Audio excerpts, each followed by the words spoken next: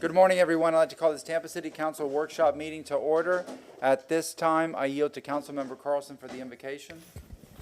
Yes, this morning I'm excited to have Pastor Tucker Johnson here. And I'm told by her friends that she has a childhood nickname, which I'm not allowed to use because this is her professional capacity. But Pastor Tucker Johnson is a former educator with Hillsborough County Schools for over 30 years. She has a twin sister who is still teaching in the district. She is married to retired educator coach Adrian Johnson. She is the mother of son Adrian Johnson's second and daughter Adria Johnson, who also taught in our Hillsborough County schools 7 years prior to moving to Houston, Texas. Pastor Johnson is recognized for professionalism, leadership, motivating, and excellent presentation strategy. She is a pastor at Christ of Calvary Community Church in West Tampa, where her dad previously served as bishop. She is the visionary for Mentors for Ministry, a youth group that is known for giving back to the community, and she currently serves as the president of the Tampa Bay Juneteenth Coalition. Let's rise for the prayer and then the Pledge of Allegiance. Thank you.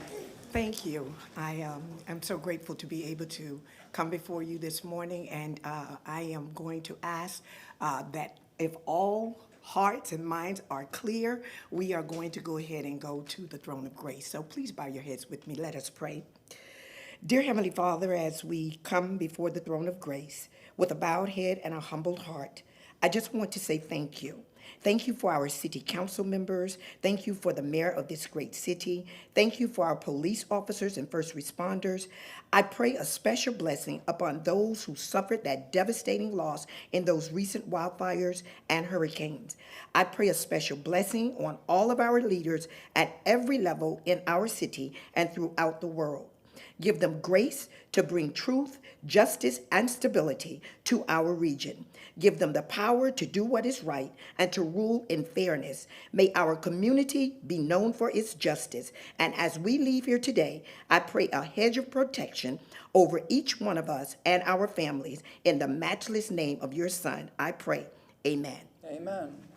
I pledge allegiance to the flag of the United States of America and to the republic for which it stands, one nation, under God, indivisible, with liberty and justice for all.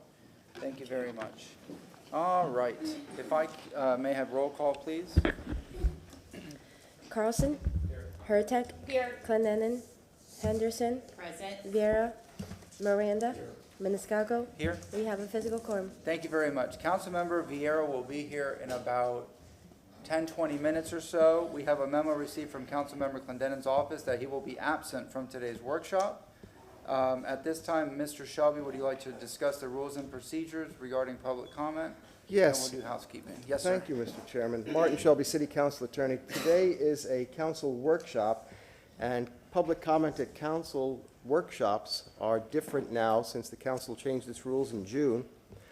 There is generally no public comment at the start of the meeting, an open forum, if you will, on workshop days. At Thursday night's meeting, the council clarified and changed its rules. Normally, with workshop days, the public comment now follows the item's discussion by council, and then the public has the opportunity to make comment before council takes action, if any. But the motion made for today is that Council Member Carlson suggested that there may be speakers who wanted to be able to speak on items related to workshop items at the start of the meeting for a particular reason, and council by supermajority vote waived those rules for this specific workshop. So if you're here to speak for general public comment, per council's motion, that would be out of order, so my suggestion would be to do that at a regular meeting. And a reminder that a 3-minute time limit applies to all speakers providing public comment. So if you're here to speak on any item on the agenda, you will have one of two opportunities. You can either do it at the start of the meeting, or you can do it at the end of the discussion of that particular item. One or the other, not two opportunities to speak, but you do have the choice of whichever one is more convenient to you. If you want to hear the discussion before you give council your comments, then my suggestion is you wait. Again, a 3-minute time limit applies, and speakers are reminded that You should direct your comments to the council as a body, and council members should refrain from engaging a speaker during public comment. And the public, please be aware that City Council does not take questions or comments, questions or have a dialogue during general public comment. Speakers and members of the public are also reminded they are to refrain from disruptive behavior, including making vulgar or threatening remarks or making or causing disruptive noises or sounds or displaying signs or graphics. And the chair will rule out of order any person who speaks without being recognized or attempts to address the council from outside the lectern, the speaker area at the podium. And persons failing to comply with the council's rules may also be ruled out of order and, at the discretion of the chair, be removed from the chambers for the remainder of the day's meeting. Your public comments today at this workshop on the subjects are welcome. This is your opportunity to express your position. Thank you. Thank you very much. So for some housekeeping, I'm going to yield now to Councilmember Carlson. Sir, go ahead. Yes, thank you. After the storms a few months ago, at our first meeting, I made a motion to put number 5 on, and that is an update to the city's stormwater plan, which really started in 2015-16 and has been updated. The idea is to look at the stormwater system systemically, and that's number 5. And then number 7 was to look at some more short-term things that we could do, maintenance things that we could do. The public requested that we have the engineering firm present, the lead engineering firm, and staff has told me in the last few days that the analysis process has just started and the engineering firms are not available yet. They don't have anything substantive that they can present. So they've asked me to do a few things. One is to give them until May, the first workshop in May, and it has plenty of availability on it, is May 22nd. And so what I'm going to do is make a motion to remove 5 and 7 from the agenda. So if you're planning on speaking on 5 or 7, you won't be able to do it later. You have to do it at the beginning of the meeting because they won't be on. You could also speak on 6, which is similar, and that's about short-term solutions and to some extent maintenance. What I'm going to do is combine 5 and 7 and part of 6 and make a motion to move all of that as one item to May 22nd. The staff also had asked us to make these updates. The idea the public wanted is regular updates, similar that we've had from Nelson Construction and others on other projects. But the staff said, look, we have to pay for them to come in. Instead of doing it 6 times a year, can we do it 4? Which I think is still better than what we've had before. And so I think it's reasonable. And so I'd like to first make a motion to remove item number 5, that's CM 24-9549, and file number 7, file CM 24-11104 from the agenda. We have a motion from Councilmember Carlson. Do we have a second? That's to remove 5 and 7 from the agenda. Second from Councilmember Miranda. All in favor? Aye. Aye. Any opposed? The second thing then is to at staff's request, move those to May 22nd, but to simplify it, I've combined them. So my motion, which I had previously sent out, is I moved that council, and instead of embedding it in prose, I just made it bullet points to make it simpler, easier to understand. So I moved that council ask that stormwater consultant Applied Sciences present at the May 22nd workshop and then in quarterly updates at regular meetings regarding number 1, update on the stormwater master plan updating process, i.e. status of the projects, what new problems have been identified, and what solutions have been included for recommendation. 2, updates on the stormwater system analysis. 3, findings and recommendation for short-term solutions that will help prevent flooding in the next rainy season. 4, long-term solutions that are recommended. 5, update on maintenance that has been completed and the plan for completing the remainder. Also, any new maintenance findings. 6, update on the stormwater maintenance metrics, which is, and then 7, overview of what has been completed in maintenance and infrastructure since 2015. Councilmember Hurtak. Were you going to add something? Well, we need a second. Oh, So- do we have a second? The only thing I just wanted to make sure the public knows is we are still talking about stormwater today. It's going to be number 6. So we are still talking about short-term solutions, and we are still talking about, we got a lot of email. We will be talking about it today, but we're just moving some of the other things. I just wanted to make sure people And knew. staff will be here for number 6 later. Yeah. But if you want to talk on 5 or 7, please speak at public comment now. If you want to talk on 6, which is similar, you can speak later. Okay. We have a motion and a second. All in favor? Aye. All right. This was to continue those items? Yeah, into May, to the first workshop. Just making sure. Yeah, no, it's safe. And I apologize to the public. Took out my son for his birthday today, so. All right, so Mr. Shelby, regarding public comment, people can speak on 5 now or 5 later, or does it apply to the whole agenda? They can speak on any of the, well, we decided the other day, is they can speak on any of the 7 items on the agenda. The only thing is we're not talking about 5 and 7 later, so there won't be an opportunity to talk about them later. If it's similar to 6, so if somebody wants to speak after 6 later, they can do that also. All right. Suggestion, Mr. Chairman, is maybe just invite anybody to come up who wishes to speak on any item on the agenda. And you can- Regardless of whether they signed up. Well, they should have signed up, ideally, and when they do sign up, you can take their name and Okay. acknowledge that they've signed or check off that name on the list. Okay, But does rather than anybody- calling them by name at the beginning, just invite them up. All right. Normally, in a workshop day, you wouldn't have to do that. I know. All right. We have it open for public comment at this time. If you're going to speak, please come up. Huh? Oh, I'm sorry. We have one registered speaker online first, and then we're going to go to the in-person. Can I just say also, thanks to the council for accommodating this one change this time to allow people to speak at the beginning. Several people are in the audience, lost their homes, and there lots of emotional stories. It's tough for people to come out, and we didn't want to make them wait all day. So thank you for accommodating. All right, so Michelle Turner is the first, was the only registered speaker. We're going to take her first, and then we're going to go to the in-person. I apologize. Yes, ma'am. Michelle Turner, if you're on, please state your name. You have 3 minutes. Hi, this is Michelle Turner. Can you hear me? Yes, ma'am. Go ahead. Good morning, Council. While I can't be there due to illness, I must highlight critical stormwater failures in prevention, maintenance, transparency, and accountability. As you know, Internal Audit 2418 exposes a lack of technical maintenance and expertise, poor documentation of maintenance, and no preventative maintenance plans. Only a subset was studied, which is why we must expand the scope for all areas under mobility and stormwater oversight. In reference to the supplemental printout as examples, page 2 is a map summarizing the flooding during Hurricane Milton in Concordia Park near the Euclid Crosstown exit. On page 3, despite being in a non-flood zone X, we have footage of over 60 inches of water dumped here between 8 and 9 p.m. during Milton. Surge was not a factor. By 1 a.m., the flooding receded, but not before over 30 homes were flooded. Page 4 shows stormwater has acknowledged flood issues since the 1970s. Residents raised concerns as recently as August 2024 after a flash flood from an afternoon storm. Stormwater dismissed warnings, and we paid the price. Through neighborhood diligence, we found that one of our 2 intake drains was completely blocked by debris, as you'll see on page 5.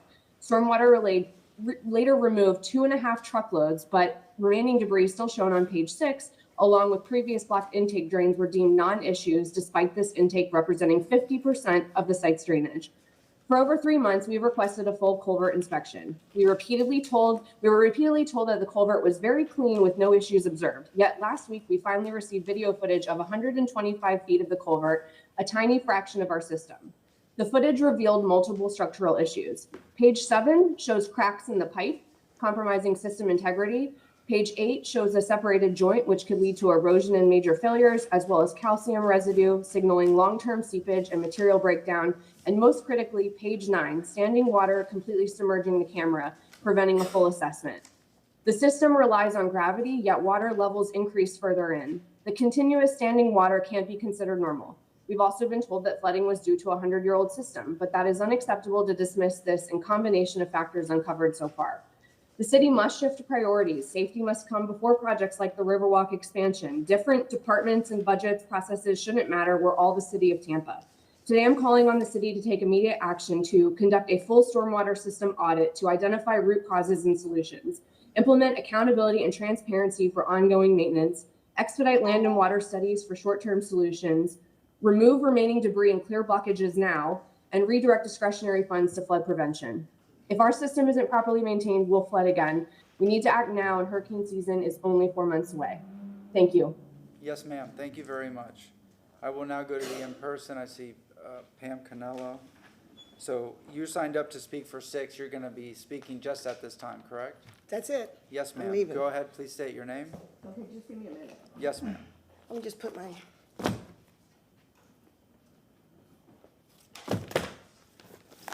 Okay, my name is Pam Canella, and yes, this is on 6. And I want to know, how many pictures is it going to take to prove that our stormwater drainage is not being maintained? Okay? I have more at home and a whole 3 phones full of pictures, okay?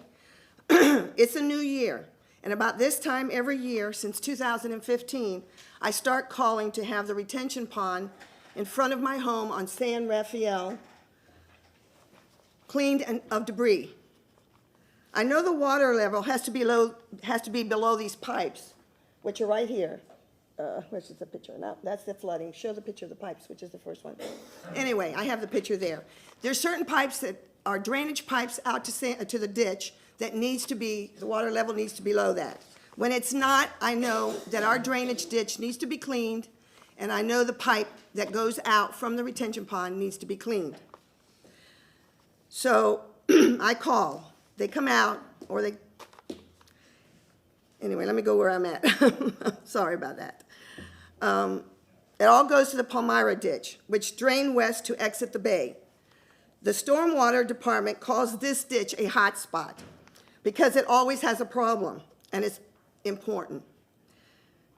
It's not cleaned, and it's not maintained properly. There's only quick fixes. They come in, they remove the vegetation, and they mow so that it appears clean.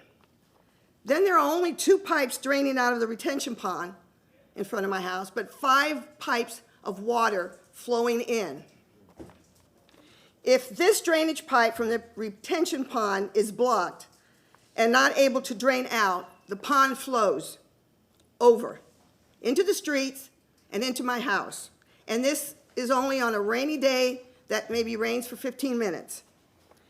Now, it's not only in my area that this is happening, it's all over that part of South Tampa, because I have family all over, and I've made it my quest to look at all of the ditches, the drainage in all the areas. In front of my daughter's house, it was in front of my mother's house, everybody's house. So I know this happens all over that area. In Hyde Park, we have the same problem. The Swan Pond is full of debris. It smelled and looked like sewer. I reported it.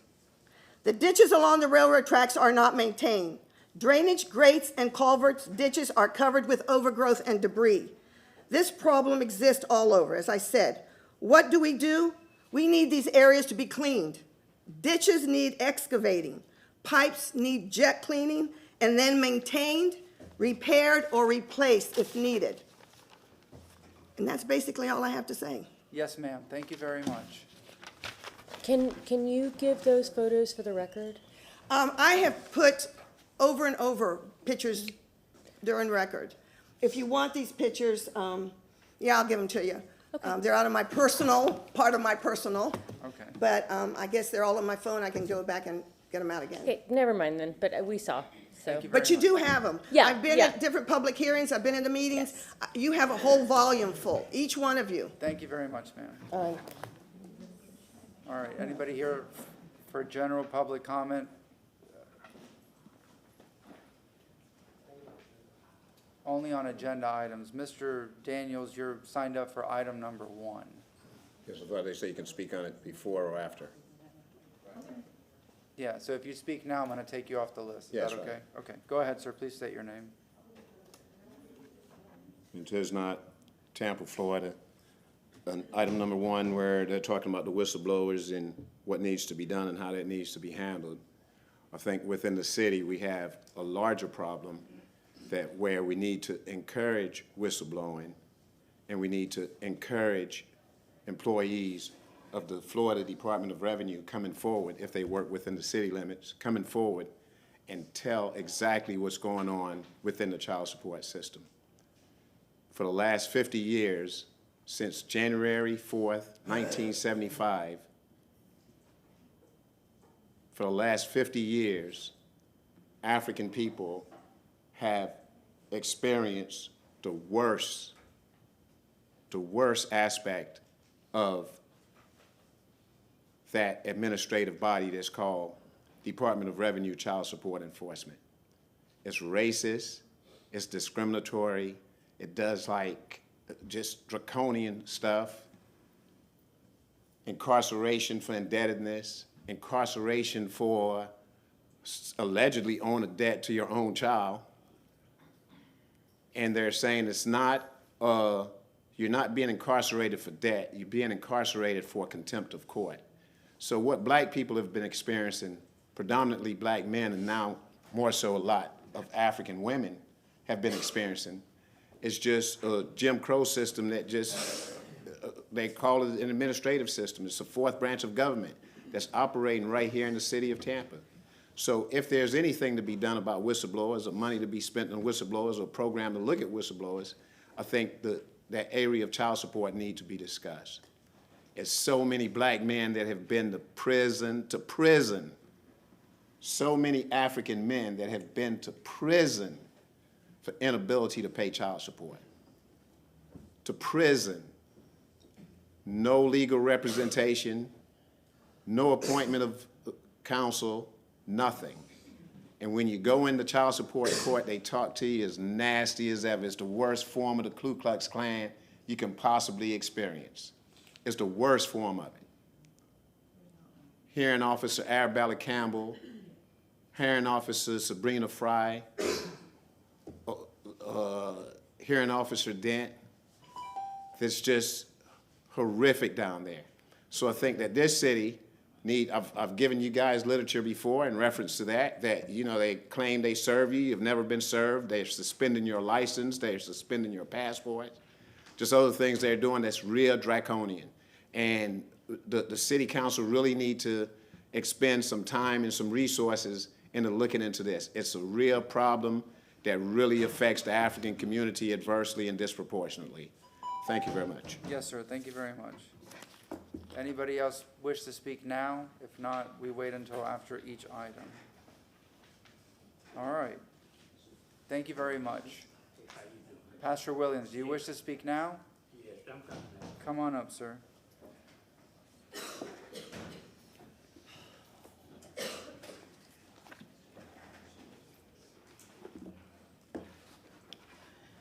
My name's Pastor William, Good morning. located 1112 East Scott Street, Paradise Missionary Baptist Church.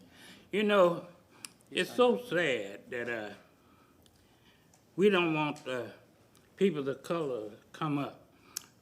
We want to take our churches. Right now, my church is in a dilemma. Paradise Missionary Baptist Church, located on 1112 East Scott Street. You know what? They want to take my church and give it to the Puerto Rican or to the white folk. And they don't care. I got a letter. I was going to sell the church.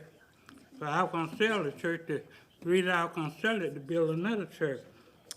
Coming in just while I go through that gate, walking with a wheelchair and everything, the lady about ready for me to take off my pants. And it's ridiculous. Why don't y'all just treat people like people? Don't look at the color of their skin, and everything will be a whole lot better. But you don't give a damn about us. But we care about ourselves. And the thing about it, I believe in God.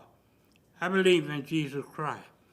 And somebody was here sitting back there at the back of me one day. I'm speaking from all Idaho. And she told me she worked with the city and she was coming out to help me. But you know what? She came out there to steal from me. For stealing from me. And she told, the only name I got from her was Lee. And you know, that's sad. How people come in, mistreat old folk, and then come in and want to steal from them. So she told me the only way she can help me, I got to give her my bank account number. And I gave it to her. I figured she was truthful. And boy, good God Almighty, they robbed me. Big time. 1112 East Scott Street. That's where I'm located at. They robbed me big time. Because the thing about it, they look at me with that gray hair, realize that I'm an old man. But you know what? You got to also understand, if God let y'all keep living, y'all gonna get old one time. Maybe hopeful that y'all do. But I thank God that I'm up in the age, and God gave me a long life. But practically all my life in the United States of America, I've been mistreated because I came from the old school. Nobody seemed to care. They want to help us. But I think next week, I'm going to talk to this girl named Lee, and then if she don't give me the answer that I need, I have to call the police. Thank you very much, sir. Thank you. Yes, sir. Do the right thing. All right. Everybody else is signed up for specific agenda items, so that'll close out this one-time only public comment at the beginning of the workshop. That was just an exception for today. We're going to start with item number 1. We'll hear a presentation or have a discussion, and then those that signed up for 1, I will call up that have not spoken. All right, who's going to kick it off for item number 1? This is a motion from Councilmember Carlson. Do you want to set up the discussion, or? Sure. I don't know if there's anybody from staff to speak on this. Here's the issue.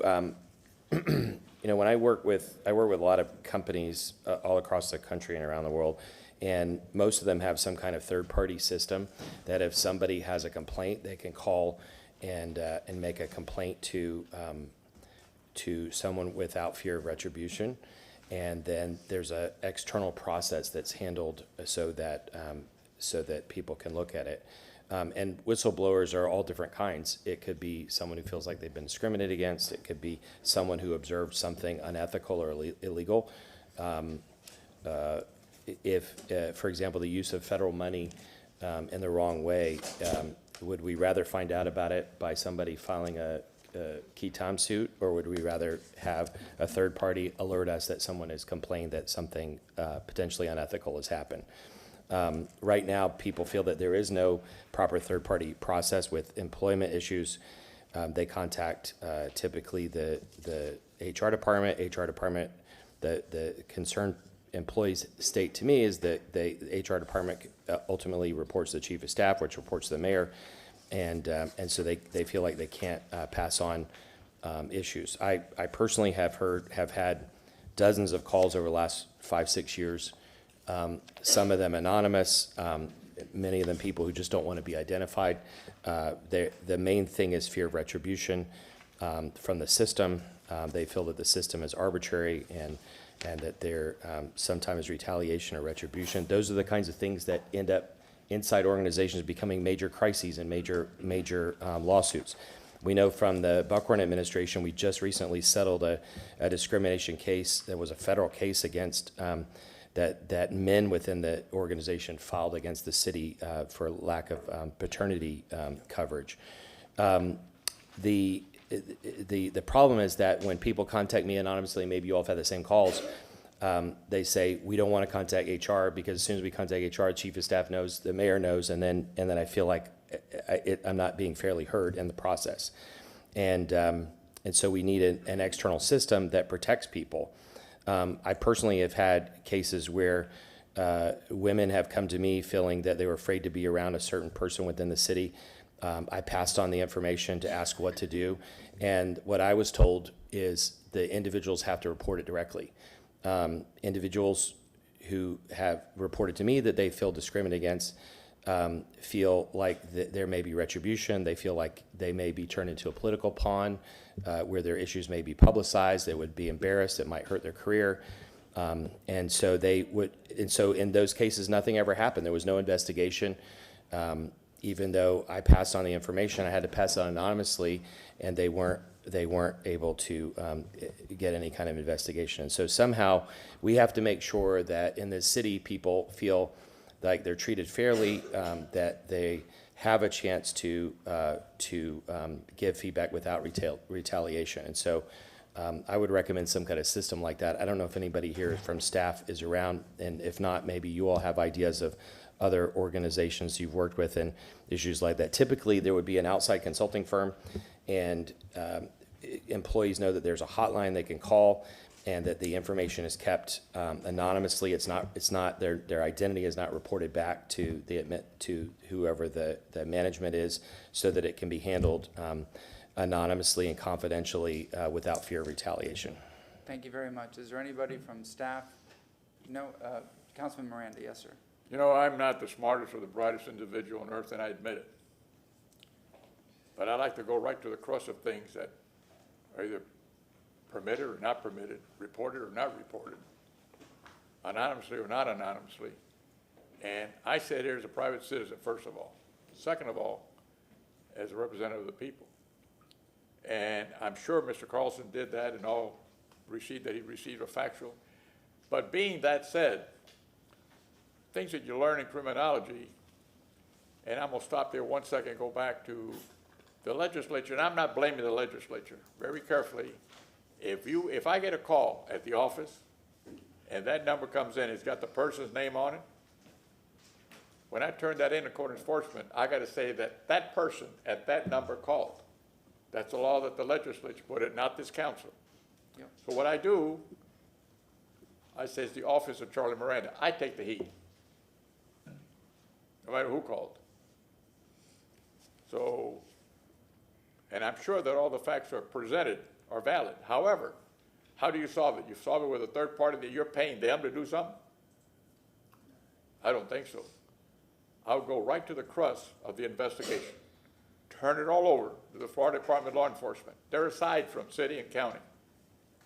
Let them handle it, and let whoever it is, fact or not fact, be reviewed. Notice I didn't say investigated. I was going to say it, but it's not an investigation. It's a review of something that somebody transmitted to a government official saying that the person in charge, whoever it is, human relations or whatever, is not doing their job correctly. I got to take the cloud off the city of Tampa, whether it's me that's wrong or anyone else, or the person who keeps sending me these things are wrong or right. I got to come to the end of it. This is something that I take very seriously as an elected official. Whatever is said should be investigated then. If all the facts are here, let's have a big investigation. I call for one. So if you hear me, Department of Law Enforcement, take all these facts and let's get going. Whether it's me or not, I don't care who it is. But if somebody's calling and saying that their upward mobility to be heard has been interrupted, that's very, very difficult and very wrong for me to say that it was not. So I personally want to know who is doing this and why they're doing it, if they are doing it. So I ask for this council to pass a resolution to ask the Florida Department of Law Enforcement, which is not attached to the city police force or the county police force, to investigate everything that was said this morning, whether it's me or any other council member that says anything today or going forward. It's got to stop. And I want to know who's right and who's wrong. The public deserves that, not I. I'm just a transmission of the information that I hear from this council. So whoever, there's others that want to say that something is wrong, let's get it out, let's hear it. I'm not here to stand still. That's why we got to do something. It's our government, it's our city, and it's got to come out to who is what and who is doing what that's not right or wrong. It's got to come out, it's got to end. And I've only got 2 years left, maybe. If the Lord gives me 4, who knows what I'll do. But what I'm saying is that this has got to come to some resolution that say Miranda's wrong, he did this. That fault me if I'm wrong. You learn that by growing up and understanding there's always two sides to a story. And I'm not hearing either side. I'm hearing innuendos. And I'm not saying he's incorrect. I'm saying that's the information he got, that you don't know who's right. You don't know where you're at. But it's got to come to a resolution. Whoever is doing that, it's got to end. And that's if I get a second, we'll do it. If not, it dies. Respond. I think, I would agree with you, except I think it should be the Attorney General. But could I say one thing? The process for employees who have been discriminated against is that and I'm not an HR attorney, but they're required to go to the Department of Justice, EEOC division. And they have to go through a process with them that takes months. And then at the end of that process, they're told whether they're allowed to sue the city or not. Many employees don't want to sue the city because they don't want that public mark on their reputation. But also, I've been told the lawyers ask for a $40,000, $50,000 deposit. Most employees don't earn enough to put in $40,000, $50,000. And so if if there's a process that handles that, first of all, it could avoid litigation in the future and avoid embarrassment, and also, more importantly, feel like our employees are being protected. Chief Bennett, you were getting up, sir? Good morning, council. Good morning to the public. I came in to kind of listen to the workshop, and since it was brought up and asked for staff, I'm more than happy to come up. The only thing I want to point out at this time is that prior to this administration, there was a fraud hotline set up for anonymous calling. It goes to the city audit department. The audit department has a back-end system that makes sure that the anonymous caller from the third party is carried through the due process effort. This administration, I made a recommendation, the mayor approved it. We added a discrimination side to that line. So whether there's fraud or discrimination, Osea Wynn, as our chief diversity officer, would monitor that side. And of course, anything that comes through there to Christine Glover's office could be set for internal or external investigations. So I just want to make sure that council and the public are aware that that line does exist. It is a paid-for service. But that doesn't completely answer what council's discussing. I just want to make sure that everybody was aware of that. Okay, if there's no further discussion before we. Yeah. And I apologize, I missed a little bit of this. Has there been, Councilman Carlson, any discussion with our unions on this? ATU, PBA, 754, on their feelings? I've spoken, I think, to all of them. You know, they're individual, and they intervene on cases also, but they're, and I don't want to name names or situations, trying not to identify, because people have asked to be anonymous, but there are cases where the unions feel like they're not able to, where they're powerless as well. And there's some pretty egregious stuff that's happened, you know, allegations of retaliation against employees. Sure. Former No, employees. I asked that because if there was something that the unions felt that we needed change on formally, that they could speak out on through their presidents, that would be useful information. That's all. Thank you, sir. Councilmember Hurtak. It sounds like we have a hotline, but it's not working, is basically what you're saying. Or people don't feel comfortable using it. Also, the head auditor reports to the mayor, so No, that's another. That's fair, yeah. I mean, I would, if you had a motion to support starting, you know, looking into a third party, I mean, I absolutely support that as someone who, you know, worked for a school board and, you know, had union representation, but sometimes that wasn't enough. So I completely understand. But so I'm happy to support whatever you believe we need to do next, and keeping it outside of the confines of the city. I think that's very important. Yes, sir. Before we take any action on any motions, I want to go to public comment first. That's fine, but I'm ready to make a motion, not to take a vote on it right now to the end, that I understand making a third party. They're going to question the third party. So why not give it to another law enforcement agent that's not tied to anybody? That's what their job was done for. That's what they were created, the Florida Department of Law Enforcement. If everything that I've heard today is on the record, there'll be an investigation. They'll look at the things that are valid, and they'll look at things that there's a disconnect between two parties that mean nothing. They just don't like each other. But it's got to come out. You cannot continue to run a government, and every so often, well, this doesn't like that, that doesn't like this doesn't go here. What's wrong? There's been no criminal action. I want criminal action. I'm asking for my own investigation. I'm asking that all of us be investigated, from the mayor down to everything we have. So I'll make a motion for that, and we'll vote on it if I can, Mr. Chairman, after the discussion. Thank you very much. All right, let me check the public comment here. Oh, can I go sign up? Yeah, go sign up. You're going to sign up for this item, ma'am? Yeah. Okay, sign up, and then it'll refresh on Maybe the she should, kiosk. Yes? maybe she could sign up and then afterwards. Well, sign up after the fact. Since you're here, I'll call you after everyone that's signed up goes. Yeah, we're doing this today for the first time, and that's why I'm looking at. Oh, just come on. Yeah. Then go sign it. Oh, okay, okay. Okay, so, and then I'm going to Thank go you down for the this list. grace. Please state your name. Robin Lockett. Yes, ma'am. So, thank you, Council Memoranda, for your comments. I think there should be a third party. I think that when employees, this is pertaining to employee grievances. Not every grievance is a criminal act for law enforcement to get involved in it. But how do you keep or have somebody feel safe, because there is a thing of retaliation. Supervisors retaliate. The employees do retaliate because they want to keep whatever's going on in there, and they retaliate against the employees. But I think it's a good idea to show that the city wants these things, the bad apples, the bad actors, to be handled or taken care of, so they'll know who they're dealing with. I think that it's important for a third party to be involved in it. And it's looking at things through a different lens. I always talk about looking at things through lenses.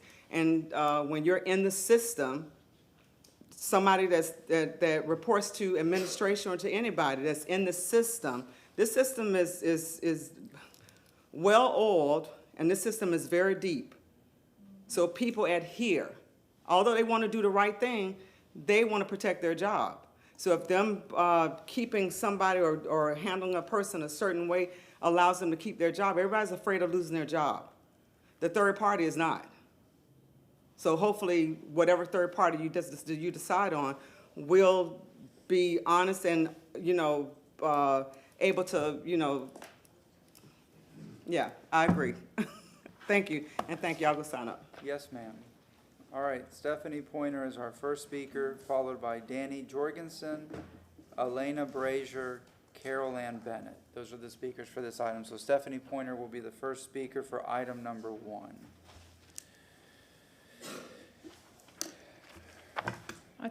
Good morning, Stephanie Pointer. I think this is one of those cases where Ms. Jorgensen should certainly be going first.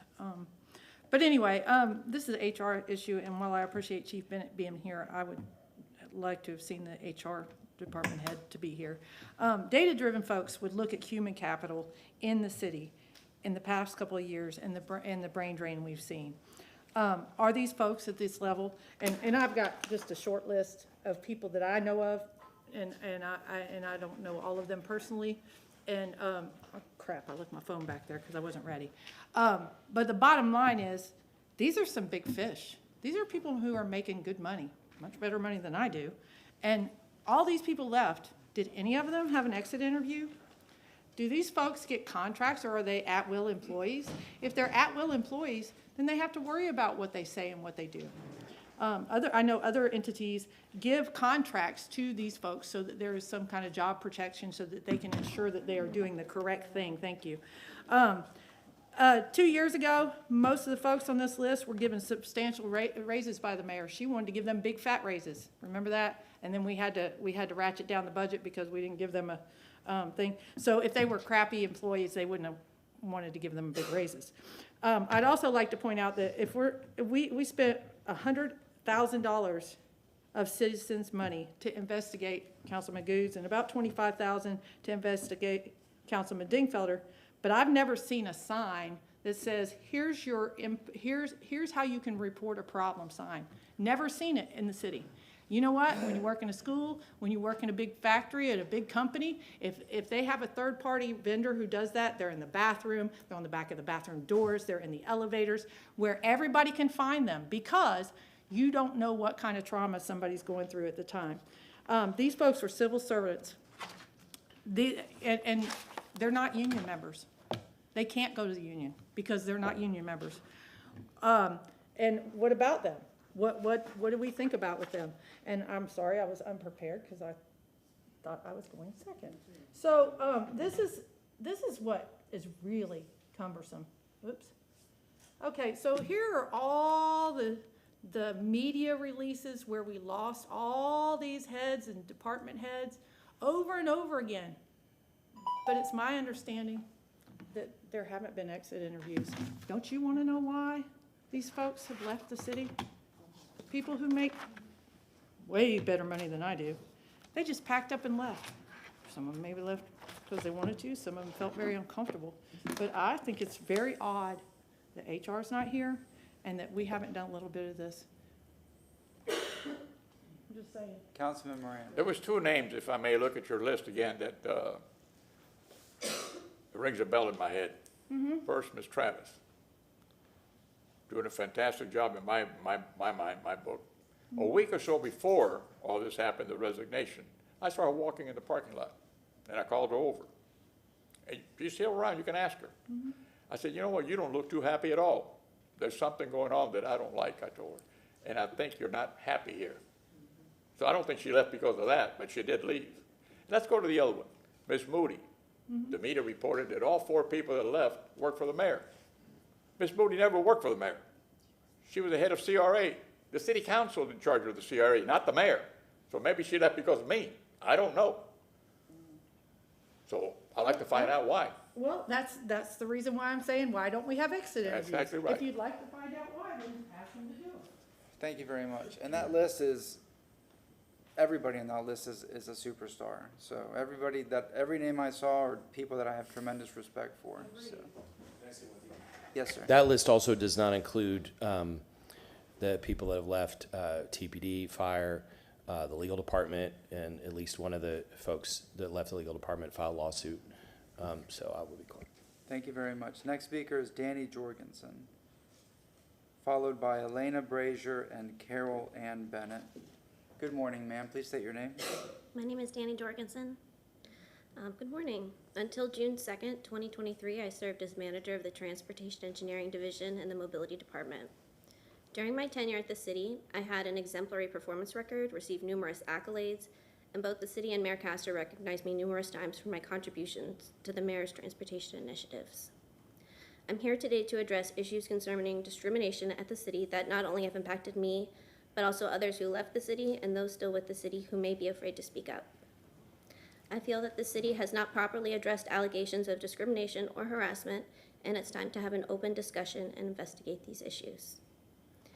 During my employment with the city, I experienced discrimination and harassment that I believe was based on my sex and familial status as a working mother. The mobility department director repeatedly told me to keep my opinions to myself, and I witnessed his constant criticism directed at women employees for occasionally taking advantage of remote work for childcare reasons, despite that these women were some of the highest performers. I imagine the question in your minds right now is, if there was such blatant discrimination and harassment occurring on your team, why not raise concerns to HR or file a grievance? The truth is, I was fearful because I witnessed someone endure what I believe to be retaliatory conduct after speaking out and filing a grievance concerning the leadership within the administration. This firsthand experience showed me how the city's leadership treats aggrieved employees when they come forward and taught me that HR was not a safe place to go. Additionally, after contacting HR regarding our purported citywide policy, the mobility department director instructed me not to speak to HR. Based on this experience, I raised concerns in April 2023 to a member of the mayor's executive team regarding how I felt that working mothers, including myself, were experiencing harassment, discrimination, and a toxic work environment from the mobility department's leadership. While I was assured that the mayor would look into this, as she would never support this kind of behavior, I am unaware that any investigation took place at that time because no one ever questioned me further about this. Thereafter, I was fired, with no reason or explanation other than my position was at will and did not include continued employment except at the discretion of the city. In fact, this was the same response I received after I initiated the grievance procedures based on the discrimination I experienced in my subsequent termination. Despite HR's own written policy No, you have 30 seconds. Keep going. Despite HR's own written policies that complaints of discrimination must be thoroughly investigated and that such policy is to be stringently and uniformly enforced, it's my understanding that the city has yet to investigate my claims of discrimination and harassment based on the lack of interviews or further inquiry from the city. After my departure, it's my understanding that approximately 5 women resigned from the city in quick succession, and I do not believe that the city conducted exit interviews or otherwise provided an opportunity for these women to share their concerns. For one more minute? Go ahead, one more minute. Keep going. Therefore, I urge this council to conduct an independent investigation into the allegations of discrimination and harassment to ensure transparency, fairness, accountability, and a workplace free from unlawful discrimination and harassment. The City of Tampa routinely touts equity and diversity, and an independent investigation will ensure that such complaints are properly addressed. Thank you very much. Elena Brazier and Carol Ann Bennett will be the last speaker for, I'm sorry, yes, the last speaker for this item. Yes, ma'am, please state your name. Good morning, Alana Brazier. I served the city as Vision Zero Coordinator and Chief Planner in the Mobility Department from 2020 to 2023. I led major transportation efforts under the Mayor's Transforming Tampa's Tomorrow initiative, including developing the city's first Vision Zero action plan, the mobility plan Tampa Moves, and successfully securing tens of millions of dollars in federal grants. Today, I'm here to talk about the firing of Danny Jorgensen, my own traumatic experience working at the city, and the larger issue that I believe has not been addressed. Why so many people, in particular women, left a small division of the mobility department in a short span of time, and why no one has been held accountable. Here's some background. I worked within the Transportation Engineering Division in the mobility department, reporting to Danny Jorgensen, the former manager of the division, who was fired in June 2023. Being a manager meant that she was at will and therefore could be released from employment at any time per city policy. Still, to fire someone without citing any reason why is not justifiable. It does not seem justifiable to me. Before Danny's firing, this is what the Transportation Engineering Division looked like, the top org chart. And this is what it looked like less than a year later. All these gray boxes are staff who resigned, retired, or transferred divisions, except for Danny, who was fired. Clearly, something is wrong with this picture. And what's more wrong is that I don't believe there has been any investigation by the city as to why so many people left. This is my opinion because no one talked to me or any of my other colleagues who left to understand what happened and why. I don't believe anyone had exit interviews. How does this happen in a high-profile department like mobility, especially when there are open discrimination cases? Why was no one in HR asking us questions? If they'd asked us questions, they would have heard experiences like mine. In my opinion, I experienced the following treatment while employed with the city: being intentionally left out of key meetings that would help me do my job effectively, being falsely accused of manipulating my timesheet by not reporting time off, being falsely accused of working from home, quote, more than anyone in the whole city and without approval, being surveilled by skip-level staff on my team who reported back to the mobility director when I was or was not in my office to try to catch me working from home without approval, being discriminated against because I'm a working mother and I believe the mobility director assumed that if I was not at my desk, then I must be working from home with my kid, seeing my male colleague whose office was next door to mine and who is a father of young children not receive this level of scrutiny on when he was or was not in the office, hearing from another male colleague that he rarely submitted his own timesheets and often worked from home on Fridays, being falsely accused of stealing money from the city by sending work to the consulting firm my husband worked for, and I believe this rumor was spread about me behind my back. You can have another minute. The last 6 months of my time at the city were extremely distressing. I believe mobility and infrastructure leadership are targeting me and devising ways to get rid of me. I also felt that I could not go to HR about these concerns because of the way I saw Scarlett Lopez retaliated against when she filed a grievance with HR about the infrastructure and mobility administrator. Seeing how Scarlett was treated made me feel that HR was not a safe option. I did, however, share my concerns with certain key staff within the city that I had working relationships with, including staff in the mayor's office. I shared what I was experiencing and that I was looking for employment elsewhere because of this. No, you have 30 more seconds. I was told, no, you can't leave, we need you. And then a month later, Danny was fired, and I learned that I was to be fired the following week. That didn't happen because the day Danny was fired was also my last day in the office. I saw my doctor the day before Danny was fired and told her what I'd been experiencing at work and how I felt like I could hardly breathe. She diagnosed me with complex PTSD due to the toxic work environment and workplace bullying I was enduring and ordered me to take a few weeks off from work, which turned out to be my last few weeks employed by the city. The year that followed was one of anger, denial, despair, and grief. What made the experience so much more painful was that despite how much we had accomplished and how hard we worked for the city, I believe leadership cared more about preserving its image than doing the right thing. It made me feel like my contributions to the city did not matter. In my opinion, no one in leadership was searching for the truth or interested in holding anyone accountable. Is this what a city that values its staff looks like? Does this show staff that the city's leadership are looking out for them? I really loved my job at the city. I felt so fulfilled in my role and loved the team I worked with. I would still be there today if this had not been allowed to happen, but the toxic environment and lack of accountability for leadership made staying impossible. How many other staff departures must it take for people in leadership to do something? The city's nothing without its staff, those hardworking individuals who show up every day to get things done. They deserve better, and our city deserves better. We will never reach our full potential as a city if we don't take care of our people. Thank you. Thank you very much. Carol Ann Bennett, you're the last speaker on item number 1.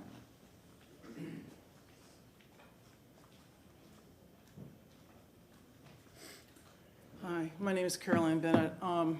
I was a union rep for many years, and due to that experience, I understand how brave these women are to come forward and testify publicly on the record in a recorded venue that can be broadcast anywhere.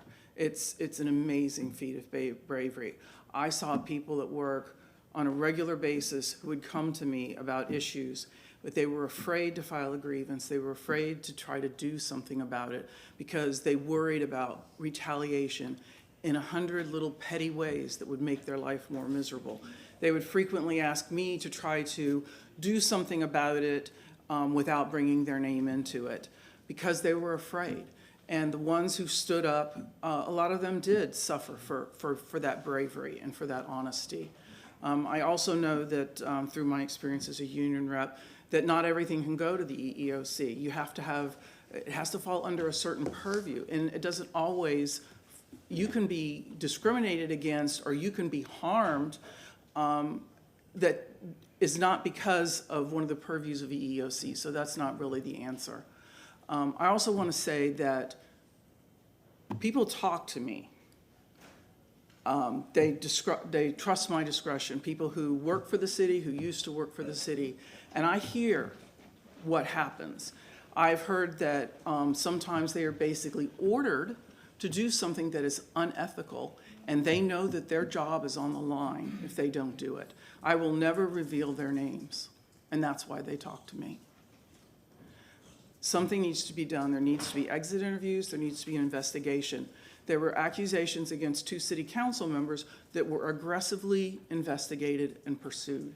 But that doesn't seem to happen to, it's not an even application across the board.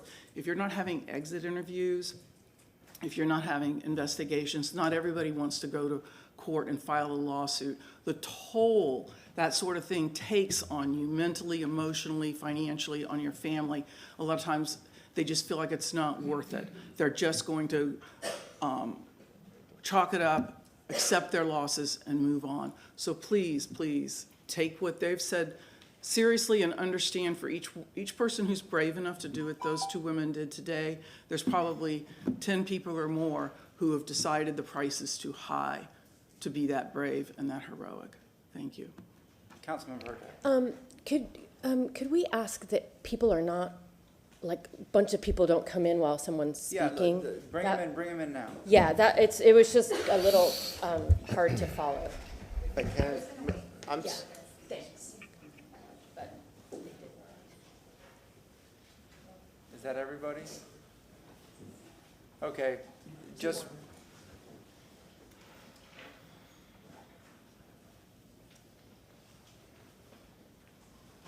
Okay. Mr. Remmer is here, just real quick. Our Sustainability and Resilience Officer and the students from Amsterdam University of Applied Sciences, as well as a couple of students from HCC. They're visiting us today in chambers. Please stand and be recognized. Welcome to Tampa City Council.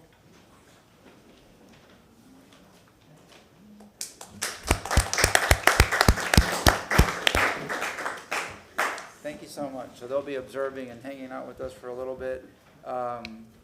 Councilmember Carlson, this is your motion, so I'm going to start off with you, and then we'll. Yeah, I just wanted to say, if I can, Mr. Chairman, I'm sorry. Mr. Shelby. Forgive me for interrupting, because it's hard to put the genie back in the bottle. I certainly don't want to interrupt.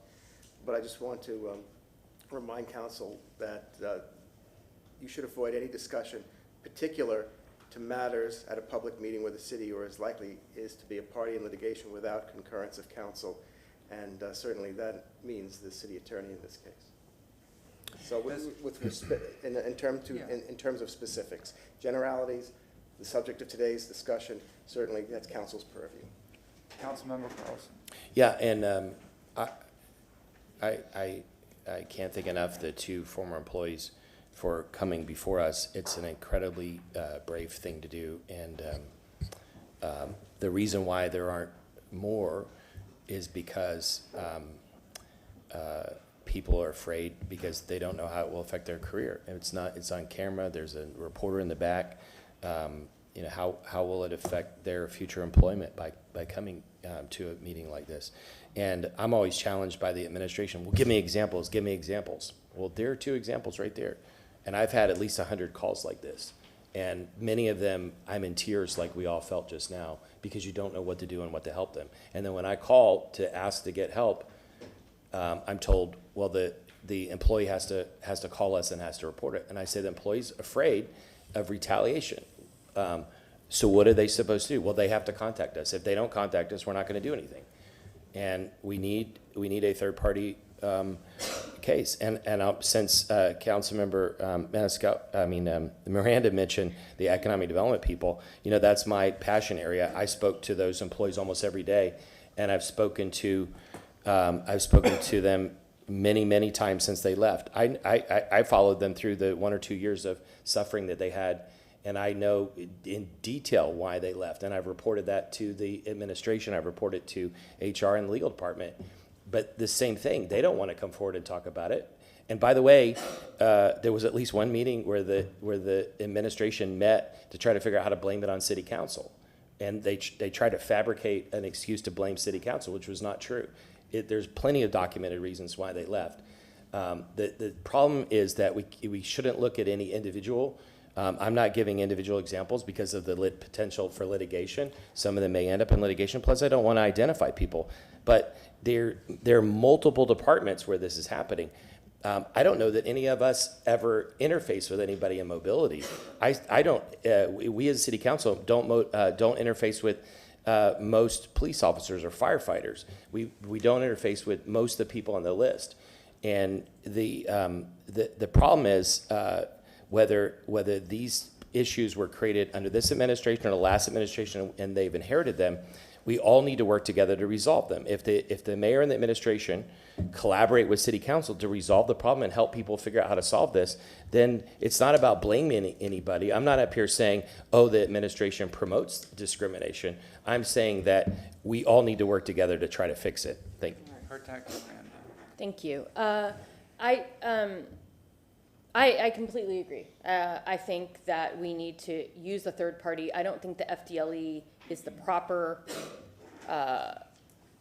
place to go. I think they solely deal with criminal things, and this is not a criminal issue. So I wholeheartedly agree with you that we need a third party. But I do believe, and Mr. Shelby can help me here, that we have the ability to to hold independent investigations. The city council does, and I think that's probably where we need to go next. I think we need to have independent investigations that have conversations with people who feel as though they have not been treated equitably.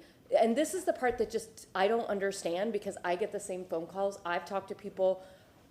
Quite a few people on that list I've spoken to about why they've left, and everyone's afraid to come forward. Everyone's afraid to talk, and I just don't understand that. Because me personally, if I've done something wrong or something's wrong in the city, I just want to fix it. Like if you tell me I do something wrong, I'm gonna have to think about that, and I'm gonna have to change myself. Like I don't understand the oh, we're never wrong. I don't know why we can't, as a city, internalize things that we might not do right and fix it. To me, that's why I would be interested in an independent investigation. And Mr. Shelby, if you could remind us of what our actual power is there according to the charter, that would be lovely.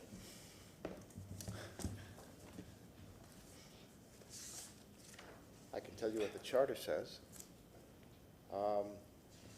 which really hasn't been invoked in any formal fashion in I don't know how long, if ever.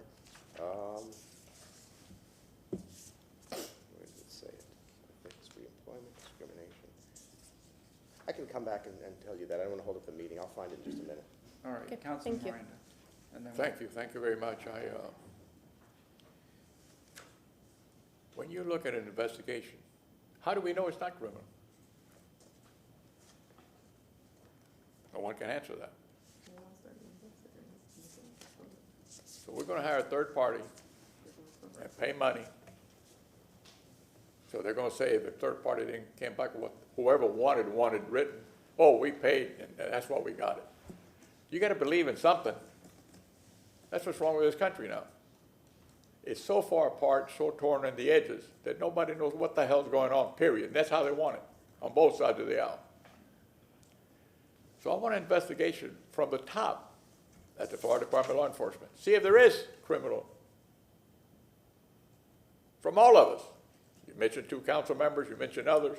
I want a complete investigation, including on me, to find out what's going on. This government cannot stand every week the same thing in a different form. I want clarity. The public deserve it. And if the media's not reporting it, that's not my fault. That's the media's fault. Not our fault, I should say. So what are we looking for? People that got terminated, and I feel sorry for them. I don't know why. I got what the 2 ladies said, and I understand that. What was the process of getting? They had to go through some process to get to whoever made the decision at the end. Was that process fraud?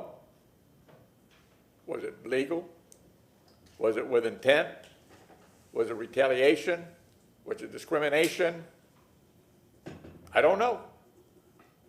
I don't think anyone knows here. So let's start with that.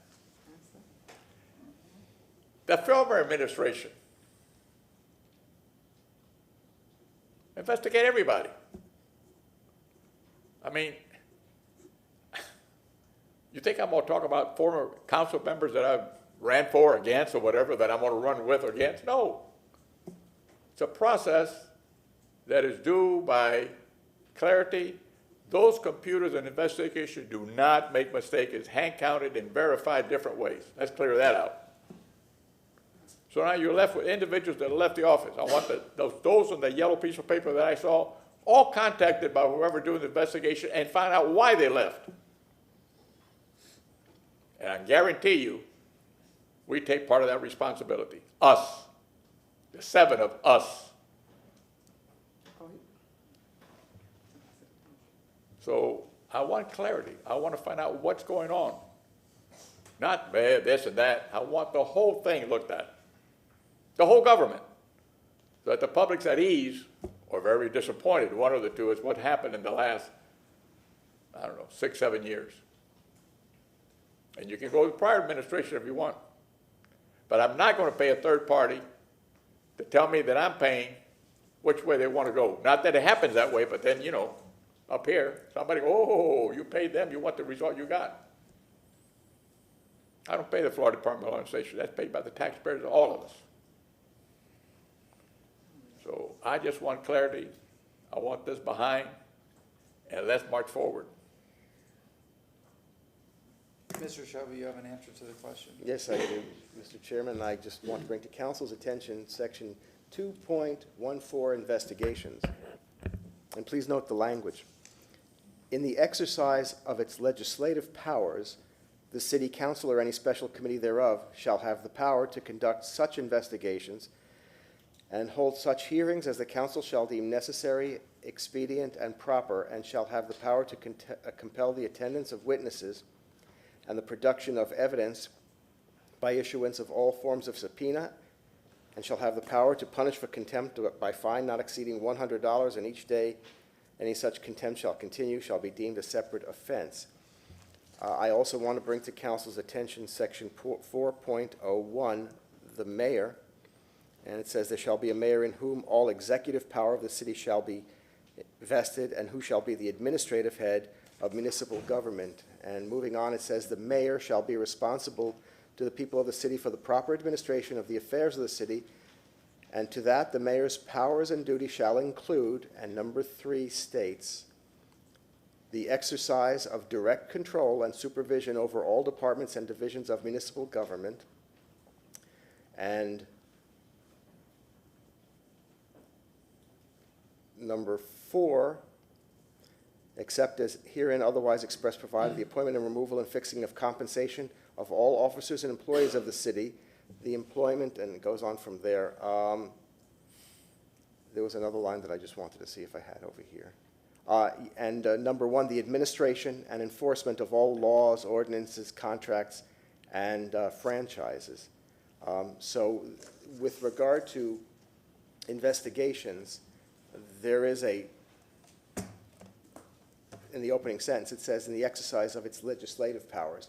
And just a reminder, Council, a lot of what has been discussed today, there are state and federal laws as well, and I'm certainly not an employment lawyer, but if it's an employment issue, it is very, there are lawyers who specialize in that, obviously, and therefore, I just wanted the council to remain mindful of its ability to hold these such investigations which, by the way, I just want to remind council what's come up with this before, the issue of investigations has come up. Though the charter does provide for subpoena power, you really don't have the ability to issue subpoenas, and that brought in the subject with the city attorney of how such a process could even take place. Even though the charter expressly says it, the logistics of it and the mechanisms of it would raise issues that would have to be addressed. Councilmember Oh, and Beer. by the way, one other last thing to remind you, council. With anything that council does is not only subject to the public meetings law, it's also subject to the public records law, and those are things with which we have to comply. Councilman Beer, Councilmember, Councilman Beer and me, then Councilmember Hurtak. Go ahead. Okay, thank you, sir. A couple of things, which is, and Mr. Shelby, I think, made reference to this, and there's a lot of different ways that we could go with this, if anywhere. The question on why so many people have left the mobility department is a reasonable, very reasonable question to ask, of course. I worry that if there is, and I'm unsure if there is, ongoing claims with representation by counsel that are litigated in court right now, if we would be having concurrent inquiries on that. That is something that, as a lawyer, I think that we ought to take a look at. But the idea of why so many people have left mobility, that is obviously a real question. That is a real issue of concern, and one that we could look at. And I would certainly, be willing to talk about that. I think that's totally fine.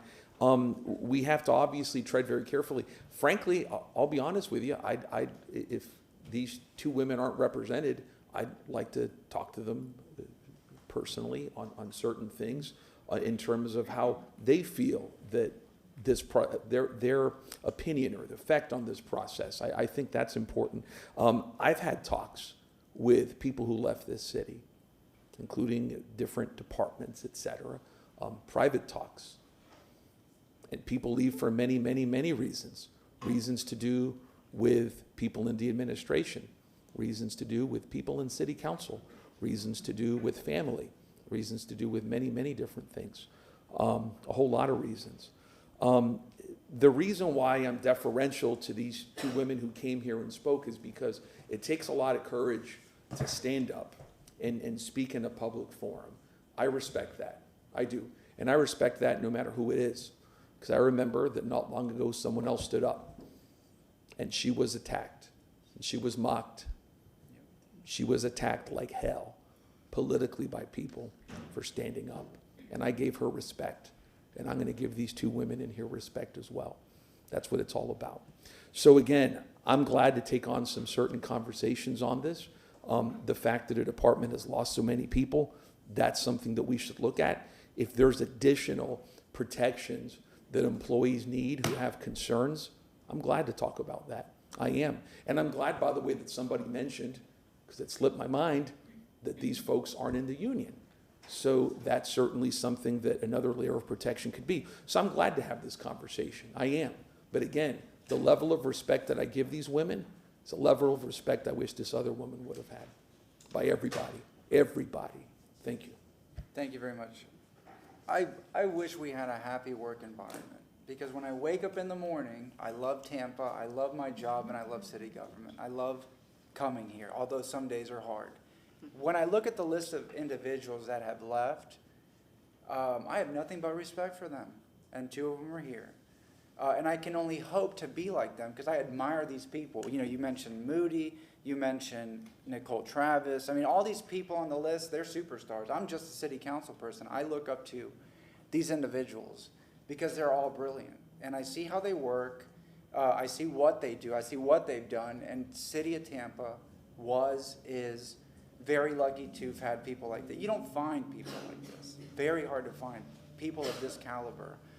It's a shame that this is happening. People have the right to be happy in their work environment, because at the end of the day, they're giving their all. They're working hard for the paycheck, for the family, for their livelihood. They should be treated with respect. And if there are issues, as Councilmember Vieira mentioned, if one department is seeing a mass exodus, that's something that needs to be looked at. It's unhealthy. I don't want to use the word toxic. I guess you could. That's more of a modern term that's used in work environments. But I think there's more that needs to be looked at. I'm happy to support a third party looking into these things and just put it out there.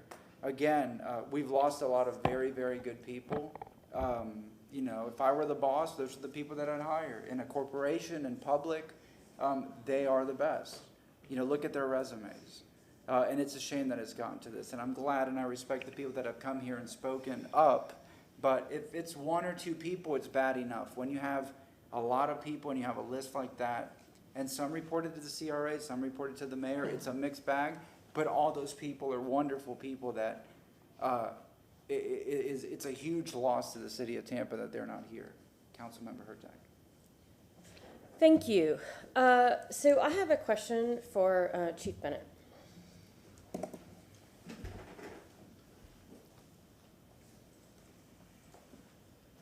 Good morning again. Thank you. Were any of those people on that list? Did you do exit interviews? Did the city of Tampa do exit interviews with any of those folks on the list? So nobody came through my door, either pre-leaving or after leaving, for that opportunity. I did ask HR about doing exit interviews on a regular basis. Also, of course, some of the positions work through that portfolio who also would do exit interviews with the mayor. So I can't answer completely who had one and who did not have one. I know some were done, but I'm not understanding completely of how many would or wouldn't have had them. And in an exit interview, what would be done with the information that would be learned? Well, I mean, obviously depends on what the content is, but for the most part, we're always looking for continuous improvement, whether it's on an individual basis or a systemic basis. And would answers in an exit interview be made available, not specific to a person, but maybe a report saying, 10 people left in this quarter, and these were the issues they mentioned in leaving? It's possible, depending on the portfolio. I mean, like we talked about, law enforcement and public safety, have unique branches. The general employee departments, all that is coalesced typically at the senior staff meetings. Things that are, routine or repeatable are discussed for, again, continuous improvement. So those things do work up and down the organization. So, I mean, obviously, we don't have any control over doing exit interviews, but I think that would absolutely be something that the administration should put forward going forward, requiring exit interviews, and then somehow coalescing that data so that all of us can see it, including employees who are still here. Because basically what I heard today is that, and it's disappointing that the administration, and I'm the same as Councilman Carlson, I've heard from quite a few people. I know why a lot of those people on that list left, and it was the administration. So we have got to do better. And what concerns me is that we aren't looking to do better. It's sort of like, well, if folks don't want to fall in line with what we're doing, we don't want to keep them. And it's just disappointing that we have managers and others who aren't given any reason other than you're an at-will employee. And I think that's wrong. I think people deserve to know why they've been terminated other than, well, you're just at will. And that's just disappointing. What it does is it also encourages people to not apply to the city of Tampa. And if we want to be a better city, we need to encourage diversity of opinion of people who are here. I agree, and I think all of what you said is very welcome in the organization. I know that our recruiting and selection process is pretty full on a regular basis. I welcome every single employee every other Monday personally. I go out to their orientation and I tell them that if you're aggrieved any time in your career, my door and my accessibility is always there to make sure that you could get to the highest level of the organization. If you feel, whether you're in the union or not, you're welcome through my door to tell me what's going on so I can understand what is needed or necessary, again, from an organizational or an individual point of view. So, I do that. I've been doing that for years to make sure that our employees feel welcome and safe throughout their journey, and opportunistic as well. Some people are offered these interviews and they opt out for whatever reason they might have. HR has to work inside basically 3 parameters: civil service rules, city policy, and of course the collective bargaining agreements that have been negotiated and promulgated through, of course, city council. So they work within those parameters. Anything outside that falls into due process. There's an extensive grievance process even for non-bargaining employees. And then in addition to that, there's a civil service board that's put together of folks that are from the community. So it's an existential kind of system. And then we have arbitrators. And the arbitrators are selected by a mutual process as well. And there's a lot of things that reach those levels, then the employee is returned and the city adapts to whatever they may have learned through that process if there is something that can be done better. So again, between the investigations, the due process, and everything else with 5,000 employees, I generally, have very few things that make it through my office, but I'm always welcome to listen and make things better. Thank you very much. Mr. Shelby, Councilman, I'm sorry. Well, and I just also want to say that I think it speaks volumes that no one from HR was here today. Well, can I address that? We talk about the motions, and when it says council discussion, we try and be respectful of council discussion. I happen to be here just to listen to all of the energy to see what we can do better, but it didn't ask for staff to be here specifically, so I came just to make sure I could hear, listen, and respond as necessary. But we try to respect when it says council discussion. But that's interesting because the next item on this is council to discuss and determine the parameters of the social action and arts funding moving forward. And we have CFO here for that. And Well, nowhere does it say that. Yeah. We make ourselves available, but it didn't ask for staff. But I'm just saying that generally speaking, you do have staff here for stuff like that. And I'm disappointed that they weren't. But to go back to the issue, we need to do some type of, I would wholeheartedly support a third party to at least accept the grievance. I don't know how far we can go with that. I think it's something that we need to talk to our attorney about going forward. It doesn't seem like an independent investigation is something we can do at this point, but I want to know how far we can go with what our powers are as council. Mr. Shelby Miranda. In keeping with your legislative function. Oh, I'm sorry, Henderson. I'm sorry. In keeping with your Martin Shelby, City Council Attorney, in keeping with your legislative function, let me bring to this council's attention that in October of 2016, previous City Council passed Ordinance 2016-155, which created whistleblower procedures. And I don't know whether council wishes to take, what I'm going to do is I'm going to make copies and distribute it to your office, to City Council, just so that you can see what a previous council and what's in your code and what was enacted to be able to address whistleblowers, and perhaps based on what you've learned or based on what you've experienced in your time on City Council, you may want to revisit that to see where council can go legislatively to address this. So I will do that. I will pass out, I will make copies of the whistleblower procedures, which is contained within Chapter 2 in the city's ethics code. Councilmember Henderson Miranda. Thank you, Chair. Good morning. I have a question for, I thought I was on, for our city council attorney before I even get started with my comments.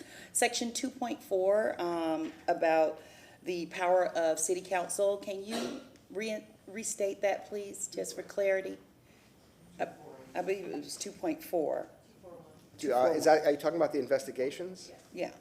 That's in the charter.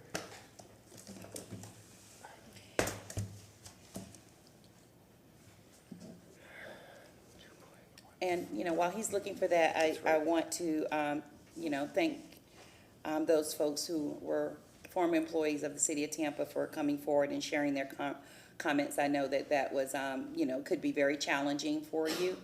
And it is difficult whether you are still employed with the city or you have left the city, when you have strong viewpoints that are real, and how they are addressed or not addressed.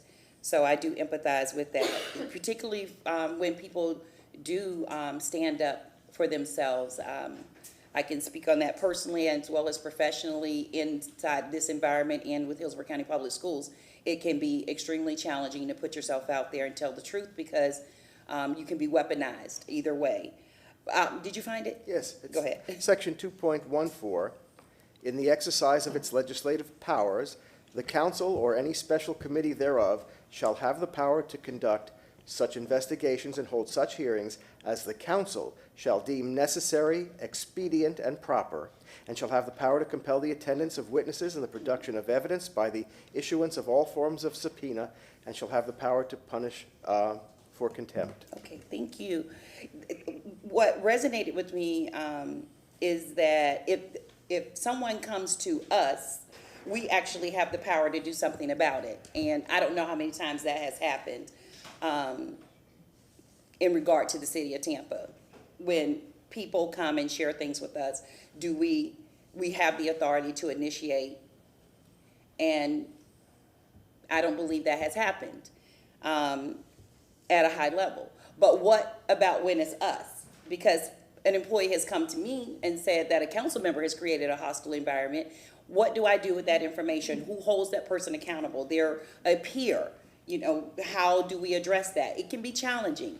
So when it's us, as a public spoke today about 2 particular council members, being investigated, if it's us, who has to initiate that? Most likely the mayor's office, and I believe that was done. Criticism for it or not, but someone had to do it.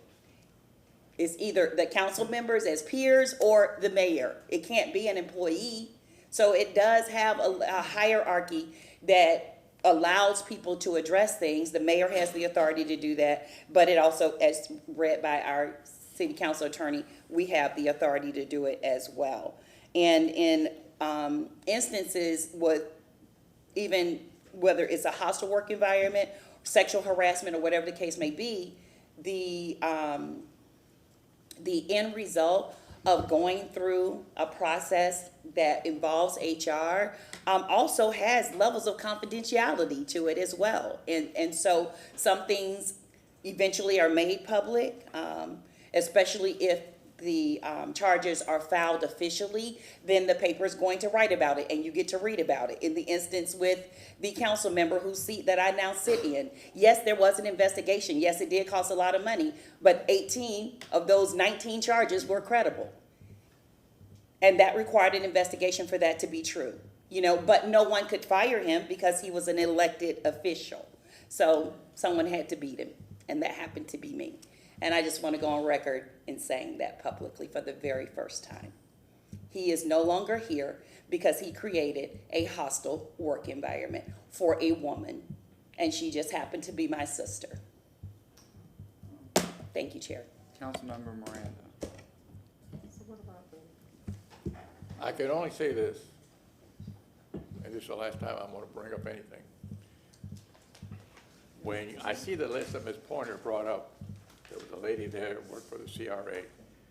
The prior person who never got the job, we did all the interviews, we did everything we had to do, and there was 3 or 4 finalists. We went through the final process, and he's the one that was hired. He lived somewhere to the east of us, I think, close to Orlando and Orlando. He was hired one morning, and that same morning, we had a night meeting. I may be off a couple of hours. And that gentleman called in, and I don't know his name, I forgot. But he's the smartest person I know. He called up and said he didn't want the job because he didn't like what he was seeing us working on TV, the way we were acting. Something to that effect. I want that investigated. Why would somebody who had a job, apply for a job, receive the job, then that evening call us and say, I don't want to come back because I don't want to put words in his mouth. I don't know what he said, but he didn't want to come because of us. That's what it was at the end, the way we were acting in that night. I believe that was a cause. So I want that investigated. How can we hire somebody and they see us on TV, and just by looking at us, the way we handle our business, you say, oh, I better stay where I'm at. I'm happy here. So there's a lot of things that have to be discussed with all of us. And I'm the first to say, come see me, you want to investigate me. I haven't heard no followers. Councilman Vieira.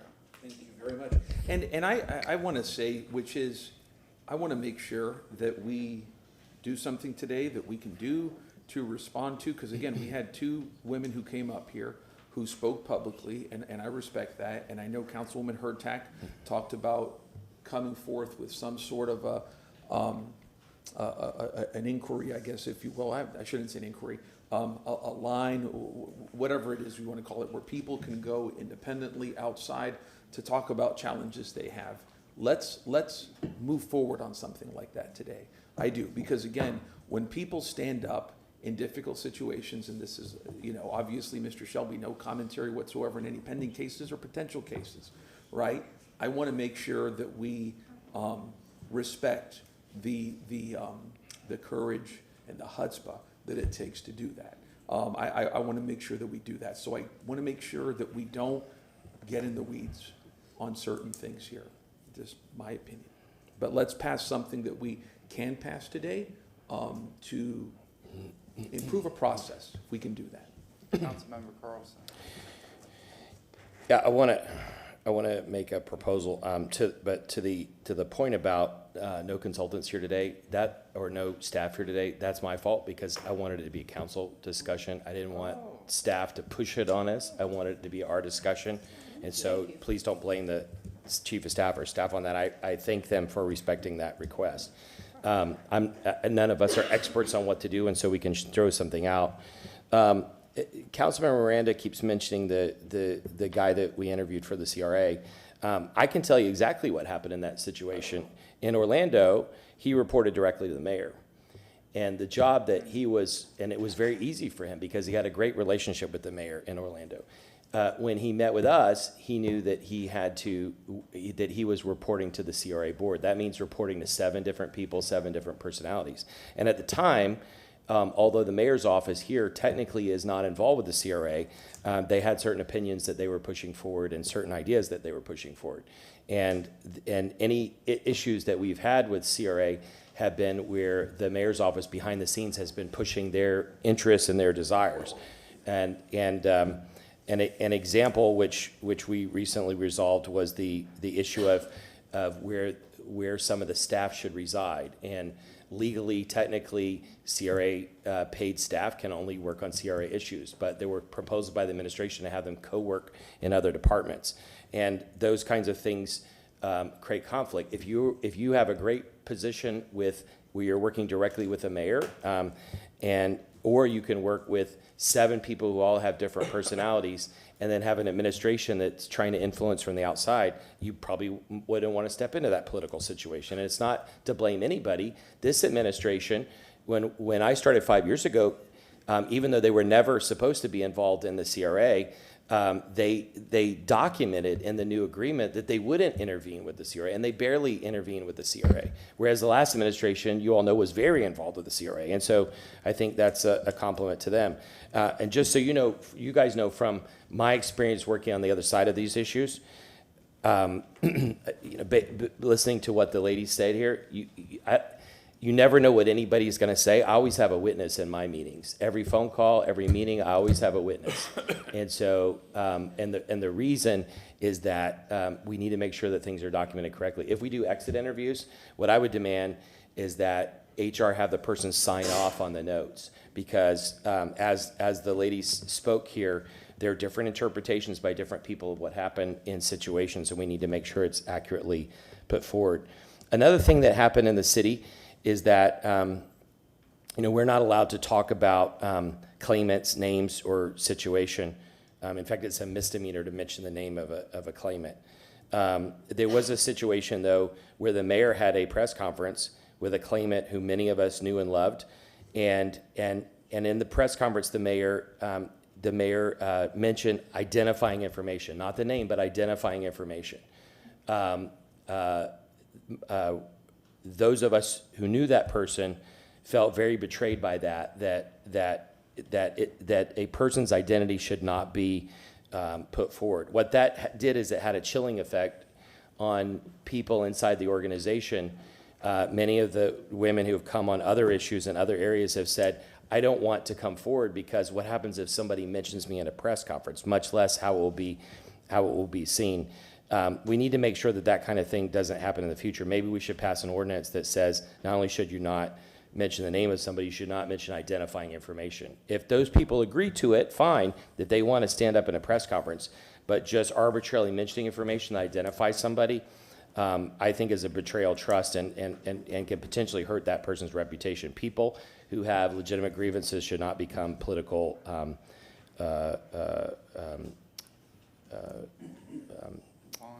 I don't want to mention. Anyway, I think we need to respect all the individuals that come forward and look at that. My proposal, and again, I didn't invite in the motion the staff to come here, but my proposal and request to the chief of staff is that we work somehow collaboratively, and I'll throw out a motion. Whatever motion we make, there's going to be arguments about charter and everything. That's why I wish it could be collaborative, and I wish that ideally it would not just be the administration, but the chief of staff would partner. So I'd like to make a motion that the chief of staff and city council partner to hire an employment attorney to look at the situation of these people leaving and recommend a process going forward to protect whistleblowers. We have a motion from Councilman Miranda from the beginning. Do you want me to take that motion up first or go to your motion?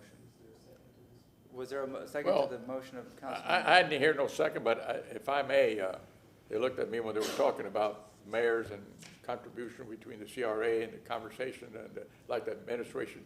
No administration ever told me what the hell to do in city CRA. None. Not Buckhorn, not Oreo, not Castor, not Greco, and not Bill Poe. And Bill Poe is the only one that can't testify to that. None of them ever try to wiggle my tail to tell me which way to go. Not only on that issue, on any issue. No one told me, I want you to vote this way, I think you should vote the way. Never.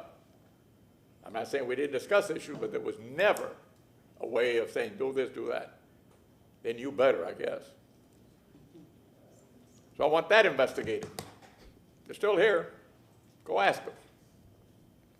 The chief of staffs are still here. Go ask them. I want a complete thing. I want this over.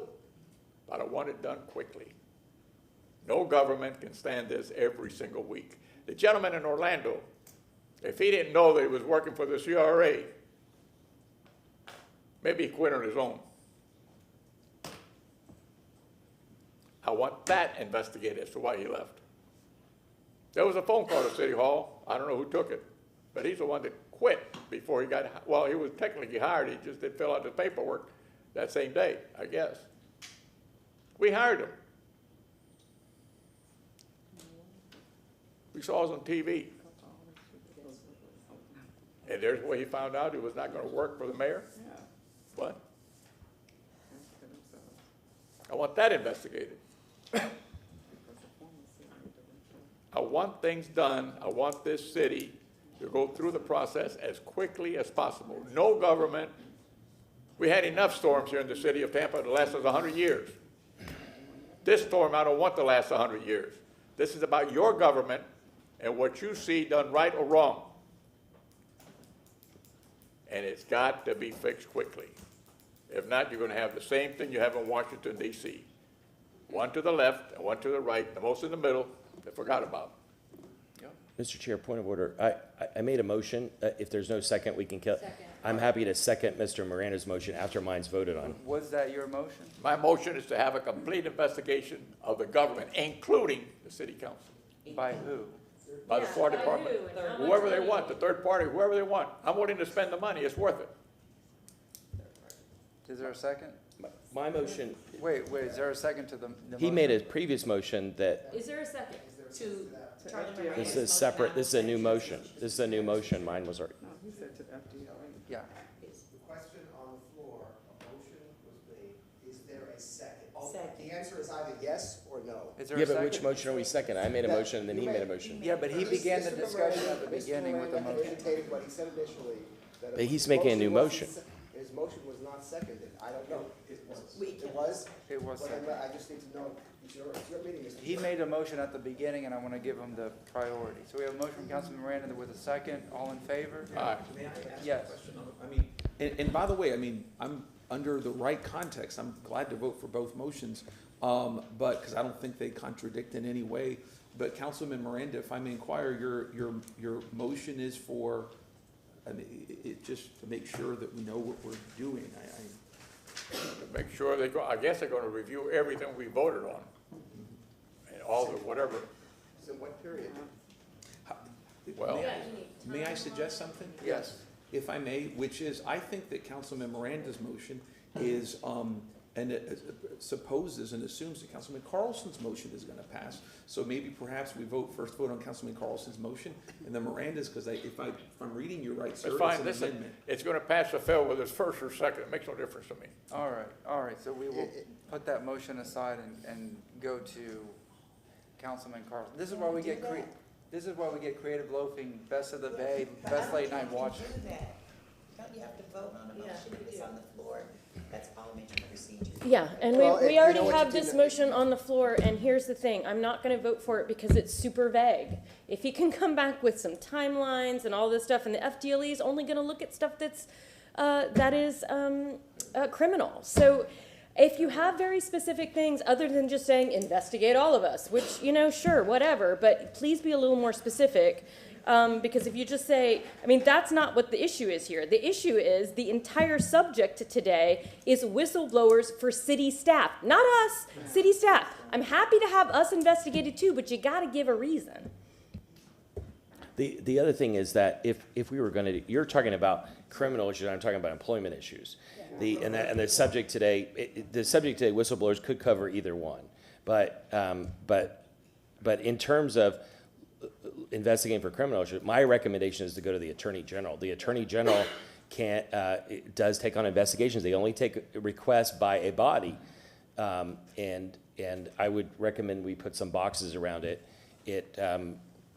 It can look at, if you want to look at transactions of the organization, or they should interview people within the organization, ask for whistleblowers to come forward. I'll be supportive of that. I would like it to be the Attorney General of the state of Florida and define scope. Yes. First off, I want to call the question on both. But before I call the question, Councilman Miranda, if you could just specify what it is that you want, who's going to do it, timeline, just for my sake. Again, we're going to support both. Councilman Carlson's motion, I see that as working with the administration to come back on a plan that we can ultimately support, that again will address the concerns that were brought up by these ladies. I'm glad to support that as well, but I have a question. I guess, and as part of the motion, Mr. Miranda, just in terms of, again, you know what council's authority is. It's a legislative body, so if you do make the motion, it would be a request, and whether it would be in the form of a letter or a resolution. And of course, I'm sure whatever agency or entity you send it to has certain criteria over which they have authority. And if they don't, they obviously will inform you of such. But in terms of the mechanism of how you wish to communicate council's request. It obviously does not have the authority to investigate as broadly as what you suggest. All right, I'll take my motion later on. You withdraw your motion. I'm gonna withdraw the motion, making either very narrow, very Okay. close, or one item So only. the But I'll motion's go on to the Mr. table, Carlson Councilmember first. Henderson. And then I'm gonna go to Carlson for his motion. Yes, ma'am. There, in my head, I'm just thinking, there's a matter of union employees who are protected. You know, they have a process in which they already have in place where they can go to. And then I think for even the folks that spoke today, it's really about those non-union employees and employees at will who are subject to not necessarily having a place to go. But a union employee does have a place to go. They have representation. So I just want that to also be factored into whatever decisions we make today. Councilmember Carlson, you have a motion on the floor. Do you want to do you need to restate it for the clerk? Are you good with Councilmember motion? Can I just say to that point, there are a lot of possibilities, and if somebody disagrees, that's fine, because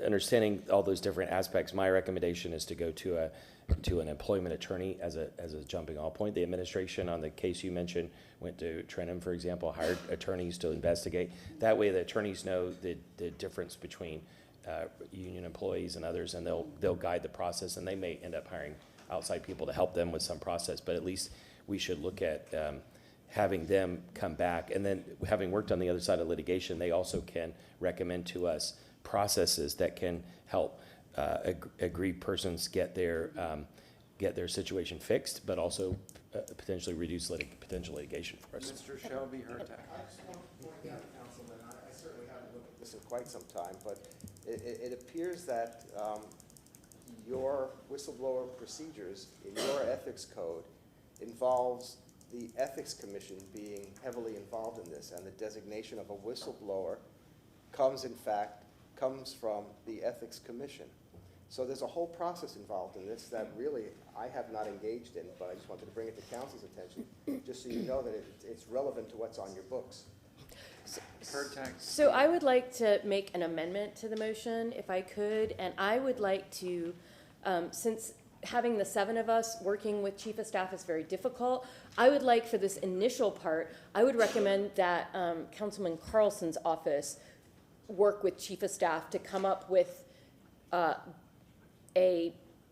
matrix or just to come up with what's gonna, I mean, if we're gonna bring an outside firm in, I would just like to trust Councilman Carlson's office to work with chief of staff to figure that out first, so we can figure out where to go next.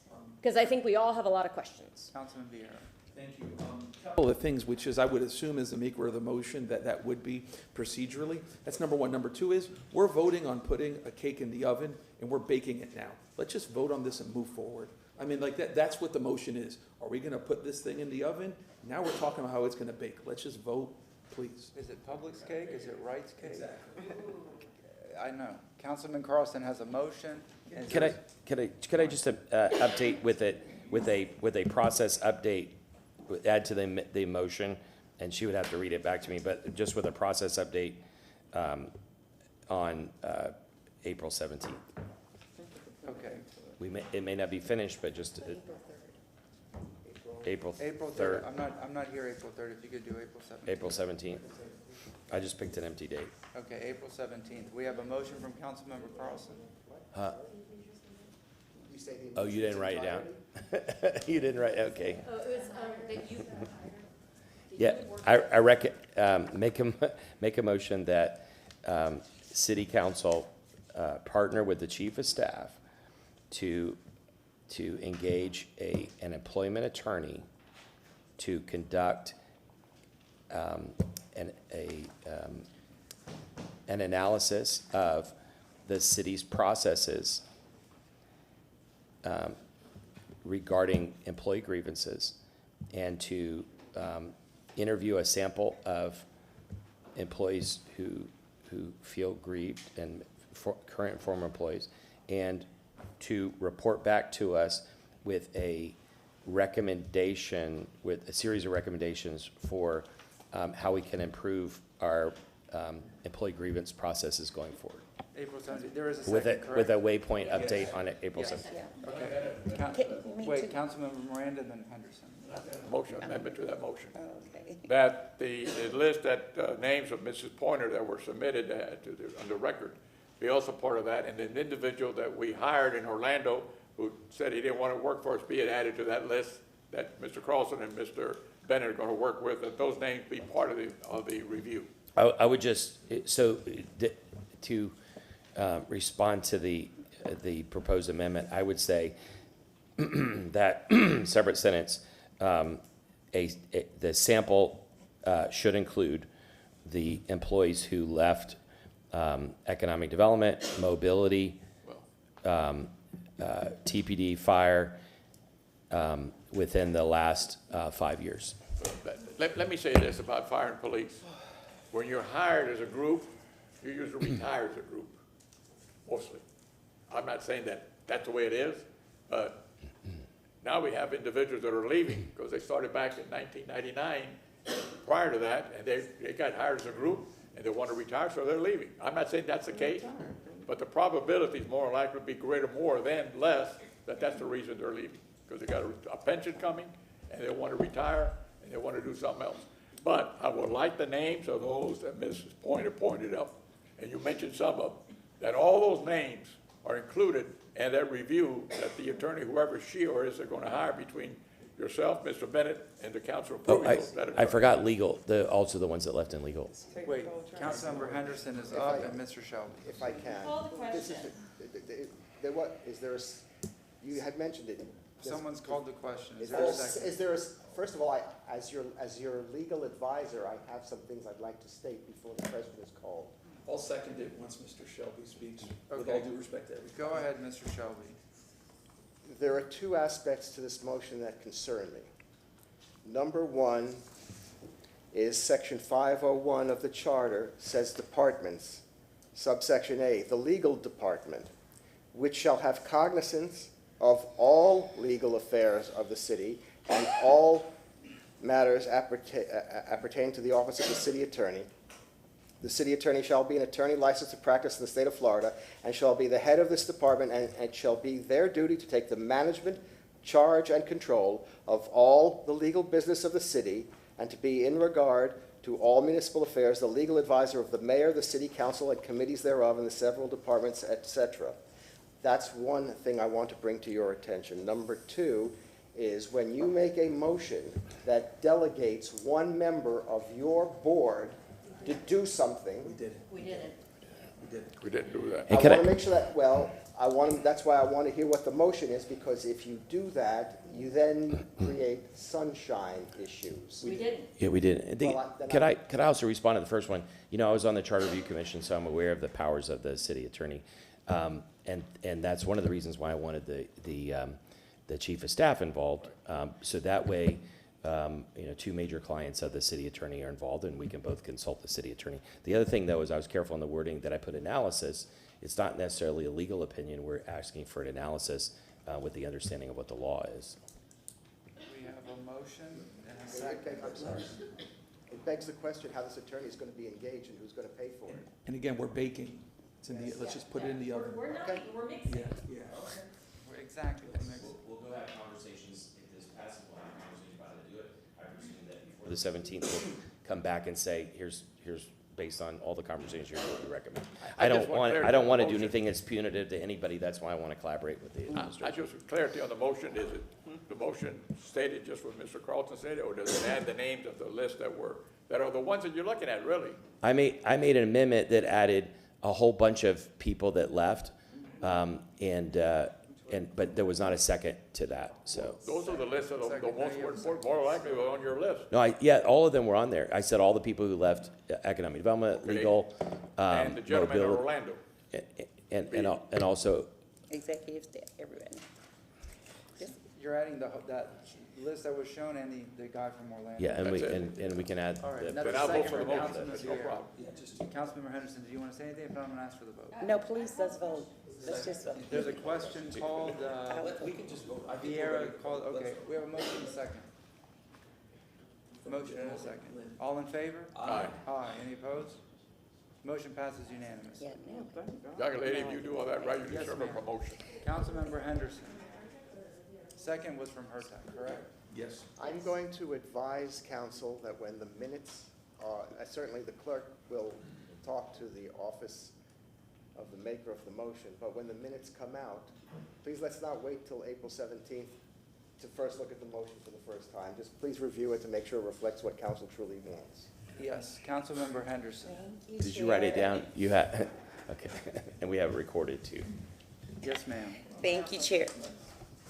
Yeah, this is adjacent, but just based on what we were hearing this morning, I think that we also should set some formality to our exit interview process that seems to be loose or doesn't really necessarily exist. People have not been spoken to that have decided to leave or were, terminated at will, and we need some formality to that process. So I would like to at least have a motion where staff either provides us a memorandum. If there is a process in place, send it to us in written form so that we can evaluate that and make some modifications. Councilman Vieira. Thank you very much. That was a motion. Oh, We have a motion from Second. Councilmember Henderson, second from Councilman Vieira. Discussion on the motion?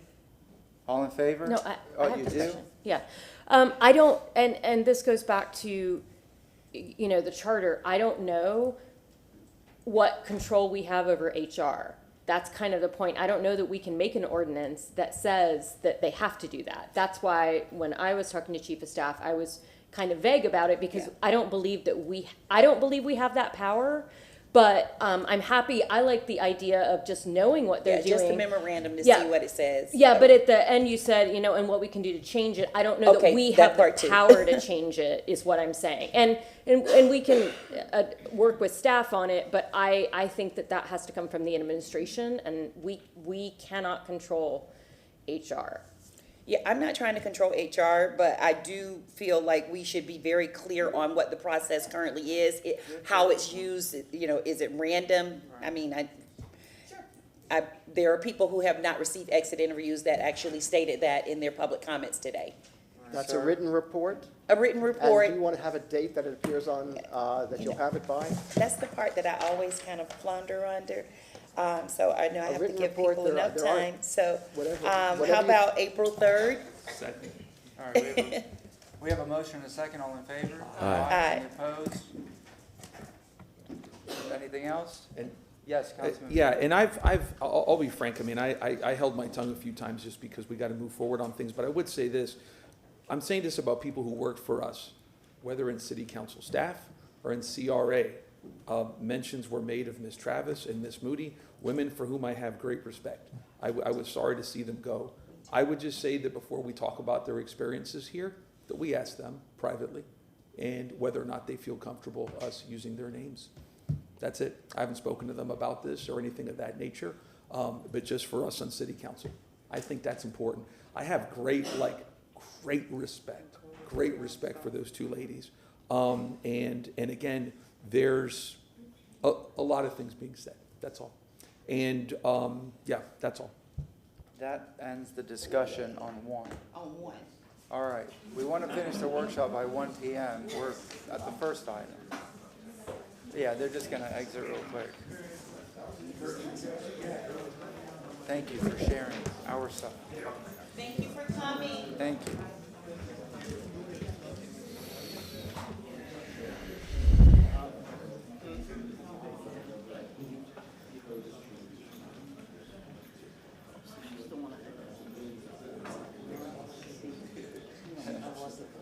I'm done for the week.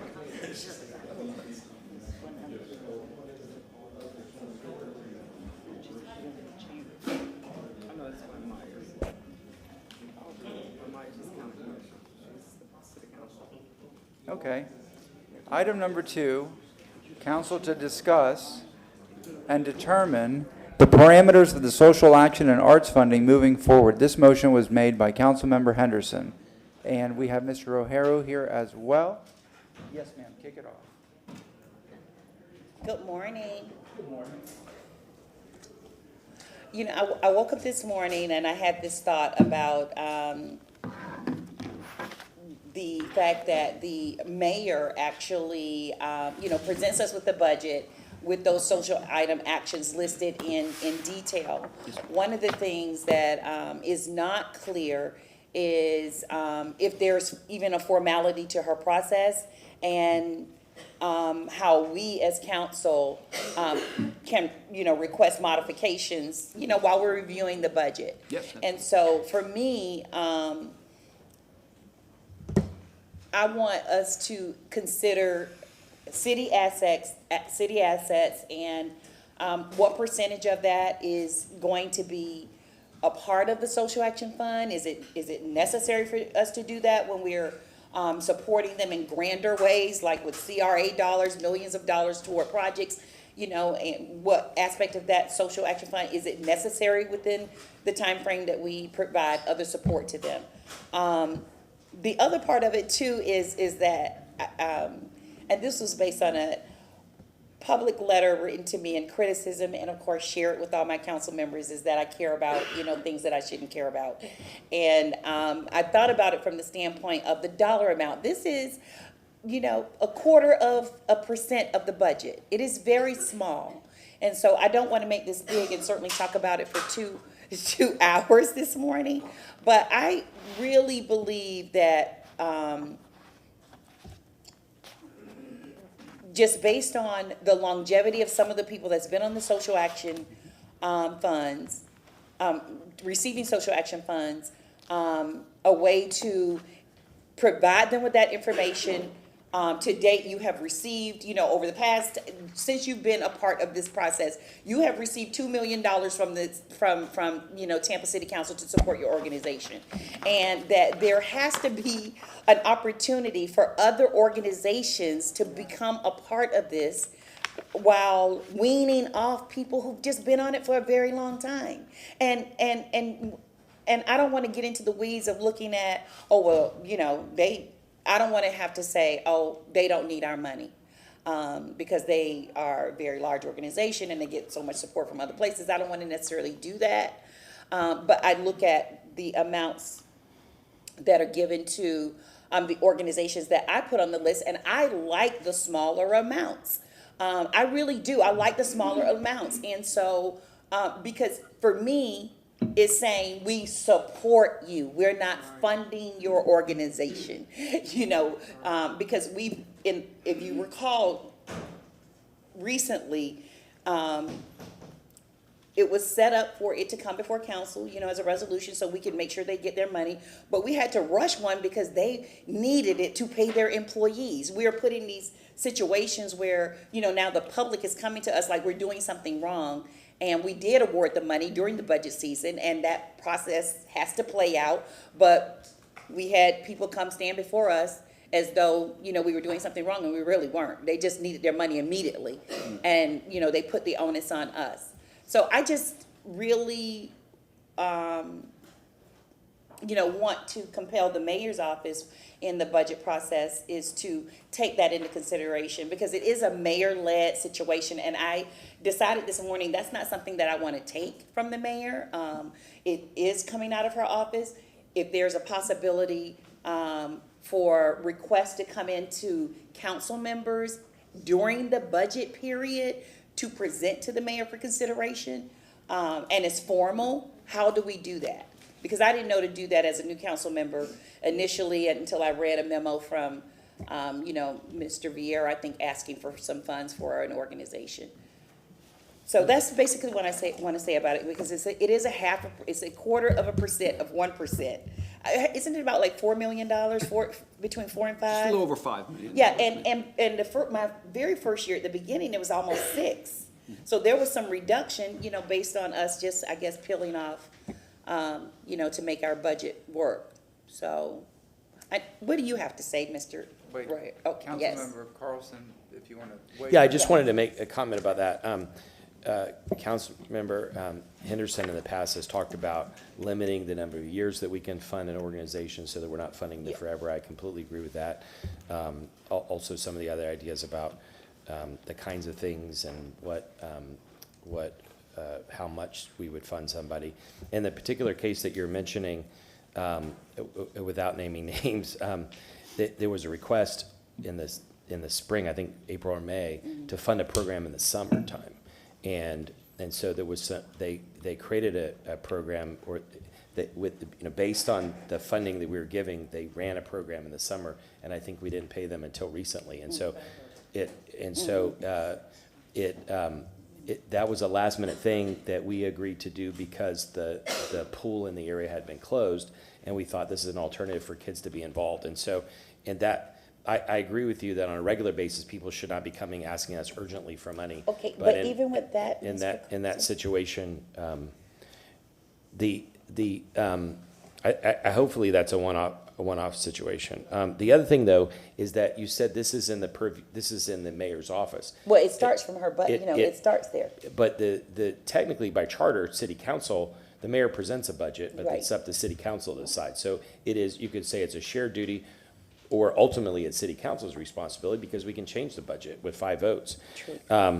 The thing that chief of staff and others have done in the last few years is to create a more objective process to analyze these and make sure that they're fitting certain criteria and ROI, which I think has been a good thing.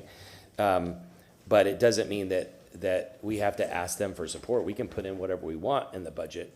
But we should ideally agree to the criteria, just like we did on the naming criteria, and then within the criteria, we could put things in. Okay, I want to speak to that, the emergency money, for that organization, right? Mr. Brody, because isn't this yours from a legal standpoint? Even though we, voted to give them money, we still have agreements, right? And so that, November, it took till November, but if we voted to give them money, it would, it doesn't mean that they don't have to go through a process. And so the formality part was an agreement also had to be created for them, just like it's created for everyone else. It can't be random just because they really needed it and we wanted to support them. Because remember, the NAACP didn't have they had some sort of old agreement or whatever, and they were beholden to an agreement and nobody else was, or some people weren't. We're working on that process now, and that also needs to be spoken to in terms of dollar amounts, because from my understanding now, anything $25,000 or $24,999 is a little bit different than those who get more money. Anyway, go ahead, Mr. Could I just say one last thing on that? Yeah. I think that was a particular situation because of the situation with the pool, but also the county had been funding the program and then suddenly stopped, and so we were providing bridge funding. It's a small nonprofit. Hopefully that's a special situation, but I think you bring up a good point. When somebody, without naming names, when an organization that council has advocated for makes a request, if that process to get the check takes a long time, there is the feeling that they're somehow being put in a slow lane where the ones that the mayor puts in are in the fast lane. And whether that's true or not, I don't know. But you bring up a good point that in the application, we should put an estimated process. But we should so we can set people's expectations that it takes time to create a contract. That most of it should be off the shelf, but it takes time to make a contract and cut a check. Even in the private sector, you can't always just cut a check immediately. But there should be maybe a final end date so that people can expect when the money is. It shouldn't drag out ideally not more than 90 days, but definitely not more than 6 months. If it's past 6 months, then there should be some real justification for it. So my recommendation is put an objective process in so that nobody feels like there's 2 different tracks. And also, to your point, even with the funding that other folks receive, they get it on a quarterly basis. They don't get it all at once like we did for that organization. So, that is also part of the issue too, a process for even handling emergencies, because someone else can come before us and, feel like they are entitled. Anyway. Councilman Vieira. Thank you very much. And I was going to say, with regards to timing, it's also on us in our office to make sure that we do our due diligence, that if we make a request, that we connect the parties and that we just don't throw things on the administration and go, hey, here, do this. I'll tell you all a good example. We got $75,000 for the Penguin Project that does work for people with intellectual disabilities in the performing arts. And there was a lot of back and forth. It took a long while, but I feel that ultimately the burden of starting that process process lies with the office of the council member who made the effort to get those funds. Because a lot of times administration doesn't have a contact, right? And if we want the funds as a council member, then we kind of have the burden of doing that. And I say that, by the way, as somebody who has made requests to organizations, and I'll defend them till my last day on God's earth, by the way. They do the good Lord's work. But we do have, I think, a burden, a civic burden, if you will, of trying to connect the parties and of saying, hey, look, here's the application. Do you have any questions on it, et cetera, because we did make the request. We did make the request. So I think that is a good point, which is you don't want something to languish, but if you start something, to quote Van Halen, you got to finish what you started. Thanks. Van Halen with Eddie Van Halen and David Lee Roth. No, that's We're Sammy not- Hagar. Already? Oh, you ate one too. Ah, see, awful. So I apologize. My wrong Van Halen. There you go, sir. He just standing there. Say something. I thought, No, all I right, just you're- didn't want you're to talk good. over. Which council Van members. Halen do you like better? Oh, come on, For David I'm Lee old Roth. school, people. right? Yeah, David exactly. Lee Roth. Old school. Go ahead, sir. Thank you, Council. Dennis Rajero, Chief Financial Officer. No, and I appreciate the discussion prior to getting to me, because I think as part of the discussion, y'all have provided a very good overview of the program, and not only where, from my perspective, we've come from in the last, especially the last few recent years, to where we're at now. A program that we think, and hopefully y'all think, is more equitable, first of all. A program that, as you said, Councilman Carlson, speaks to more of an objective-driven donation, if you will, to these organizations, as opposed to here's money and we hope you do good work. I have a very few, like 2 or 3 slides, if you would, if you, okay, just kind of level set. And I did want to speak to your comment, Councilwoman Henderson. You're quite right, I think, from a fiscal year, a single fiscal year perspective. It's $5-6 million. Okay, it's not the biggest portion of our budget by any means, but we have gone back, and we can go back somewhat easily to 2014, given our financial system, and it has been over $50 million that have been contributed to these organizations, since 2014. So it adds up, okay, as most things often do. If I could have the Elmo up, please. And thank you, I appreciate your indulgence, Council. Again, just to level set on some of the terminology, as you said, Councilwoman Henderson, those nonprofits that receive $25,000 or more, we require, this is a relatively recent development, we require an agreement. For some time, this was not a requirement. Just going off memory, for some time, we had about half of our nonprofits that were not beholden to an agreement, and we had about half of our nonprofits that were. Now, each and every one that receives more than $25,000 or more is. Non-agreements, organizations receiving, $24,999 a year, per year or less.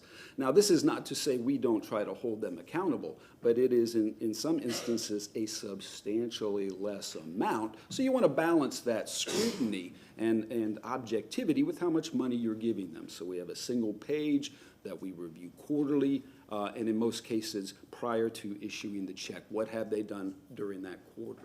City assets, and of course you see them listed below. These are city-owned assets that I think we're all familiar with, operated by nonprofits. They have a different and more restrictive set of requirements because they're our assets. They're acting on our behalf. So we could call them agreement agencies, but we do like to separate them out because we own them. Okay. Just to get the terminology there. Prior to the current situation, you see pre-Social Action and Arts Fund. And why is that? It's gone by many names. It's been the Non-Departmental Fund. It's been Social Action and Arts Fund. It's been, I've forgotten some of the names. Now we like to put it all under the same umbrella so we all know what we're talking about. And prior to the current setup, the mayor recommended funding levels for both city-owned assets and nonprofits within the proposed budget. Council either adopted mayor's recommendation, and I'll try not to read the entire slide, or amended, and in some instances added. We have a very similar, and I'll push this up now so for those of you seeing the closed captioning. The mayor recommends funding levels for city-owned assets, et cetera, et cetera, et cetera. Nonprofits are invited to request social action and arts funding by applying, and/or we still receive council requests. And here's where I think we've really changed philosophically. Now it's about the outcomes. What are you doing with the funding the city is giving you? Accountability, alignment with our strategic, and when I say our strategic objectives, as referenced and as identified and funded in the annual budget that the mayor submits and council adopts. And then leveraging the city resources. We do A, can some of these nonprofits augment, accelerate, improve A by giving them money, and they do B, and that's what it's all about, right? The most bang for our buck.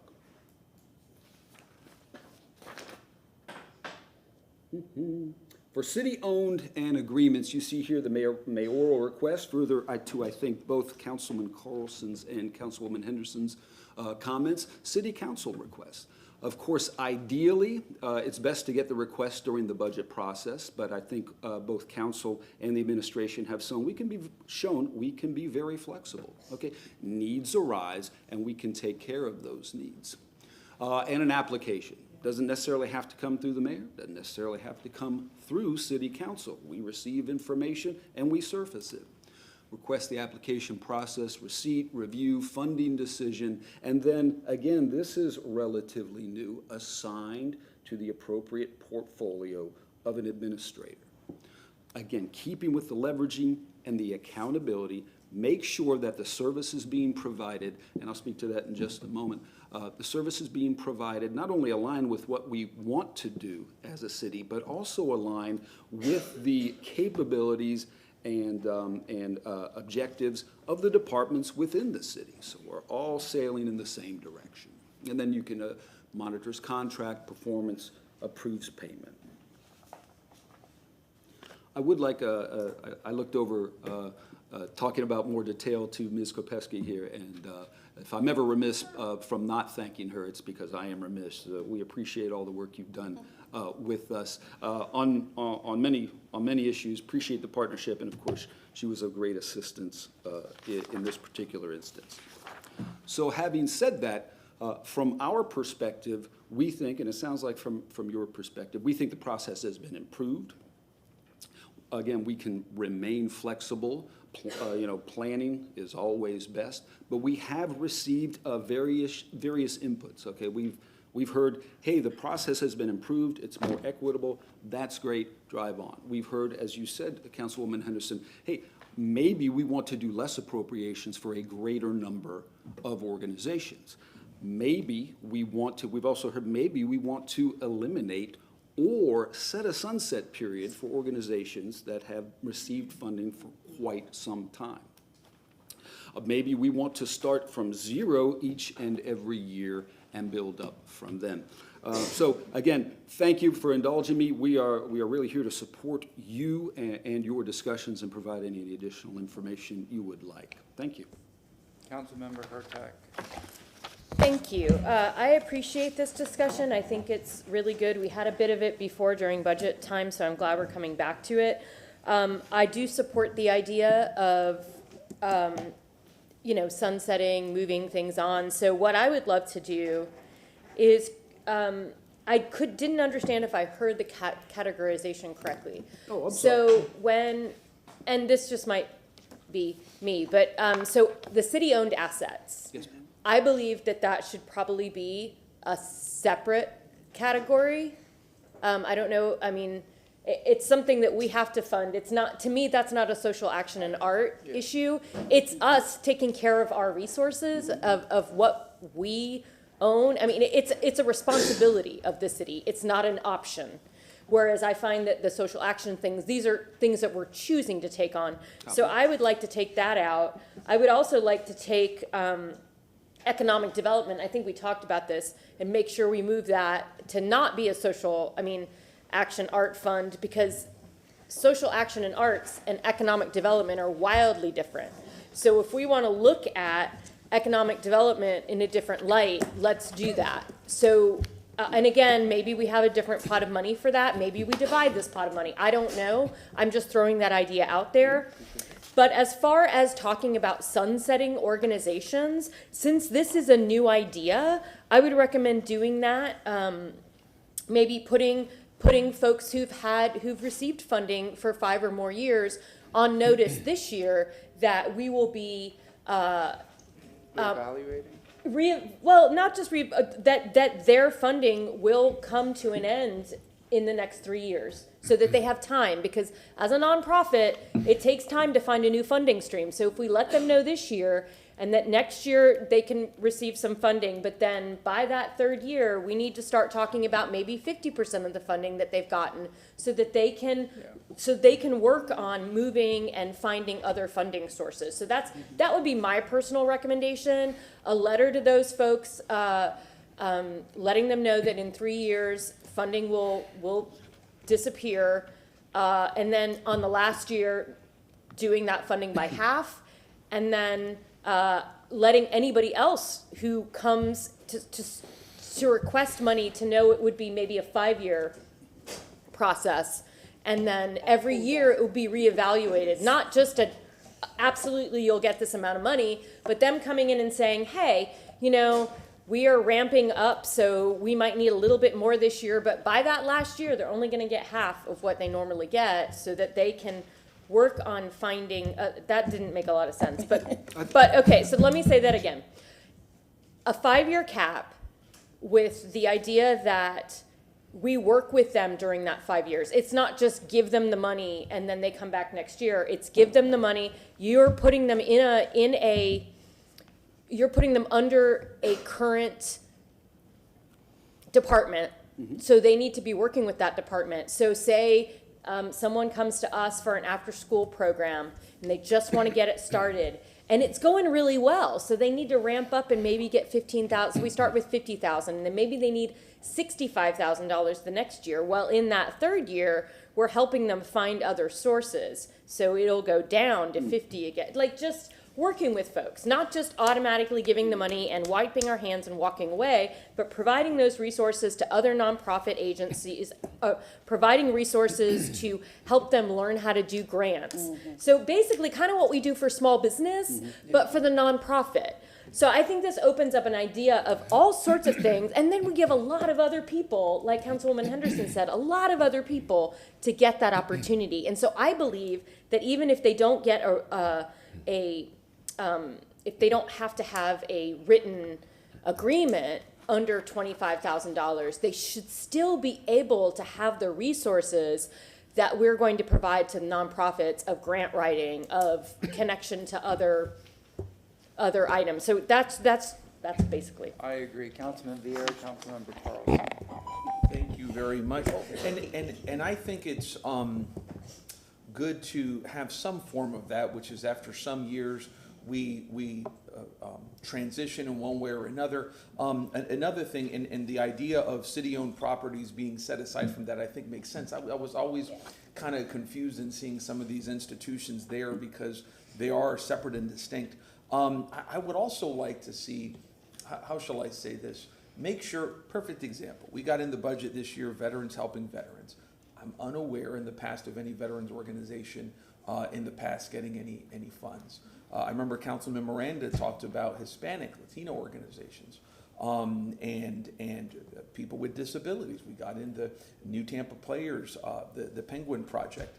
And so making sure that if we are going to transition away from an organization, in other words, if we go from the Methodists, let's jump to the Presbyterians. There's a lot of different groups right under an umbrella that could benefit. And I want to make sure that we have a presence for veterans, that we have a presence for people with disabilities. That's huge. Making sure that we do target organizations for people with disabilities. And it doesn't need to be just one, by the way, but making sure that we do that. I think that's very, very important. But, some level of breaking away after 5 years, I can support. Maybe we can look at organizations making over a certain amount, over $15,000, $25,000, whatever may be. Good example, I requested for the Tampa City Ballet, great organization.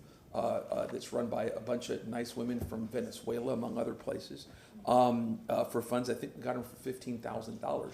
You know, I'd hate for this to be their year one, you know, when they can make more money, and they're a great organization. So, but some level of moving away, I think, makes sense, and I could support that. But we do need categories, and make sure that certain categories are in there. I apologize if I could just speak to both Councilman Vieira and I believe Councilwoman Hurtak's previous comments about categorization, and I'm just throwing this out here, and maybe y'all have already thought about it. You know, again, Ms. Kopesky has done a very good job of categorizing the various subjects of this funding. On the front end, you could entertain identifying specific amounts of funding for each category, and then parsing that funding out to particular nonprofits within that category. I mean, we've done it on the back end. You may consider doing it on the front end too. Thank you. Councilmember Carlson had this. Yeah, in the private sector, the categories are critically important because my friends who work for foundations say, you think it's a great job because you're approving giving money all day. But you think it's a great job because you're giving money away all day, but the reality is that 98% of the time they're rejecting somebody for money. And so it's easier if you have the categories and kind of measures up there, so that people know that they don't qualify. And it's hard, but at least that gives them an easy way to find it on the website, and then have criteria there for how they could do it. Because it's a partnership between council and the city council, a lot of the language that comes out of communication talks about T3, Transforming Tampa's Tomorrow. That's the mayor's program and announcement. This is a collaborative thing. And so I think we should make sure that it talks about the city, not the mayor or city council. I think also that we should really center, that there are categories, but then overall, we should center around innovation and service gaps. And ideally, it would be called like service innovation grants or something like that. Because we want to promote innovation in the community, and innovation could lead to more permanent policy solutions. But what we're doing is we're kind of funding to beta test ideas that we might be able to bring on. And then if it's related to one of the other areas that we might fund, maybe there would be some more permanent thing in some other budget. But really, we're paying for innovation. And then service gaps, like in the case that we mentioned in Sulphur Springs a while ago, we didn't have a pool in the summer. We needed some other student program, so we quick funded something. There might be other service gaps for example, in a situation where there are lots of people who need to find homes, maybe a nonprofit can help people find places to rent quickly. And so there, again, it's service gap. The other thing is that we need to make sure that it doesn't look political. It shouldn't be that we're trying to, it shouldn't look like we're trying to buy votes in a certain neighborhood or certain community or with certain policy area. It should look like it should be mainly, it doesn't really matter where the organization is or what the names are. What really matters is, are you providing innovation or are you providing a service gap? And then most importantly at the end, ideally it would tie to measurable outcomes.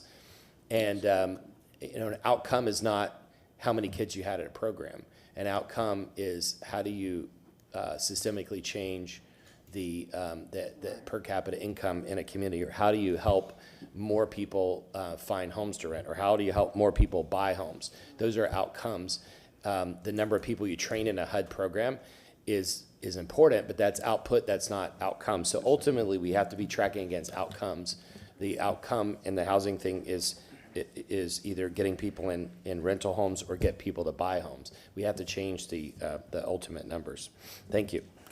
Councilmember Henderson. Thank you, Chair. I remember we took out the $1 million and put it under housing, I believe, Chief. Didn't we take $1 million out and put it under housing for our unhoused folks, because it was, also under social action.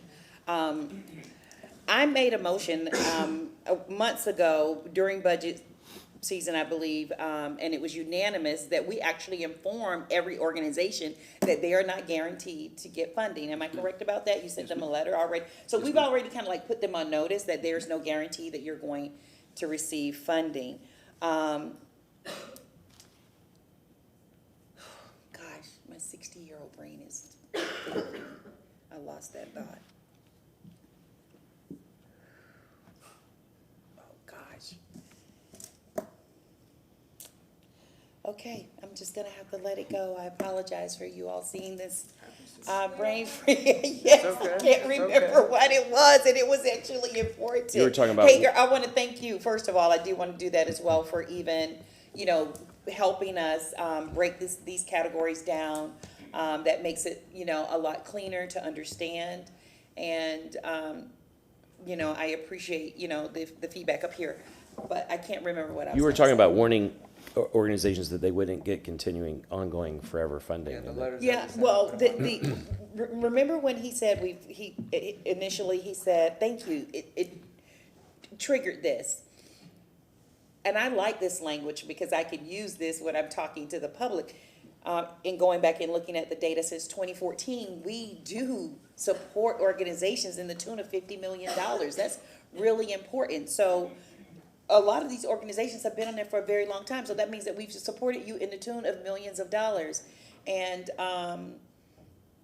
the part that concerns me is the over lobbying of us. I was approached with, one in my district, and I did, make a request from the mayor, and they didn't like the amount, and so that kind of concerned me because it puts us in this pickle, where they even got more, from the mayor than what I initially even asked for, but then they started lobbying, the council members, and so that kind of makes me uncomfortable too, because I knew that social action funds was, I knew that we were gonna be putting this under review. So why start with the high amount when we're trying to figure out where we wanna go in terms of all organizations? So that was, one of my concerns is that to get on the board, you get on the board at, a certain amount. To get on the board, you get on the board at, 5,000 or 25,000, depending on what it is that you're doing, because the equity becomes an issue. When you look at the list, you go, well, why do they get $250,000? And then why do they only get 7,000? It becomes this disparity that makes me very uncomfortable. Because we all can, I don't want to tear an organization apart, but they've been at this high amount for a long time. And then they, but then other people aren't getting serviced. And so that part concerns me a lot. And that's when it becomes political, so anyway, I can't remember what the real point, I just can't remember it. And I don't want to keep running my mouth, so I'll just. Councilman Miranda Hurtak. Thank you, Mr. Brewer. I know that you have a system that tells you exactly what they've done throughout the year. At the end of the year, there's a review. Am I correct so far? Yes, sir. And those reviews, some may go up and some may go down depending on what they've done, that source.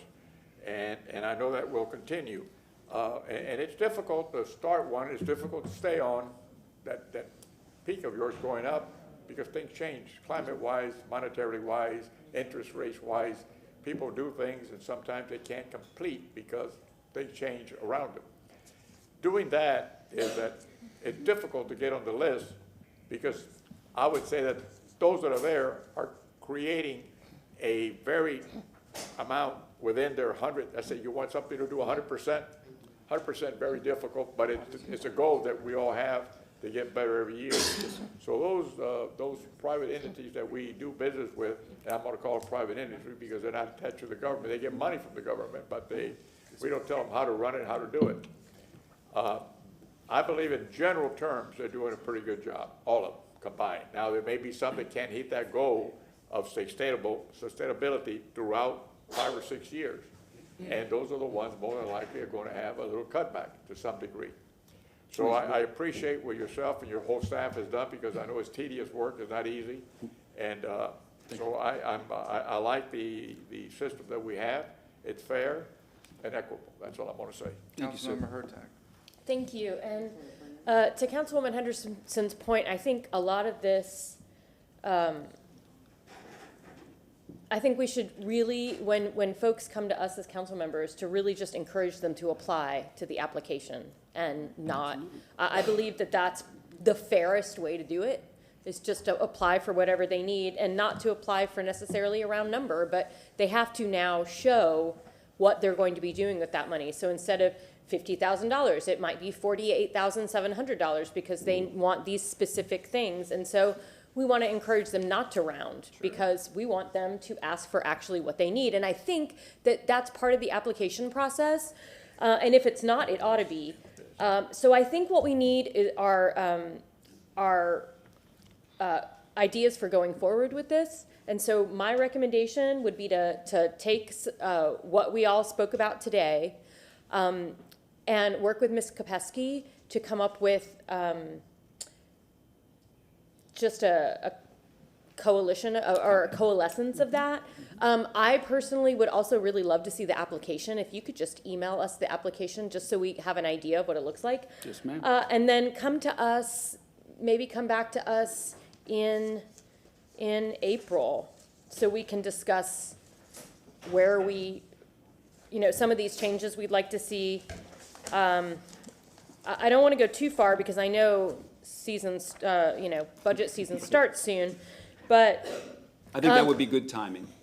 April would be good? Yes, ma'am. Okay, so 17th? then, yeah, I would just say honestly, I don't know that, I would rather have it be a workshop session again. So April 24th, I think then we can talk about all these ideas we came up with, and then we can really start to settle on some things going forward. Does that work for everyone? Because we also have stepping stones and other items on that agenda. Oh, so- perfect. Well, then there you go. Oh, So there you go. April 24th, Councilwoman Henderson, all I ask is that he take a lot of the ideas we had, work with Ms. Kopesky, coalesce, and come back to us at the end of April at that workshop where we can make some more final decisions about, and in the meantime, they're gonna send us the application because I'm just curious of what they are asking for. Because I was saying that for what you were mentioning, it's very true. We need to just send people to the application, not take it on ourselves. We need to send it to the application, and we need to encourage people to not ask for a round number, but for what they actually need.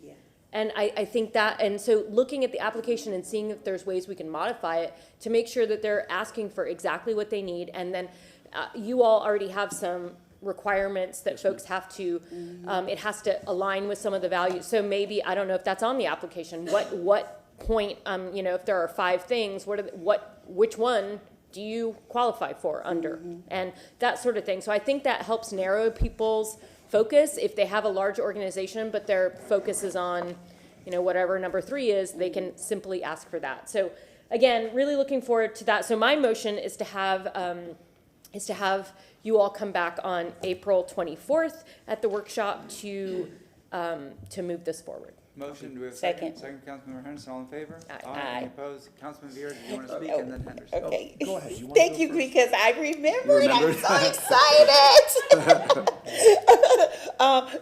And in that documentation also, whatever, our application also needs to probably have a blurb on there indicating that, they should continue to look for funding in other ways. Okay, I remembered, y'all. Okay, so every time I go somewhere and I see the City of Tampa logo that we've sponsored something, where is that under social action? That's never clear to me. Even in social settings, I've been at places, where it says we've supported, like at the Toba breakfast, the City of Tampa logo was there.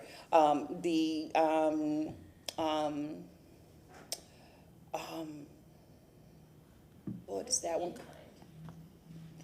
Yeah, like what part of the budget is that? That was my question, because I didn't know if it fell under social action when we support organizations from a sponsorship and our logo appears. It can, going from memory, I think that typically would fall under our in-kind special events contributions, wherein, again, the Toba Breakfast is a perfect example, sponsored by the City of Tampa. That would come through our special events. Okay, well, I won't be nosy and dip into that today, but I will put it, I want to, figure that out, but thank you. That's a reasonable question. Yeah. I didn't know if it was a part of social action or if it fell into another category, but I'm so glad I remembered. in kind. And I'll look for that on the budget. I'll just have you point it out to me. Does Gasparilla fall into that category? We It don't, does. yeah. Special Yeah, events? exactly. That's probably, that could be it too, because like the Black History, City of Tampa Black History Program, our logo is on that, and that's a city committee, and the Hispanic Heritage, that's a city committee, so, and our logo, of course, is on those things, but thank you so much for that. You're very well. Councilman Vieira. Yeah, no, and just from my perspective, I want to be clear, the organizations I listed, nobody, I don't think anyone's ever asked me for money from Social Action Network. All of them is, I saw a need and I asked. The Penguin Project, for example, I saw them having to fundraise like crazy so that 40 young people with intellectual disabilities and autism and Down syndrome could perform in plays, and I go, why aren't we helping? One thing I would suggest is, and I'm not going to make it part of the motion, is, but I can again, from my own office, try to see that next year we do have more of a percentage for people with disabilities as well as veterans, which is 1%. The Veterans Helping Veterans with Michael Dell does great work. The Veterans Treatment Court mentorship, they do amazing work. I think the county gives them money. So again, there are ways that we can look at that. But I want to be clear: nobody came to me. I saw a need on these areas, and I was glad to offer help through taxpayers. And if I could just postscript that's another reason why I like, again, in discussion with Ms. Kopesky, that this categorization on the front end. I would hate to get through the budget process and y'all realize that some of your categorization prioritizations, whether it's economic development, disability, haven't been met. So if we do that on the front end, that way you're thinking about it. I know y'all got a lot on your plate. That way it'll be right up front. This categorization, prioritization, there's a series of words, is being met, so thank you. Thank you very much. Remember, our rules say 1 o'clock on the workshop, and we have a lot to cover. So we're going to go to public comment here. Our first speaker for item number 2 is Carol Ann Bennett, followed by Stephanie Pointer. Huh? Thank you, Council. This, yeah.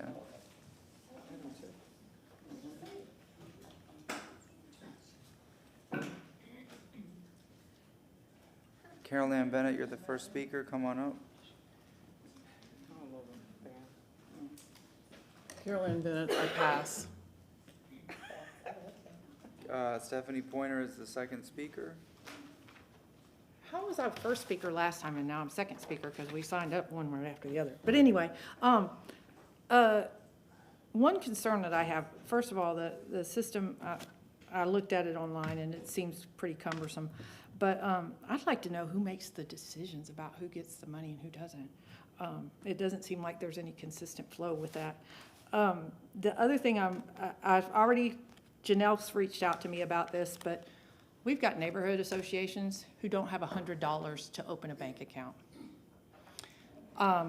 We, thank goodness, were helped by the city with our trees that broke at the Civic Center because the air conditioner is going out too.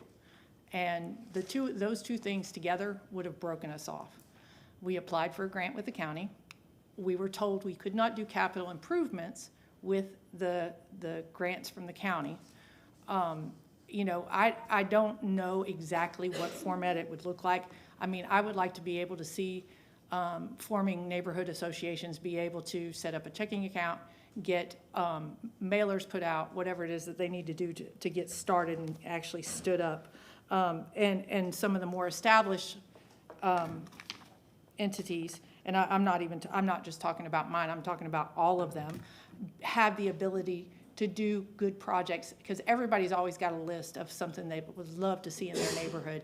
And and it's funny because I've been on the budget committee for 3-4 years now, and it just clicked. I was like, the city does zero funding for our neighborhoods. There's nothing there. And so I've talked to a couple of you about it, and I've talked to, like I said, I started talking to Janelle about it, but I think it really needs to be taken into consideration. And we're talking about little amounts of money, very, very small amounts of money. I know that neighborhood association, they would have gladly taken a $100 grant just to get their bank account open. So I want to make sure that when we're looking at all these categories, that we're taking into account that we have volunteers throughout our entire city who spend their money to do all this stuff. I know Carol Ann and Sandy and I, and most of the other neighborhood leaders like us, that money comes out of our pockets. I mean, straight up. The only money Than has spent in the last 3.5 years that I've been the president is paying for our website. We paid for one mailing, and there's something else. And I think that's it. In our registration fees. Everything else we pay for ourselves. So please take neighborhoods into consideration when we're making revamping this list. Thank you very much. Item number 3. Item number 3 was a motion by Councilmember Carlson. There is a written report. Staff is present here. Councilmember Carlson, Mr. Hutchinson is here. Do you want to kick off this discussion?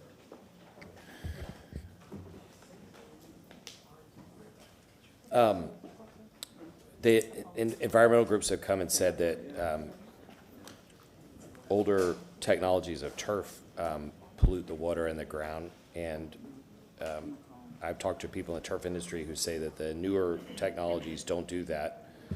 Some people think artificial turf is ugly, some people love it. So the idea here was just to see, is there something that we could reasonably do to protect the environment and the community with updated standards. I think the industry would, of course, like the updated technologies because they could go in and put new turf down, but some of the older technologies, I think, allegedly pollute the water and the land. Mr. Hutchinson, you gave a written report. Is there anything you wish to add to that? Is there anything? If not, I'll go to public comment. Mr. Hutchinson, come on up. J.C. Hutchinson, Construction Service Center Manager. Just on our end, kind of based off of the memo, all permitted artificial turf installations must comply with the current stormwater technical standard manuals, Tree and Landscape Technical Manual, Chapter 21 of the Stormwater Code, and Chapter 27 of the Tree and Landscape Code. So those existing codes that are in place, since we started our official process in January 1 of 2024, the city has issued 89 permits for artificial turf installations. So. Yes, ma'am. I think one of my biggest question is we did just put legislation in for this not that long ago. We went through this whole thing. So I think my question for you all is there new technology that we need to put? Is there anything we need to modify the ordinance to make it better, or? Well, I can't speak on that specifically. Ideally, those things. You'll have public comment. Those things would have to come from, Stormwater Technical Manual, Tree and Landscape, because those, we are enforcing what's in place. So ideally, if there are new technologies that need to be suggested, then that would be the process to modifying the technical standards and Chapter 27 and Chapter 21 to do that. So is there new technologies? More than likely. But ideally, it would have to go through that process. Then when it actually gets to the permitting, we're just enforcing what's currently on the books. Okay, great. So I'll ask Mr. Bede to come up. Mr. Michelini, I don't have you on the sign-in here for this public comment. You need to go, you need to go sign in. Just sign in so we can put you on the list. So Mr. Bede, is there anything new? I know we're about to revamp we're doing quite a few areas of stormwater. Can you speak to where we are with artificial turf and stormwater, and if we are doing any, I know we're doing a lot of updates, so tell us what might come regarding turf and stormwater. Sure, let's start with where we're at right now. Vic Bede, Director of Mobility. So right now, artificial turf is not allowed on the right-of-way. It is allowed on private property. So about a year back, we worked with Development Services and our stormwater engineering team to develop a standard that we had tested through labs and all that could offer permeability of artificial turf. That standard is somewhat rigid and costs more to the developers, but we had worked with the development folks and our development services team as well. So that standard and that guideline is in place right now for private property. But not for right-of-way. Not for right-of-way, on right-of-way, and these are ongoing discussions with the Builders Association. This has been brought up at least once with the TBBA, but we have concerns for 3 reasons. One is the heat island effect because they're not cooling. The second is really the challenges with, even if we had hold harmless agreements with abutting private properties for maintenance and all of that, over time what happens is it's very hard to enforce those. And then having kind of different types of products out there. And then the third is we know that there are considerations relative to plastics and their potential impact, and just having something like artificial turf open to the environment and the sun and potential for kind of water running off of it is a concern as well. So based on what we have learned from, say, the city of St. Pete, for example, where they don't allow it, they used to, is my understanding. We're really trying to learn more before we can adopt any clear position of allowing it in the right-of-way.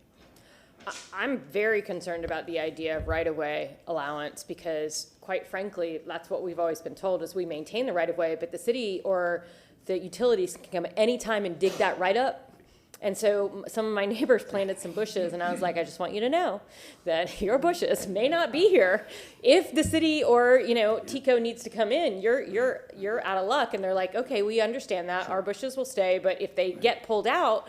And so my concern is that people put thousands of dollars into fixing this, and then it just gets ripped out whenever they feel like it because they don't own that part of land. So I tend to agree with you and probably what St. Pete is doing. I don't think that's a wise decision for us as a city to, because I think that we'll just have a lot of angry people. But I do appreciate that as we're looking at stormwater and, we have to be able to allow we've crossed that bridge, sort of like the billboard bridge we were talking about earlier. It's just a matter of how we work with folks who put them in to make sure that the legislation works for everyone. So I look forward to seeing what new, if there's anything new to bring it forward. I mean, this will be a consideration in an update to the Stormwater Technical Manual. Good. We'll be speaking about that Great. a little later as part of item 6, Okay. but that was mainly part of item 7 as well. So. Okay, wonderful. I think the community will look forward to that conversation, and I appreciate you and your work on this. Thank you. Thank you very much. I'm going to go to public comment. And the public comment speakers are Stephanie Pointer, Carol Ann Bennett, Stephen Michelini. Stephanie Pointer is the first speaker.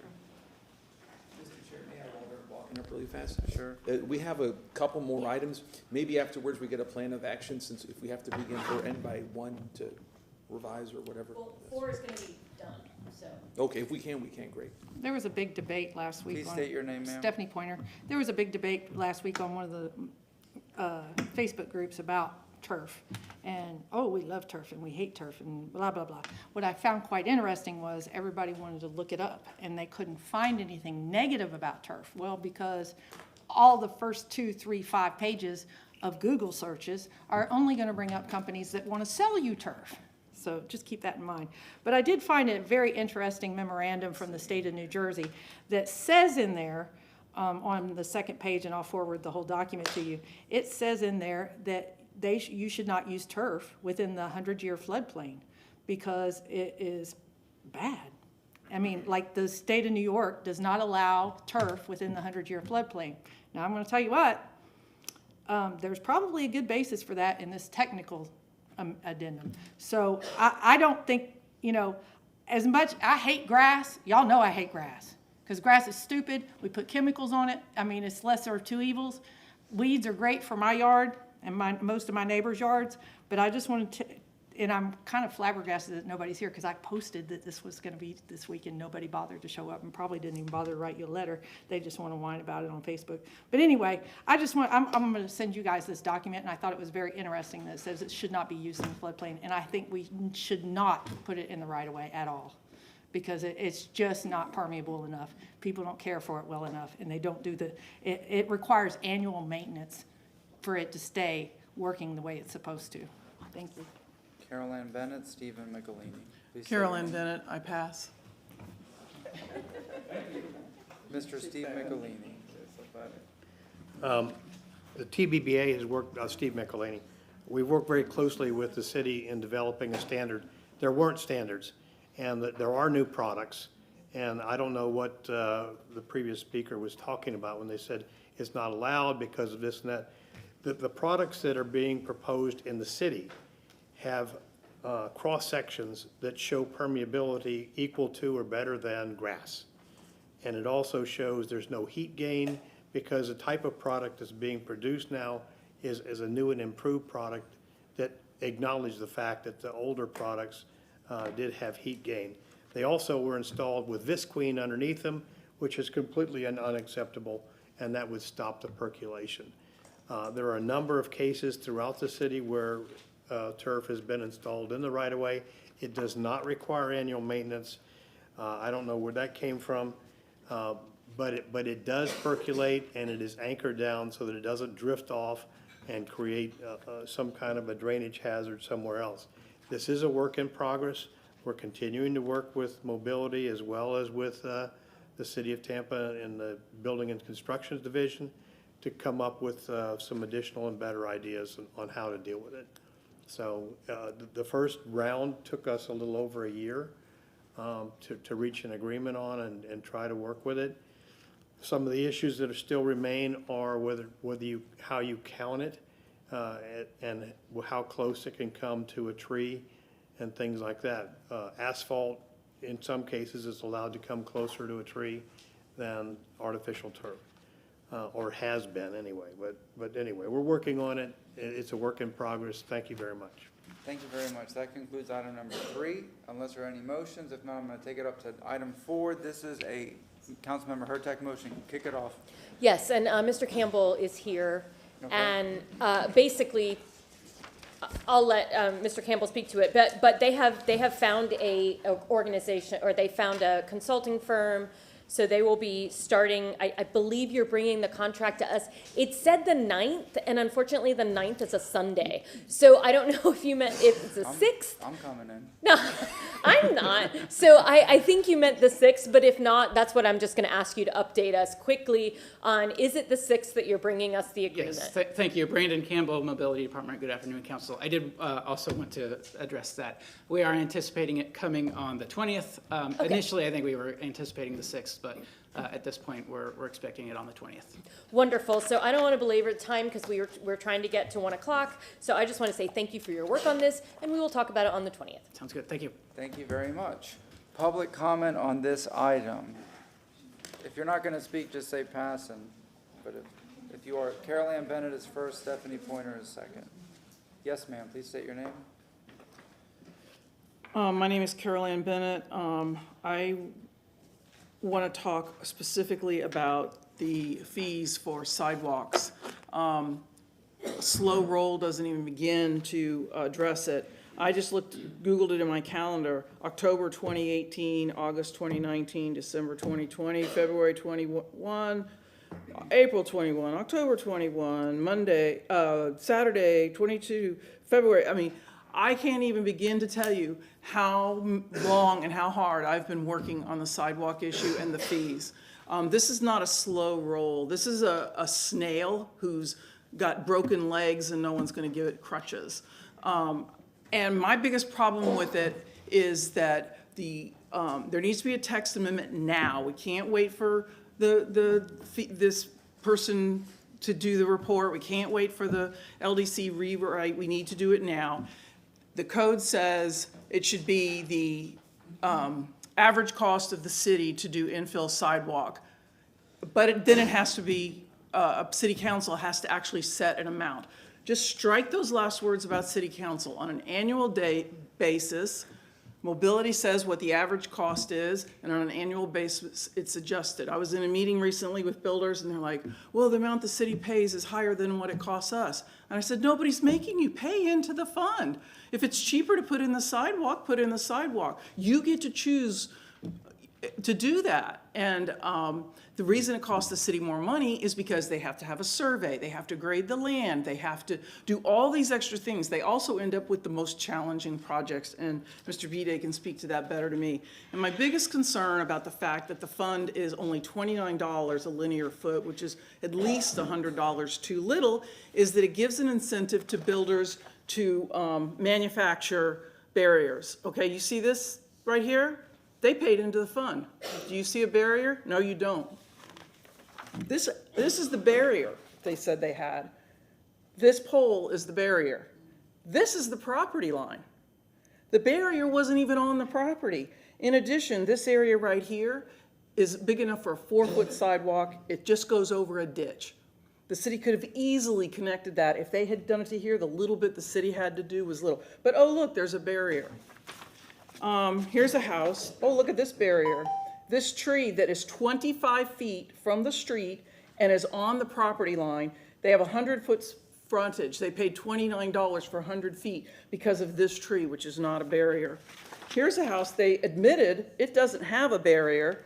I've got a picture of the other side too. It didn't have a barrier, but somehow they screwed up and they let them pay the fee. They said, yeah, you're right, there's no barrier, and we should have made them put in the sidewalk instead of paying the fee. Our bad. And that's the end of it. But it cost the city at least $100 more per foot. Change it now. Thank you. Stephanie Pointer is the next speaker. Please state your name. Hey, Stephanie Pointer, I have a couple questions. I'm confused. So I've had this document since August of 23, maybe? And it tells about the mobility fee framework and how much money the city is losing every time they build a house. So we're charging $1,700. It costs the city, adjusted to inflation, that means we should be charging $4,400. Hillsborough County, and I sent you guys this document a long time ago. Hillsborough County charges $9,100. We're getting $1,200. Hillsborough County's getting $9,100. Go figure. This is for a single family home. Out in the woods of the county, $13,000.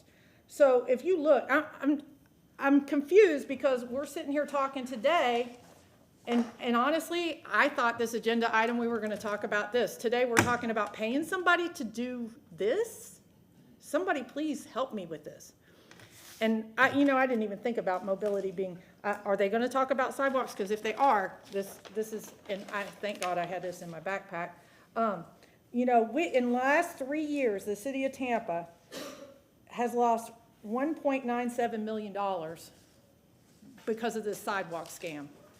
Okay, we are charging $29 linear foot, and the last I heard was about $122 and some odd cents. I hadn't even looked at this. I didn't even think to look at it until Carol Ann started talking about sidewalks.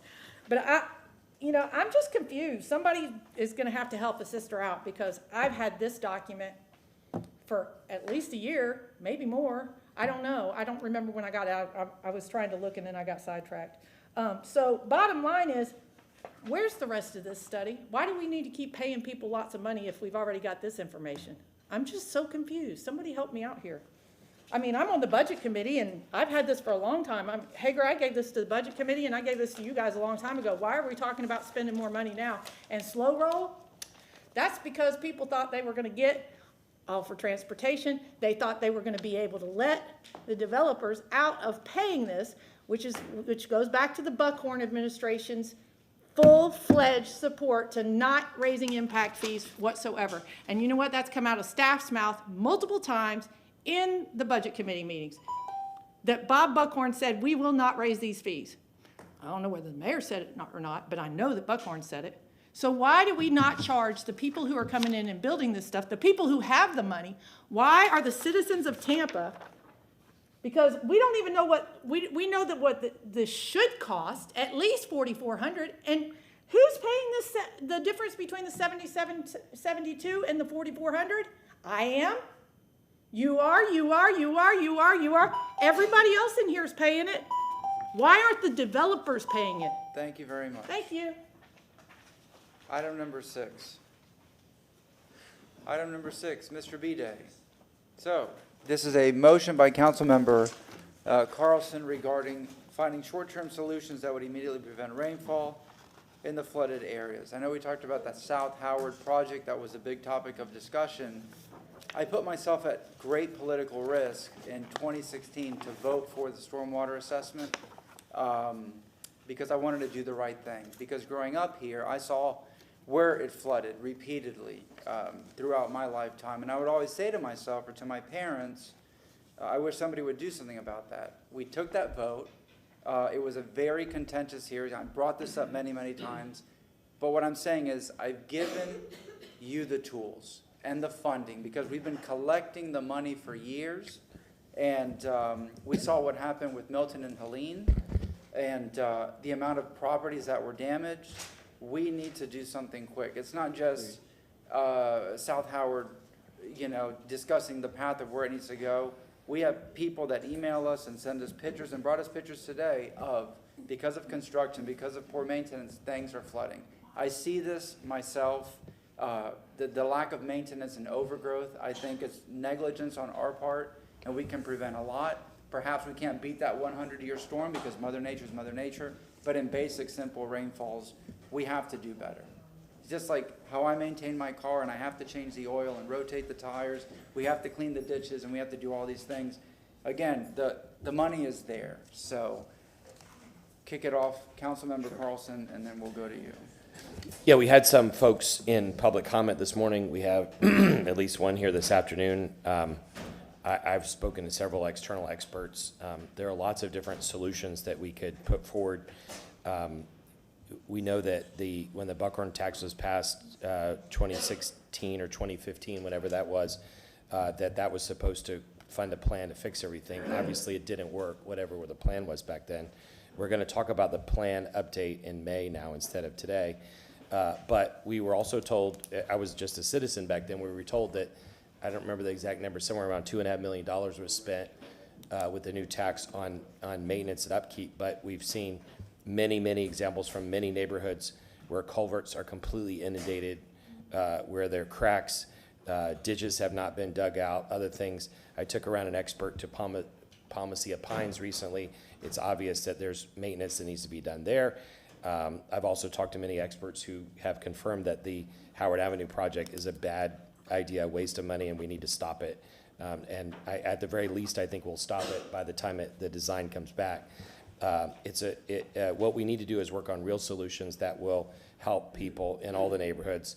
The folks in Parkland and Palmacia Pines deserve real solutions that are going to prevent the flooding, including the major storms.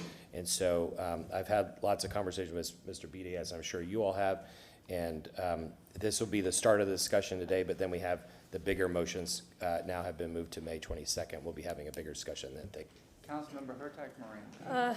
I know you're going to report on several things. So my only question to you today is how much money do you need to contract folks to clean these ditches and do all that work? So I know that we're going to need additional people. All I want to know today when you speak is for you to talk about what money we need to allocate, because we will do so. Or at least I will. Councilman Miranda, Councilman Vieira. Thank you very much.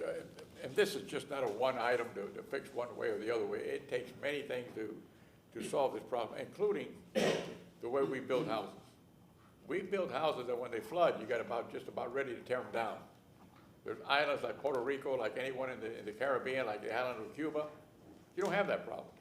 Yeah, the outskirts go wacko because even the floor is just dirt. But when you get into the main city, you got concrete with rebar wire going down, all in through the whole system of the floor, the walls, rebar tied into the roof. That's 8 inches wide with rebar all the way across in a section that will not come off. So we have houses with eaves that are 18 to 24 inches high, and when they're not properly made, and I'm not blaming anyone, the wind picks up the roof, the walls collapse. Now you got problems from on top and from the bottom. What happens when a house floods in this area? You got what? Drywall. What happens when the drywall gets wet? Over a certain height, you got to tear the whole thing down and bring new drywall. And those islands that I mentioned, you wait till it dries and you paint over it, because it's all concrete and it looks just as good as this, if not nicer. So not only do we have a problem in the way we're doing our flooding areas, But the problem is exacerbated by what we're building. We cannot continue to build houses that flood. I don't care if it's 2 or 3 inches and the water comes in. It's got to be a house or a unit that will maintain the wind from knocking down the eaves, because there are no eaves, from letting the water rise, and no flooding occurs because you just paint it. And they're prepared. They get everything, they put in one room and they lift it up, all the furniture. They do it. They know what they're doing. We don't do that. So we're, in essence, enhancing the problems that we already have from a no-name storm or anything like that. So sooner or later, if that storm would have gone just 10 miles, instead of going 20 miles south, just 10 miles this way, it would have been even worse than what we got. You know, because then the wind would have been coming, bringing in the tide instead of taking out the tide, how it did. So these are the things that we have to be thankful for. Something wrong. There's an old saying in Spanish, says, no por más que por bien no viene, which means in English, if something is wrong, maybe some good will come out of it. Maybe this is a good thing that we'll learn the lesson and we'll not continue to do repetitious like we do everything else. Thank you very much, sir. Councilman Vieira. Thank you very much, and look forward to hearing what you have to say, Mr. Bide. I mean, for me, this is, and I think for all of us, this is the biggest issue in Tampa right now. It is, in terms of finding out what happened in 2024 during September and October, especially towards October in a lot of the Zone X areas, and making sure that things like this never happen again in Tampa to the extent that we can prevent it. A lot of things can't be prevented. Certain things can. There's many, many layers on this, but when it comes to just the basics of stormwater, to me, that's like just government 101. You know, we deal with public safety, we deal with parks, we deal with roads, we deal with stormwater, and if we can't do that, then we're not having a functional municipal government. It's like having a Pizza Hut and you can't make a pizza, right? So it's just the ABCs of what we're supposed to do. And for me, there's a lot of layers on this. The review that the county commission began, that's going to take a look at all of the county, I think is so very important. You know, I called for that, I guess, probably 2 days after Milton, and started working with the county, because I thought it had to be countywide, because water doesn't stop at the city's edge, obviously. We had Plant City, a lot of Zone X that was affected there. Our good friends in Town and Country, of course, parts of South Tampa, a lot of North Tampa, et cetera. And we want to make sure that we have a holistic countywide view. But the big part that is on for today, I think, and that we need to talk about, a lot of people talk about the why it happened, but part of it is what I would call a master plan, a unified, big structural view on what we have to do to prepare ourselves in the future, and how much is that going to cost. I've met many times with the county and with county commissioners on this, stating that part of that review has got to include future investments in stormwater that we can make, so that we can have a very frank talk with constituents on how we're going to pay for these things, right? And we need to have, like I said, realistic solutions on that. Of course, part of it's got to be community engagement. Part of that review is going to include numerous community meetings in affected areas, including, and I suggested this yesterday, and I think it's going to be part of that, community meetings after the report comes out, because the public needs to speak to the independent contractor after the report comes out, to have questions, accountability, et cetera. I think that's very, very important. And then the issue of, and we'll talk about this later on in council, but making sure that people stay in their homes after this, that we keep people in their homes after this. You know, you talk to anybody who's been flooded and doesn't have flood insurance, FEMA is not going to give you what you want or what you need. Nothing wrong against FEMA. They do great work, right? But we need other assistance for this. And I know we're going to be, I believe, talking about that potentially on February 6th. So again, I really look forward to your presentation and speaking on this. You know, short-term solutions are important. Next week, we're going to be talking with the pumps and the pump generators, and making sure that that is funded throughout all of the city of Tampa, one way or another, for this storm season, something that's critically important to my direct constituents. And Mr. Bida, before you begin, you know, it's important to set goals. And like we had that 90-day cleanup to get FEMA reimbursement for the debris pickup, that, you know, we picked up almost everything. We need to set the goal of a reasonable timeline before hurricane season begins to say, we're going to aggressively attack the maintenance and cleaning of these ditches and drains and pipes and make sure that on our end, everything is passable, the water can flow, that we're not going to be caught in a simple afternoon July rain and it's going to have backing up and flooding. I think it's very important, and time is of the essence. Gasparilla is over, the winter season is over. It's still the dry season, and this is a great opportunity to start now and say, hey, in the next 90 days, 60 days, whatever it is, aggressively attack maintenance. When we want to build parks, we build them within those timelines, whether it's Julian Lane or another park. When there's priorities in place and goals are put down, these things can get achieved. And this is something that we're in a crisis with. People are scared before the rainy season begins. I'm terrified of what could come. I hope for a quiet season, but in the meantime, we need to start moving as quickly as possible. Take it away. Thank you, Chair. Vic Bide, Director of Mobility Department, and afternoon to you all. So while the motion is about the short-term improvements, and we will talk about that, I think there were 2 points made that I'd quickly like to address. One was the 2016 support for the improvement assessment, which thank you, Chair, for your support for it. That was for capital improvements. And a majority of those capital improvements have been done. They were effective where they were done.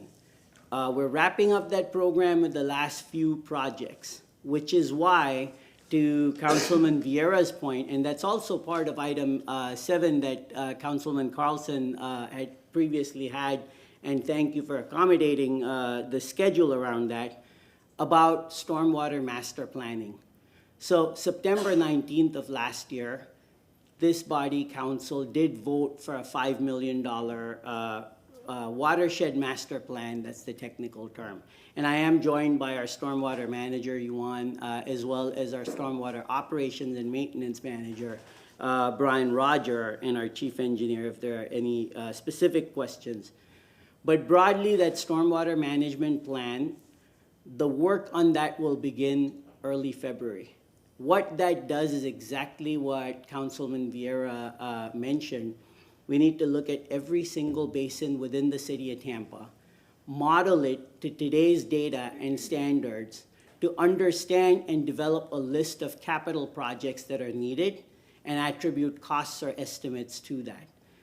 That also helps update our stormwater technical manual and standards in light of this new data. And it also looks at other things like sea level rise and like best practices, both on the capital and maintenance side. So including emergency management. That process is funded, it is underway. We have about 7 consultants working on it because we wanted to get it done fast. So different consultants are working on different aspects of the modeling across the basins. One consultant, which is Applied Sciences, is responsible for coordinating this work and harmonizing it so that in essence all the models speak the same language and we have a unified plan. This is a best practice, and we know that because we've been informed by FEMA's consultant ISO that does the audits and all for them. Our audit is every 3 years, that if we do this, our community rating system will improve from currently 5, which I think Hillsborough County, St. Pete are at 5 as well, to a 3. In our region, Pinellas is at a 2, which is kind of the gold standard, partly because of their policies, partly because of a stormwater management plan. This also gives directly back to the community with better insurance, flood insurance rates. So there's a discount associated with that. That is happening. That is in process, and that is the state of the practice as we know it, and it will incorporate the latest data and tell us what to do, what resources we need. I suspect that it's going to be a very high number, as you heard when the county presented as well. Just on the one project, they were talking about $500 million. We're talking about citywide needs. So I'll get those 2 long-term things out of the way first. And I'll delve directly into the maintenance question. The very valid concerns expressed by the community about the degree of maintenance, the level of maintenance that we're doing. We have a maintenance assessment as well. It's called the service assessment. And that is what funds our operations, stormwater operations team. This did not exist before 2005, when we didn't have capital or operating dollars at the time. We're also in a different situation back then. So today, that maintenance assessment funds 62 positions in stormwater operations, which is part of the stormwater operations team. These are the folks that operate equipment that are not funded by the assessment. Those are funded by the general fund. And that's where, when you mention what is the number that we need, we'll get to it. It's a more nuanced answer, though. So we're in the process of putting that together. We're really more focused on those short-term improvements, and I'll get to that. But these folks operate the vac trucks, payloaders, street sweepers, dump trucks, the grade alls, which are used for ditch grading, and the spider. They work throughout the year. We've added a second shift so that they can focus, since the storms, so that they can focus on stormwater maintenance, particularly during the dry periods, like we focus on paving during the dry periods. Is it enough given the system that we have? It is quite good, but it's not enough. We're going to need more resources. But what we also need more urgently are capital infrastructure. So, and they're both go together. We need both of those. We have contracts as well. And if I may share this with council. A couple of extra copies. This is just a list of our contracts. They total about $5 million. They're typically priced a little higher than our annual need. Our annual need is about $3 million. I think last year it was about $3.1 million. And these contracts are for various activities related to stormwater maintenance. These are the contracts that our stormwater operations team, which is paid for by the stormwater service assessment, not the improvement assessment. This is in the quarterly report, in our stormwater quarterly report. And so this team works, or these contractors overseen by our stormwater operations team, work across the city with ponds, mowing, hydroseeding, all kinds of work. So this happens year-long. And this happens with these contracts, and we renew them as needed. There was some discussion about Parkland earlier, and we'll talk about that as well, and what work was done, but what is really needed there as well. And I know there's been a lot of discussion about that also. So in terms of Parkland maintenance, over the last year, we've removed over 6 tons of debris. And this is, by debris, what it means is removing dirt, some vegetative materials and all, either from ditches or from pipes with Vector trucks and things like that. This debris is then weighed and goes back to a landfill. It's trucked by us to a landfill. That's why we know how much it weighs. We've inspected and cleaned over 90 structures. We've inspected and cleaned over 7,000 miles of pipe just in this Atlas area, and repaired 3 cave-ins and repaired 1 structure. Was it enough to make sure everything was great? We feel we've done everything we can within the resources we have. We need more, but Parkland, especially that area and that basin, and we've had lots of discussions about this, really needs capital infrastructure. And we can talk about what infrastructure and all. I'd just like to hand some more. We track this in our work management system. It's called CityWorks, that we implemented a couple of years back. And these are the work orders that are in the area. It really doesn't give any more than evidence that there's been work happening in this area. It's not that there hasn't been. So I don't want to shortchange the team for the effort that they take on a daily basis, and they work with passion. But yes, we have more needs. There's no doubt about it. And this doesn't include any of the transportation operations item that work on the streets and things like that.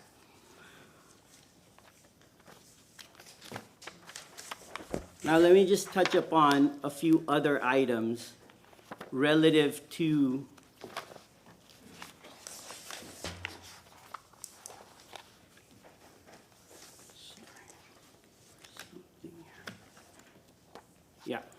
relative to short-term maintenance. So we'll present this on February 6th, specific to North Tampa, because that was Councilman Vieira's motion. But we are also proposing upgrades to pump stations across the city. We've put that information together. We will submit it as a memo next week, even though it was just a North Tampa motion. But for now, I'll put it up here. The total ask is about $10.5 million. And what the ask entails are upgrades to our pump stations, adding generators where generators don't exist, adding monitoring devices, both for the water as well as visually around the area, and better instrumentation systems as well. In the meantime, what we have done as we work towards this, and a timeline had mentioned, and I'm glad the timeline was mentioned, from the time this $10.5 million is available to mobility, we can get this work done in 2 years, because that's how long it will take us to contract, design, and build, and get everything in place. In the interim, however, we've taken several measures to make sure the pump stations are secure and the pump stations are working appropriately. So the first thing we've done is we have worked with Logistics and Asset Management. They have generator contracts and secured generators before storm season. We're on their contract. What we're going to do at pump stations that don't have generators is pre-stage generators out there. And before a major storm, we will switch to generator power. The fueling plan needed for that generators to be powered and all of that has also been developed. We've got an SOP for that. We've added fuel cells, one with transportation operation and one with stormwater operations as well, through our fleet team within Mobility's operations. And so we've got a fueling plan, we've got the generators, and the idea is where we don't have generators, we'll go out and pre-stage these generators, and a day before the storm, we just move to generator power. This is while we upgrade the generators and the other systems.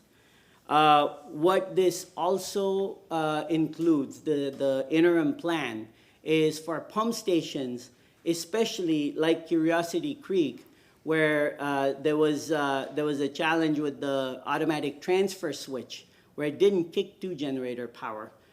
We're going to turn on the generators there and switch to generator power before the storm, kind of similar to where there aren't any generators. So this will ensure that there's going to be power, whether there's line power or not, to the pumps. And I'd like to repeat that the pump stations, No. Chair, did you have a question? No, I was thinking about something. Oh, okay. The pump stations themselves, the pumps at all of our pump stations are functioning fine. They functioned through the storm when they had power. It was getting power where we didn't have it. That was the bigger challenge. And that we're addressing by either pre-staging generators or just switching to generator power where we have it. On the instrumentation piece, we've engaged an electronics firm, an instrumentation firm, Icon. It's the same firm that our wastewater department also uses for their wastewater pump stations. Our chief engineer and our pump stations supervisor have visited every single pump station within the city. We've got 16 pump stations to make sure all of the instrumentation is working. We did not have, other than the ATS, any major instrumentation challenges, and we have that on SCADA. And I'd mentioned this previously. That data about pump stations is on tampa.gov/hurricanes under stormwater, and it shows before the storm and after the storm, what was the functioning of that pump station. And of course, where you lost power and there was no generator, it didn't, the pumps didn't kick in. So the SOPs are in place, the contracts are in place. We are prepared with our pump stations to make sure the concerns that we had last year relative to power will not happen this year. In the meantime, we will work with council and the administration through the FY26 budget or sooner to make sure we can make add these generators where they're needed, add the additional monitoring as well. As part of the FY26 budget, we will also be requesting 2 positions right now to create a pump stations team. Today, we have 1 person and a backup to support them, and ICON, which is our consultant, which will continue to, the contract will renew and we will have them on board always. But given where we're at and given the intensity of storms that we have seen in the last few years, 2 hurricanes in 12 days notwithstanding, this is clearly a focus that is resonant with everyone.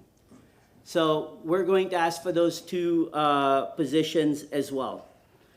On top of the generator upgrades and the 2 positions, right now we're going to request $500,000 a year more for our maintenance. This is as we go through and better understand what we need relative to the stormwater master plan.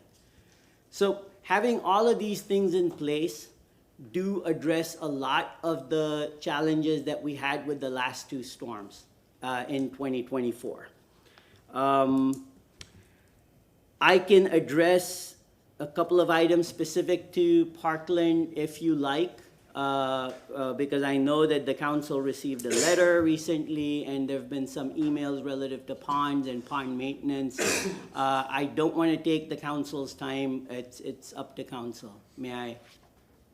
Carlson, Vieira, Hertag. She can Lewis, go did before he? me. She She can. did? She can. I- Carlson, Hertag, Vieira.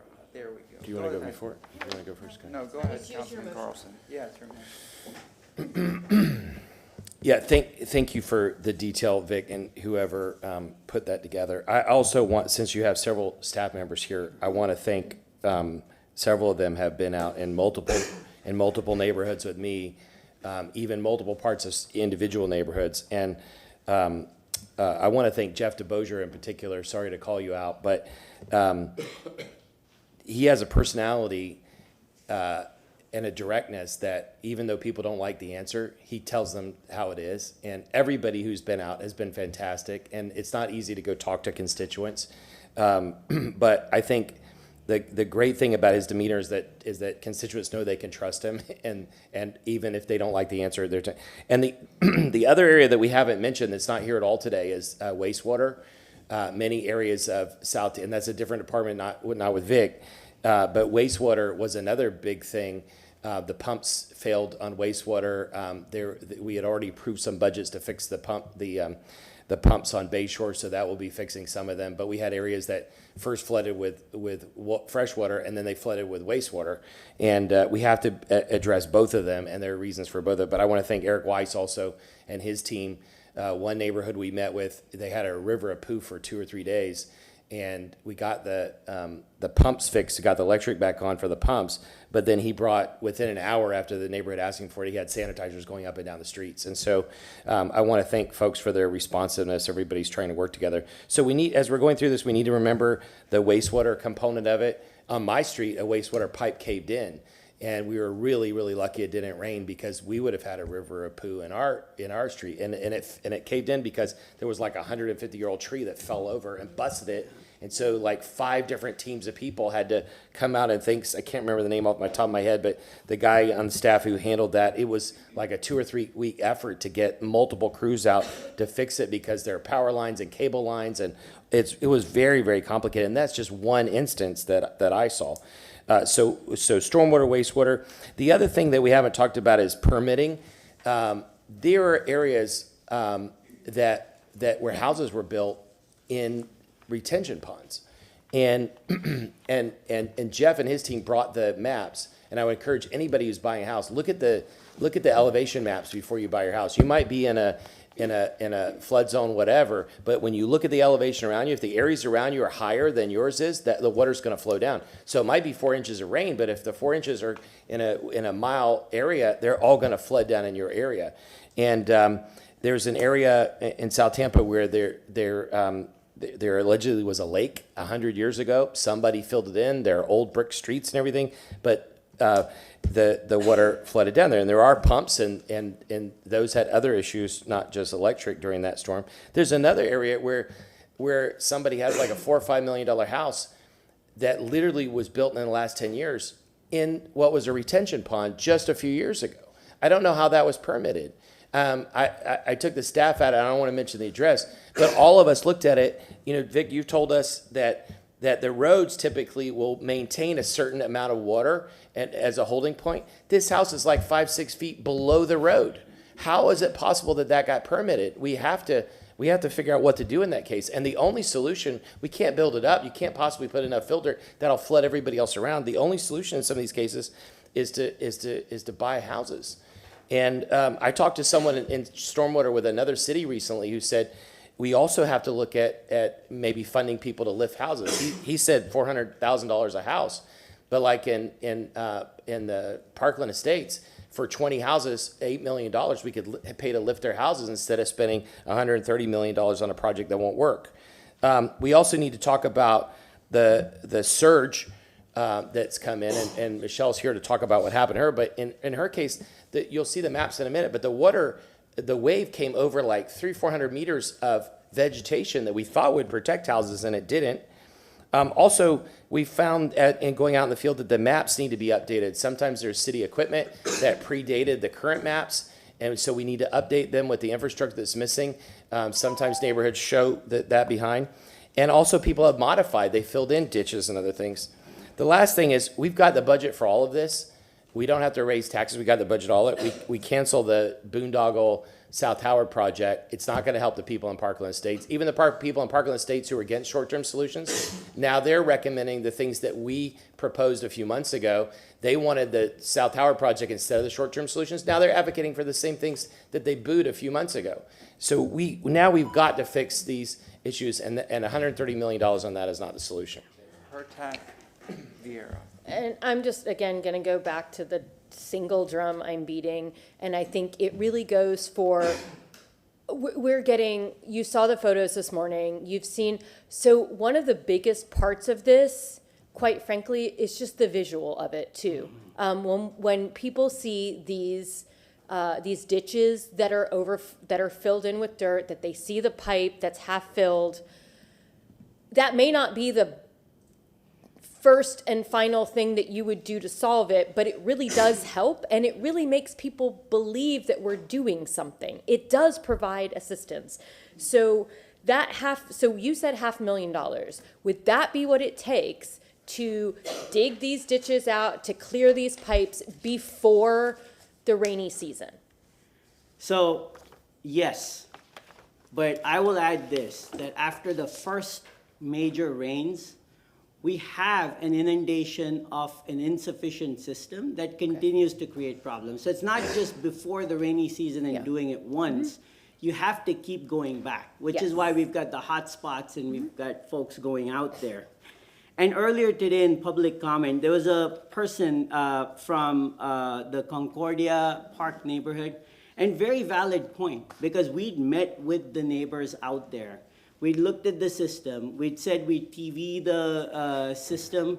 Finally, when we got the TV, right now my understanding is, because after listening to that public comment, I spoke with our stormwater chief, and he's going to reach out to that community again to really understand what the difference is between what they have seen out there and what I'm hearing from our team.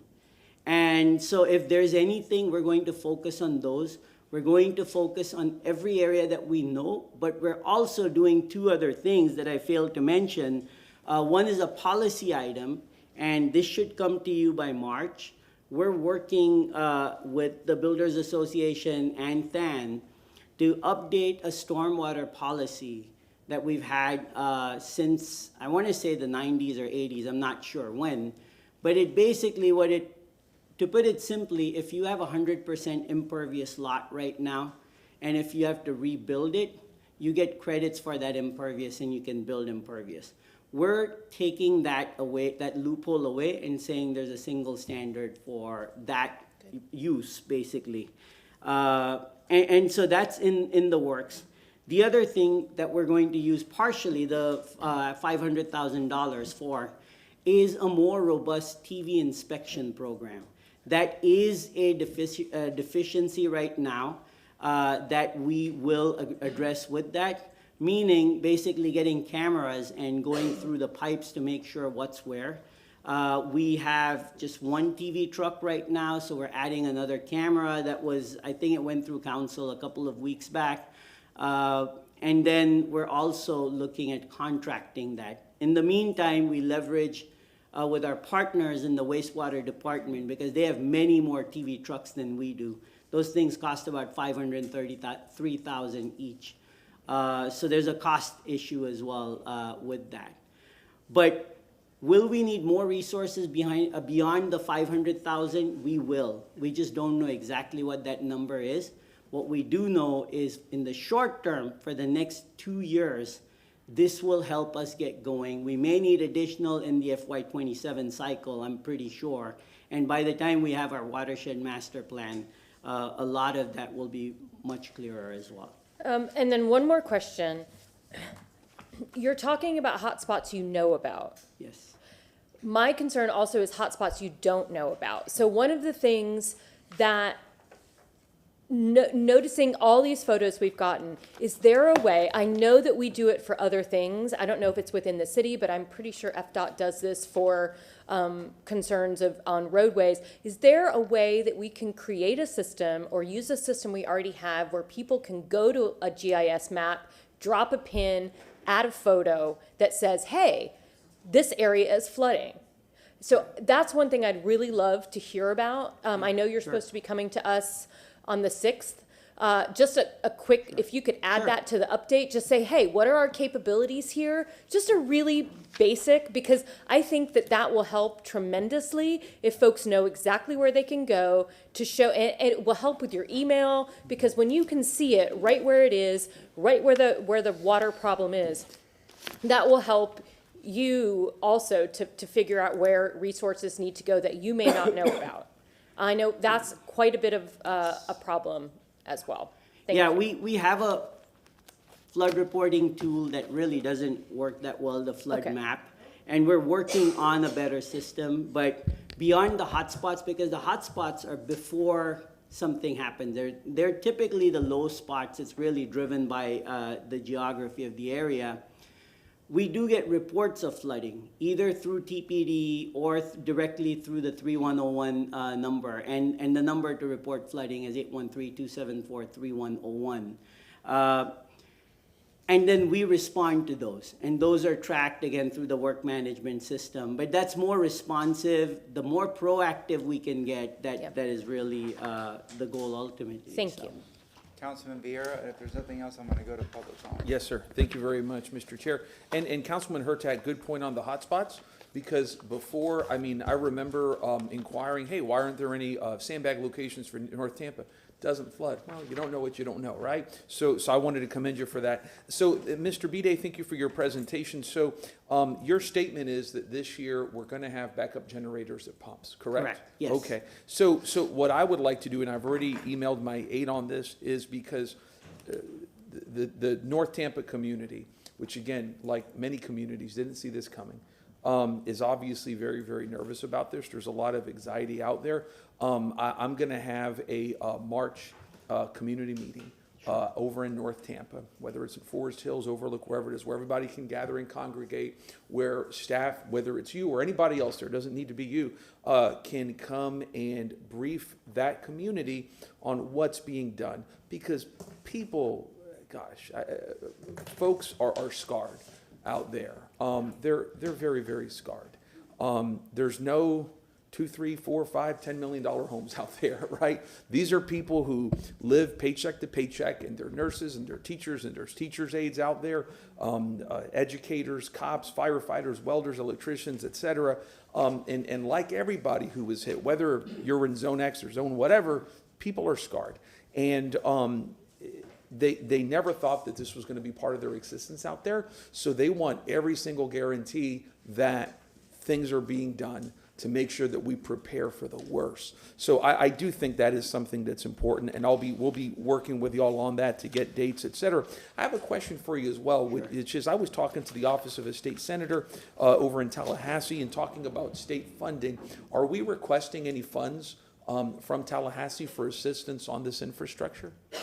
I'll have to get back to you on Okay. that. And I'm I'll not make a- aware of, yeah. Okay, and I'll through make a the current motion. legislature, I'm not aware. but Okay. I And I'll know make that a- through FEMA and the state system, we did quite Yes, a sir. bit. Yeah. And I'll make a motion for a written report on that, Sure. because I think the cutoff is at the end of February, if I recall. And that goes for infrastructure as well as housing, making sure that we're getting that done. So what I would tell, folks in the public, and I know I guess we have folks here maybe who were flooded, and doesn't matter where, if you're Plant City or Town and Country or North Tampa or South Tampa, is to please don't stop, going to public forums and telling people your story.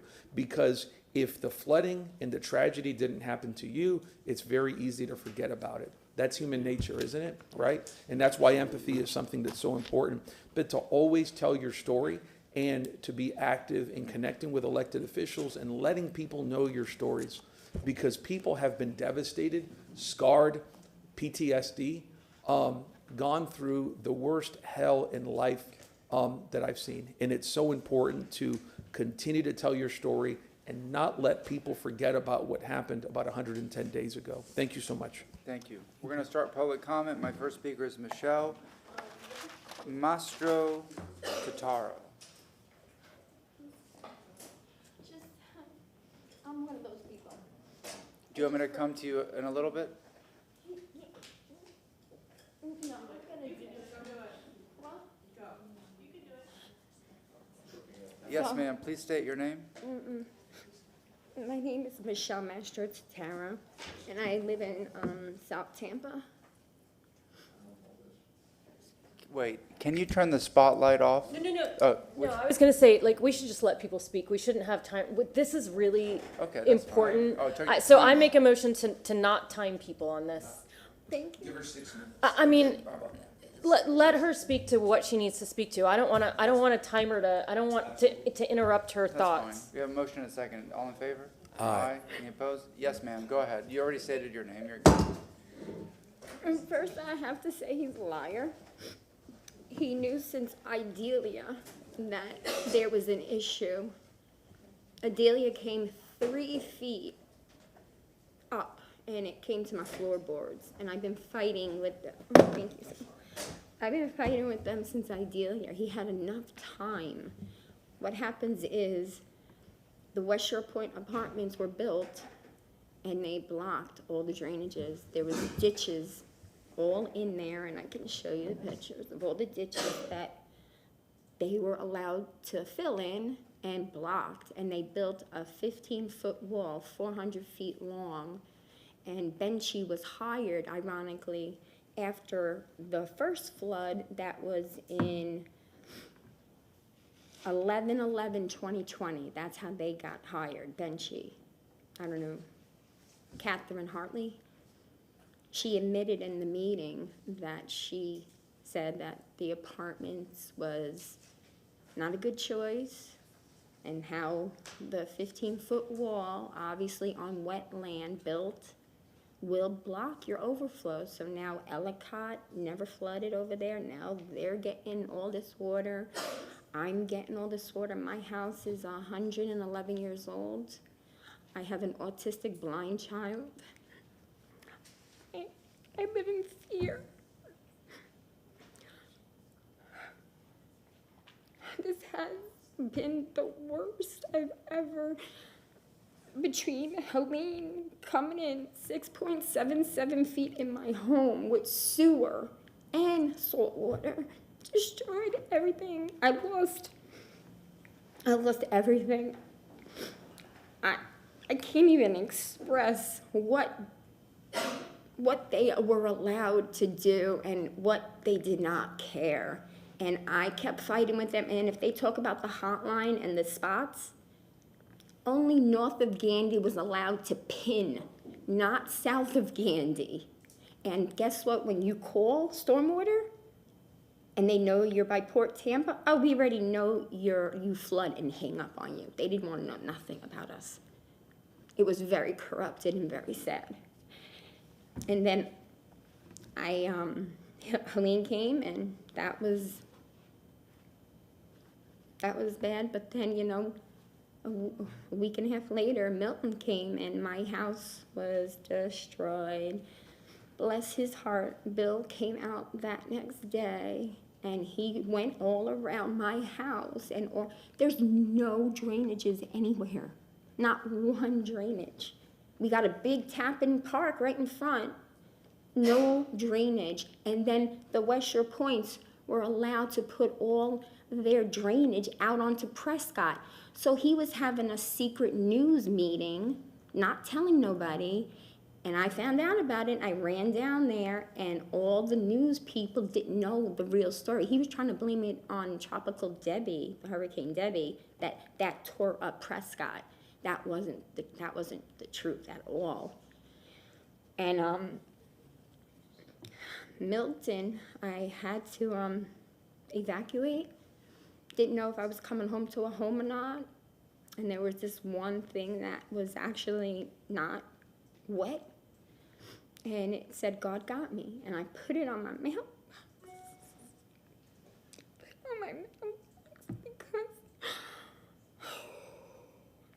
Because it's so corrupted what they did next door, and it wasn't fair.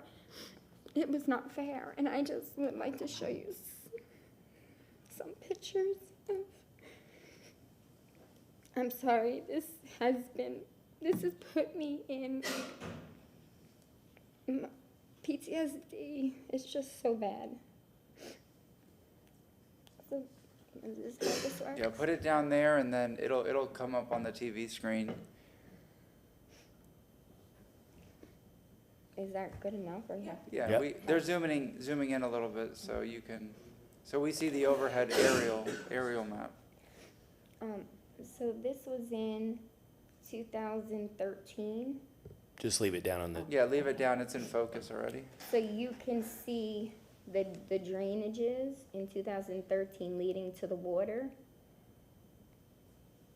could you show us where your house is? My house is that right there, little black dot, little square. It's a beautiful historical home. And I lost half of my kids. They had to move out of state, and I only had one of my kids that was a caregiver for me to give me some relief with my disabled son. And he went to Iowa. And then it's been such a heartache. This is what it looks like now, and if you could see, they blocked every one of those ditches, and you could see, and they purposely made that design. It was a developer sabotage. This line right here, that one's going out, they blocked it. This one right here, you can see the line going, they blocked them all. And if I can, there you can see the lines, how they blocked both of them. This was my house.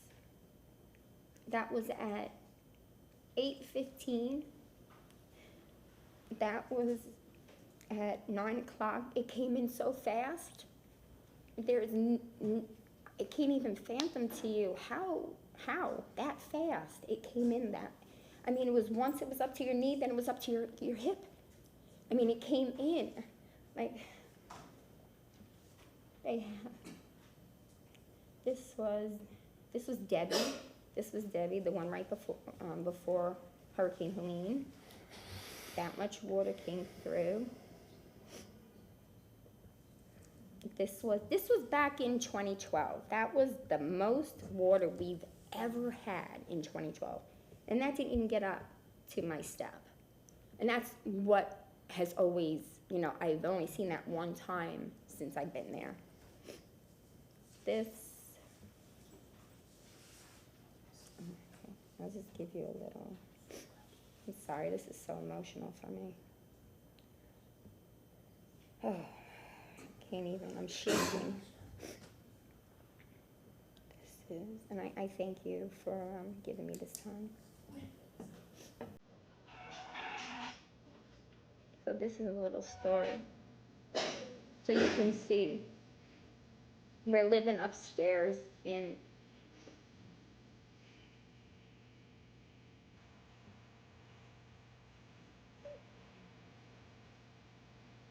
that's my son.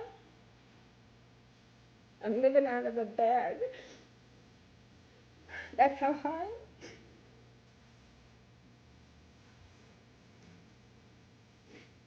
Destroyed everything.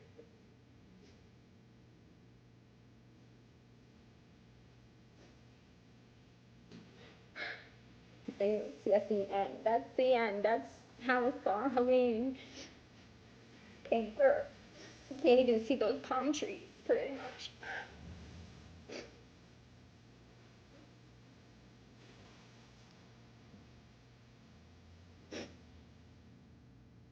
And the other part too, he doesn't tell you that Stormwater told me to go sue developers. There's nothing they can do anymore. Well, all those people that you saw that came in earlier, those people lost their jobs because of this. This is a big thing they have done. And it's really sad what was allowed. And I don't think South of Gandy needs to be being built up anymore. I mean, they need to fix what's going on now. I mean, I pay my taxes like everybody. I even pay for stormwater and drainage. I don't even have a drain. I don't have nothing. And then, you know, this guy let them build and this wall, and it's just destroying everything, and it's not. Oh, I just want my home back, and it's almost like they're purposely pushing you out, and it's all I have. And my son, he's so disabled, I don't know what kind of quality of life he has left, because he's in a packing play because we can't go home.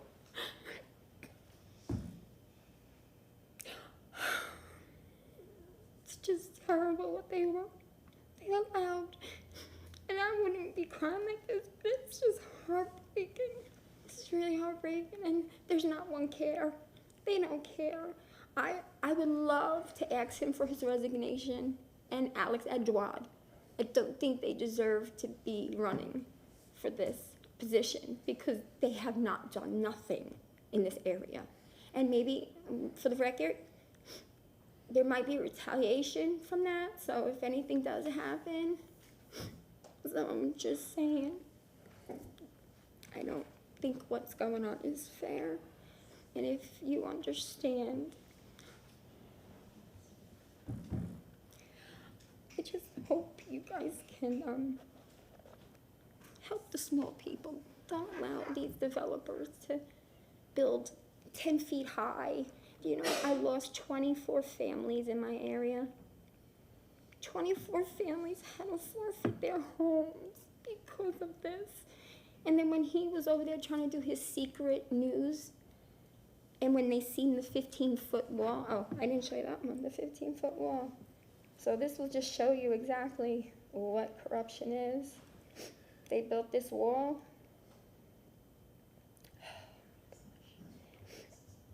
I'm sorry, I didn't expect to see him today.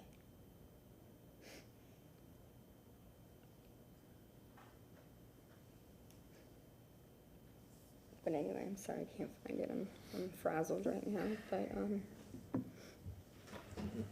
I just, if you could possibly force or enforce, you know, something to be done. I see everything going on north of Gandy and Jane Castor broadcasting north of Gandy. I don't see one truck by us helping us at all. Nothing. And this one man, they thought they were gonna get to like say something, who lives right across the street. And he turned around and said, "What? You talking about these apartments? They are the reason we flood." So all of a sudden, they said, "Let me see that picture you have of the 15-foot wall." And guess what? One of his fellow colleagues said, "O-S-H-I-T," and they all ran off like cockroaches. And then guess what? The next week, he put it at Robinson High School, the meeting. So that shows you what's going on. And I'm sorry. Could I ask her a couple of questions? Go ahead. Michelle, thank you for being brave to share your story. I've tried to share it a lot because I think it's indicative of the challenges that people face. And first of all, people think that everyone in South Tampa has a multi-million-dollar house and is rich and can pay their own repairs. And Michelle is very indicative of her neighborhood, where people didn't have insurance, sometimes didn't have the ability to pay for their own repairs. And I'll ask you a question about that in a minute. But just to illustrate the plight, and it's not just South Tampa, but South Tampa was hit all over, and it's not all rich people. But I want to ask you quickly. Your house is like 100 years old, something like that? 111. So it's also a historic home. And how far off the ground is it? 4.5 feet above sea level. So, but just it's on blocks or something, right? Yes, So and how high? How much off the ground is it? It's about 4 feet, yes. 4 feet off the. So you have to take stairs to get up to her house. So is there any way you could put that map back, the big aerial one that shows the whole area? She talked about the issues with drainage in the area, but I think this is a great example of storm surge. And we spent a lot of time talking about freshwater flooding, but we need to talk about storm surge. And when you see this map, you know, one of the solutions that environmentalists talk about to protect shorelines is to restore the mangroves and native vegetation. And in this case, there's a huge area that the water crossed before it got to her house. How high was the water when it hit your house? 6.77 feet. So, okay, do you have the map up? Yeah, I'm sorry. I just go, That's yeah, the you see, so the shoreline is where that, could you just point to those kind of clouds at the top? That's like the shoreline. You see it went, and then point to your I'm over house. here. It went all the way across the native vegetation, and I don't know how much of it was restored or whatever, but it went all the way across there and was still It's a salt marsh, of course. it still hit 6.5 feet by the time it got there. And we see in other neighborhoods like Bayside West and Culbreth Bayou and others that the same thing happened. Also, could you just tell us real fast, what was the outcome so far on you didn't have insurance, right? No, I didn't have insurance, and my house was paid in full, and I was grandfathered in, and there was never an issue in our area. So there are a lot of houses in the Port Tampa area that are multi-generational houses, many historic homes. You know, there's a historic African-American community there, for example, where homes were passed from family one generation to the next. And many of them did not have flood insurance, and they didn't have insurance at all because they didn't have mortgages. They weren't required to have it. And so you didn't get any insurance money. No, I didn't have And insurance. then what was the result with FEMA? Did you get anything? $7,000, and they told me because I bought the house at $50,000, but I put in $340,000 into it. How much do you think the damages are? Oh, don't go there. But this is the problem, and if somebody watching has a solution, please help her. Let me, and I know this will be hard for you to tell, but I think we need to tell this story. Yes. You talked about the disability of your son, and I'll just tell part of the story, and you can tell the rest. You had just bought like $50,000 worth of equipment, a special bed, a special chair, and other equipment, and tell everybody what happened to that equipment, and what FEMA or others said. Were you able to replace it? And tell us literally what happened. You had to pick up your son and carry him upstairs to the third floor, right? During the storm. I'm sorry to bring that up, but this is something that a lot of families have had to face, and I think it's important for us to share.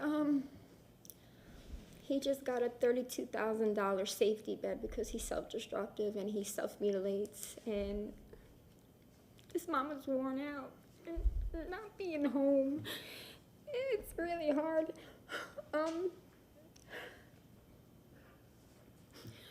A $32,000 bag got destroyed. He only got it on Monday, and Helene came on Wednesday. So he only got to be in it one day. And did you get any money to replace it? No, there was a weather waiver. They said that they would help me, and I'm waiting for the new bed. And the chair was like, do I remember 15 grand or something like that? Mm-hmm. And that was destroyed too? Everything was destroyed. Everything. I mean, so like $50,000 worth of equipment. So that's another thing we have to consider is All my people, cars, too. people with equipment that's disabled, unless those high-end items are specifically itemized in their insurance, they might not have any coverage for it at all. So anyway, I thank you so much for sharing your story, and to all the hundreds of families like you out there. We grieve for you, and we're trying to continue to do everything we can to help. But I really would love to make a motion if I could for No, we make the motions. Well, I would love for his resignation, Vic Bahide and Alex Edouard. Thank you very much, ma'am. Thank you. Our next speaker is Stephanie Pointer, Carol Ann Bennett, Steve Michelini, Annalise Meyer, Marilyn Samaha is the last speaker. Stephanie Pointer, Carol. Motion to extend time to, what time do y'all think we need? Oh, I don't know. I don't know. 1:30 it is. So If we could hold our new business until tonight, Yeah. if that's good with everybody? Okay. Yes, ma'am. Please state your name. Stephanie Pointer. I just had a couple questions. I'll be less than 3 minutes. Okay, so I got the stormwater engineering list to all the employees.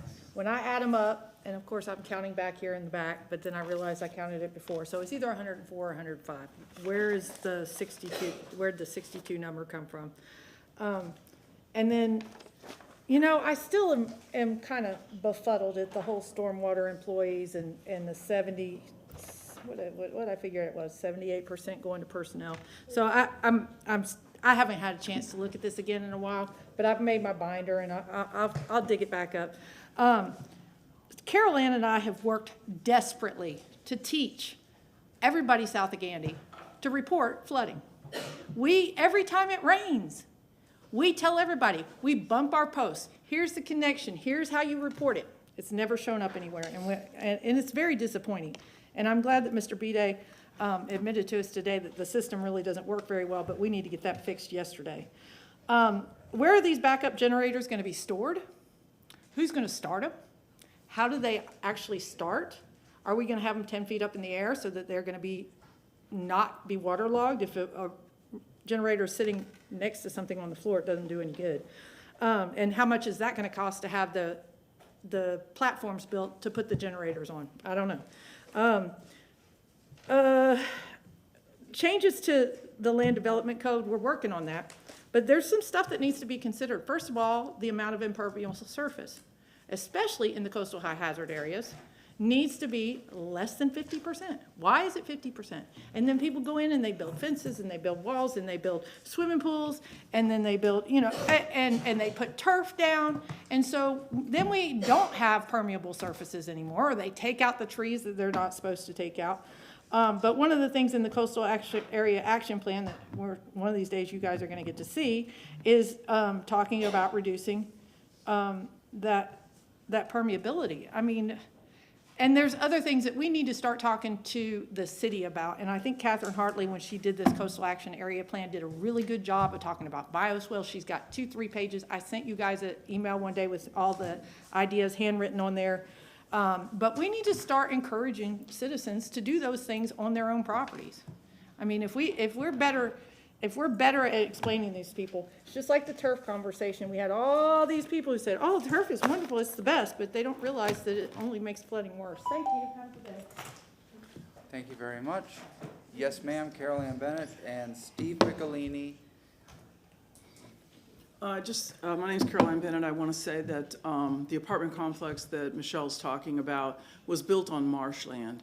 And there was an old man who'd lived in his home for 60 years, and his neighbors came in years ago and showed a picture of what those apartments how their neighborhood flooded for the first time, because that was marshland. You had all that natural barrier to protect them. And that poor old man tried to fix the damage himself, and he just couldn't do it, and he ended up selling his house. Now, he was living there for really cheaply, and I don't know what happened to him, and it's very disturbing to me that things like this happen. I'm gonna show this to you. I think this is really, really relevant and important to consider. All right, we're gonna punch up weather too. And listen to this stat, everybody. In the past 8 years, we've had 8 continental landfalls of Cat 4s or Cat 5s, okay? 8 in the past 8 years. And that is as many as we've had in the 57 years prior to that. Can you imagine that? So let me say that again. In the past 8 years, 7 of them being continental landfalls, but there were 8 landfalls of Cat 4s and Cat 5s.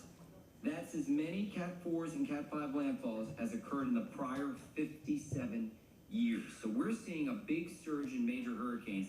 And across the Gulf of Mexico right there, we've had 9 major hurricanes in 8 years right there. In fact, and the one that's not on there, let me get up for a second.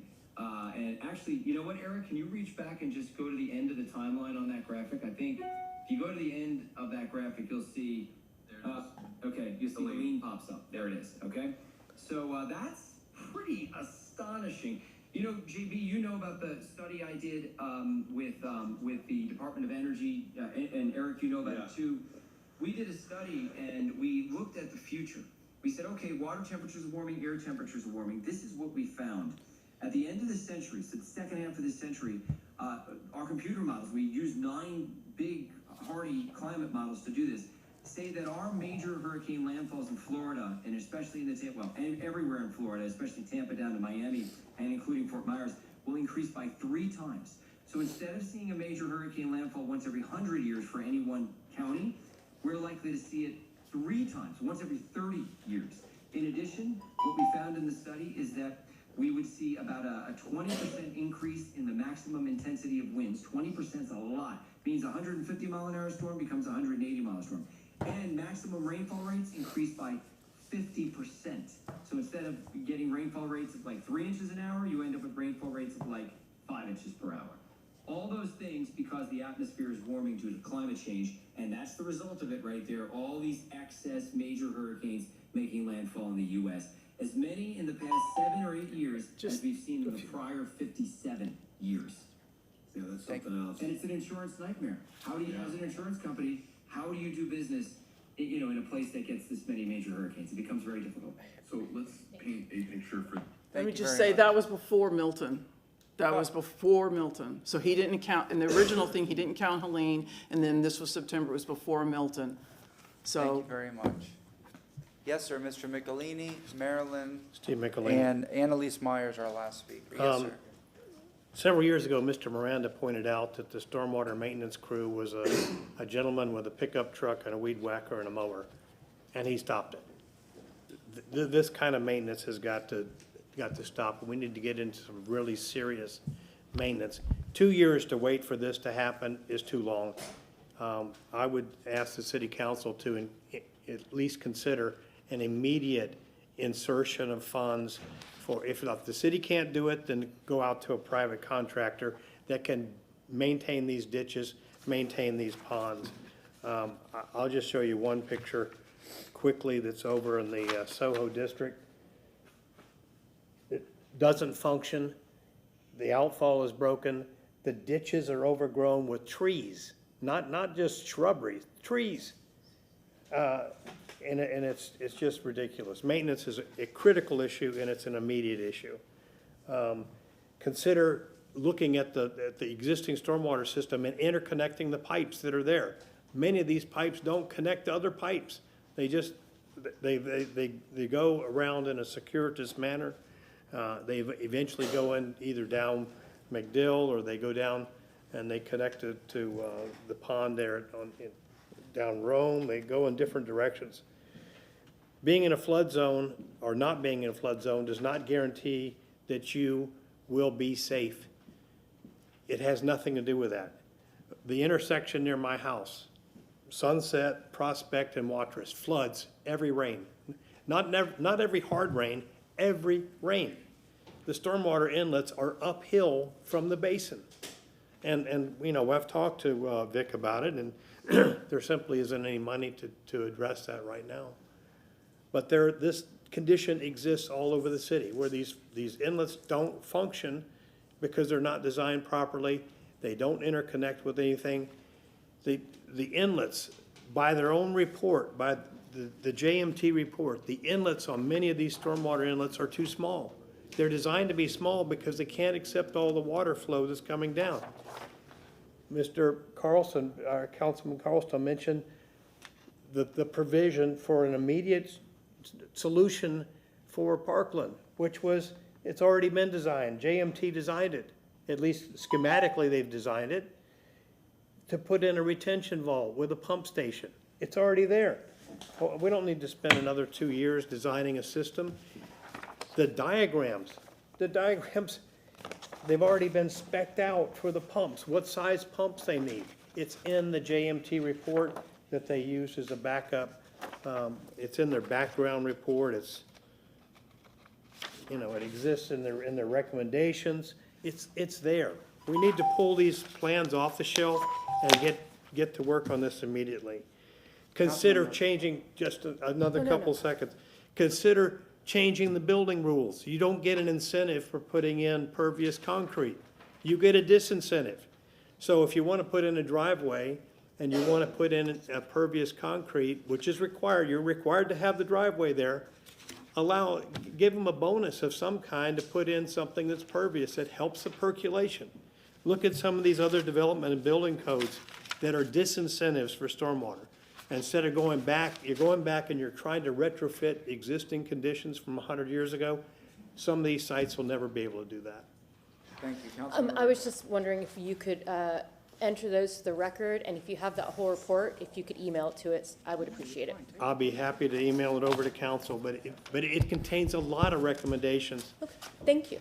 Yeah. I have a city call I have to do. I hope to be back. I was supposed to do it 1:15. Just I'll be right back, hopefully. Thank you very much. Thanks. Marilyn Samaha. Yes, ma'am, please state your name. Marilyn Samaha, and I live at 3224 West Parkland Boulevard. And I want to start out with saying I have spent a lot of time with you on TV this week, and I just want to thank you for all of your time and effort and listening, and you're I don't know, y'all are great. I appreciate it. I get to talk to my wife. Yeah, I believe it. Not have to sneak I in believe at it. midnight. But I want to start with that. I want to start with that. Thank you. I'm here today because I'm on the board of Parkland Estates Civic Club. And I just want to reiterate, we are the only official civic association for Parkland Estates. We're registered with the state of Florida, we have bylaws, and we are elected officials, just like you, for our neighborhood. There are other people that would like to discount that and say other things, but that's why I'm here. I'm sorry that the kind of brush over of the detention ponds north of our neighborhood were kind of glossed over. And I would like just to address those. We would like to, and I thought we were going to get it today in a written report, but we would like to have a full assessment and be reporting back to you about the detention ponds that are underneath the Memorial Hotel, hilarious, hospital, under their parking lot, and the other two that are north, kind of east of that. To our knowledge, they have glowing records of lapsed permitting and maintenance. Some of them are not even permitted right now.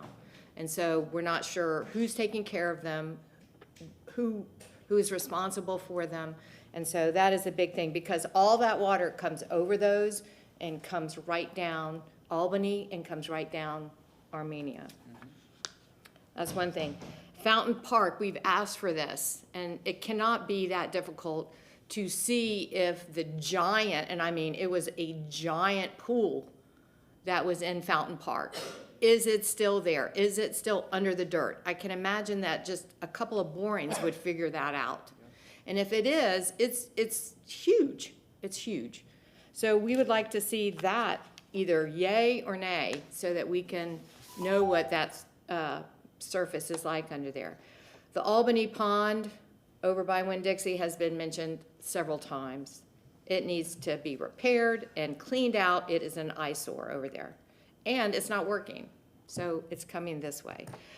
Again, the stormwater inlets, we would like to have them all inspected. When we get another truck, I can't believe we only have one TV truck, but we would like to have those with cameras throughout our whole watershed and to distinguish what's going on down there.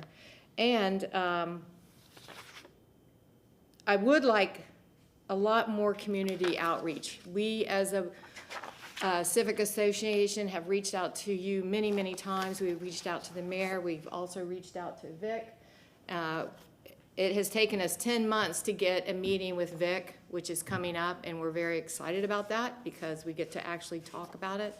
But I think all of that needs to be continued so that the neighbors can trust what's going on. We can trust each other because right now I think that's very important, communication, because there is a solution not only for the people who flooded, but the people who didn't flood and the people that may flood in the future. And so we're a neighborhood association. We have to deal with all of those people.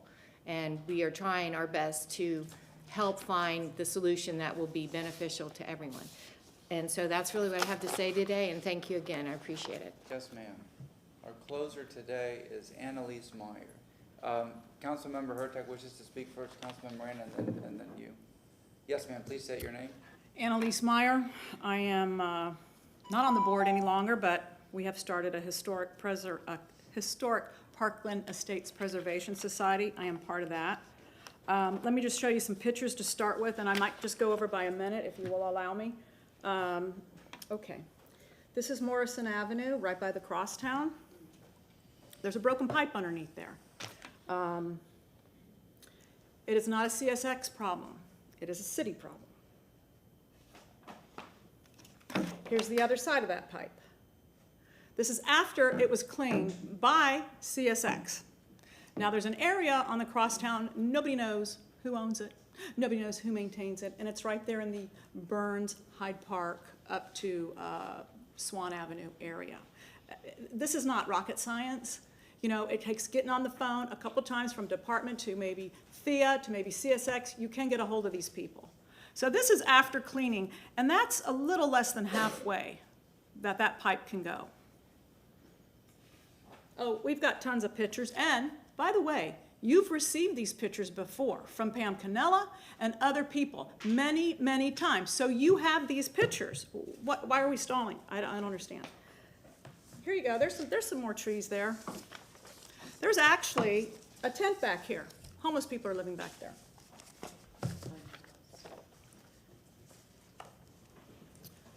There's a drainage ditch covered with debris and dirt taken before the hurricane. That's more north, closer to Swan. And here's a culvert right here just covered up. Now granted, this can happen. That didn't happen through, that's not a 3-month growth. That's a longer growth. And we can do better. My group is now working with Concordia Park, Bayshore Gardens, Palmacia Pines, Historic Hyde Park, My Neighborhood Parkland Estates, Howard Avenue Business Alliance, Forest Hills, Beach Park, and Virginia Park. Those are the people that have contacted me personally. Somebody from them have contacted me personally for my post on Next Door Neighbor. And by the way, my posts have now been taken really far down. But I'm going to tell you, I had 3 posts on there right after the hurricane. They were viewed by 30,000 people. I'm asking for detail on the stormwater assessment funds. I want to know where exactly they're going, the taxes. Where are they going? I want line items. Not only I want this, but these neighborhoods want this. They elected me to come here today. We also want to know what equipment the department has to maintain the stormwater maintenance. Because I don't think they have enough. I don't know where all their equipment went. I don't know what they've done with their maintenance money. I do know for years, and I brought this to you right after the hurricanes, the culverts the box culverts we have today are not being maintained. They ask for money every year. It's right there on the website unless it's been taken down. They ask for money every year. They got $1,000 2 years ago. That is not enough money to maintain a culvert. And that's the existing culverts throughout the city. I'm not sure, what are there, 200 of them, Vic? So they're gonna put another 200 down Howard Avenue and in my neighborhood. How can we do this and not maintain what we already have? We can't. We want to know also all the current positions in the maintenance people. We want to know. You can put initials. I want to know how many positions are filled. I want to know open positions. I want to know positions we can't seem to hire for and why. We do not believe the department is equipped to handle our current infrastructure needs. We've heard that. But clearly they have not been able to do this for the last 14 years. That's a critical number, 14 years. Go back. We keep hearing the department is in our neighborhoods, and this is not true. Communication is bad. We had to go through Michelle Robinson's group, and I don't know, maybe things got lost. I don't know. I'm still looking for the Bristol Avenue film that was presented at the bid opening. That has disappeared, and I was there. I saw it. The department just told you they are doing maintenance and they will be asking for more money. We need to make sure this department is made more accountable before this gets to a state of federal, or it gets to the state or federal inquiry level. Because it's going to. You know it. And everybody up there talks about being fiscally prudent, but we only talk about it. I heard that talk the other night when I was here. Again, I'm going to tell you, we need to do something before this gets to a state or federal inquiry. We are pulling public records left and right, and we're going to pull more. There are some things we found already, which I'm not going to talk about, but I will tell you one thing. You were lied to. The $10 million, or whatever it is, now it's called a commitment from the Expressway Authority, that paperwork has not been signed. There is no agreement that they are going to give you money. What has happened is this. Their bids came in at twice what they thought. $300 million, now it's $600 million. They don't have the money to expand the crosstown right now. So you can bet that $10 million, it's supposedly illegal, who knows? But I have the emails from Thea, director, that money's not there yet. So you were led to believe something that has not happened, may not happen. So where are we going to get the money? I think the money should be on maintenance right now before we start digging up our streets. And I'm going to tell you another thing. I am a GIS person. I used to do mapping for the Planning Commission. The GIS maps we have looked at them. One map has something, the next one doesn't. The layer of maps is not correct. I don't know if there's students doing them. I don't know if it's people who've never lived here before, and that is a lot. We've lost a lot of our history with our people who know where things are. It's not mapped properly. We don't know what's down there a lot. A year ago, I asked for the department to go out and check the fountain park that Marilyn just talked about. It still has not been checked. I've been told there were soil borings done. There are no soil borings done, not on my street, and Fountain Park has never had a soil boring. But you can see the outline of the pool. This was a huge pool put in back in the 1930s. I mean, it was amazing. You can still see the concrete outline. So that leads me to believe that is there. And that is a minor problem of the whole system. The Palmacia Pines neighborhood absolutely needs to be looked at. There are no permits for anything under Memorial Hospital. The permit for the office building to the north, there's no permit there. It hasn't been inspected. The duck park on Audubon, it's gone in and out of permitting. SwiftMud sends a letter to the department, a reminder letter. This needs to be permitted. Nothing happens. It got re-permitted. I'm not sure if it's permitted now. It did get, a couple years later, it got permitted again. All this is on the SwiftMud site. And I've been going into Demand Star. I can see what contractors are asking. It is not a pretty situation. a few of you, and 2 are not here today, a few of you are going to be running for mayor. Well, at least 1 or 2 of you will be a future mayor. Do you want to inherit this problem?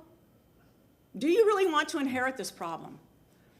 You're about ready to give away $65 million, and I don't know how much, for the Riverwalk, when we need to do this. The Riverwalk can be, you know who can pay for that? The Related Group can pay for it, and so can other businesses pay for it.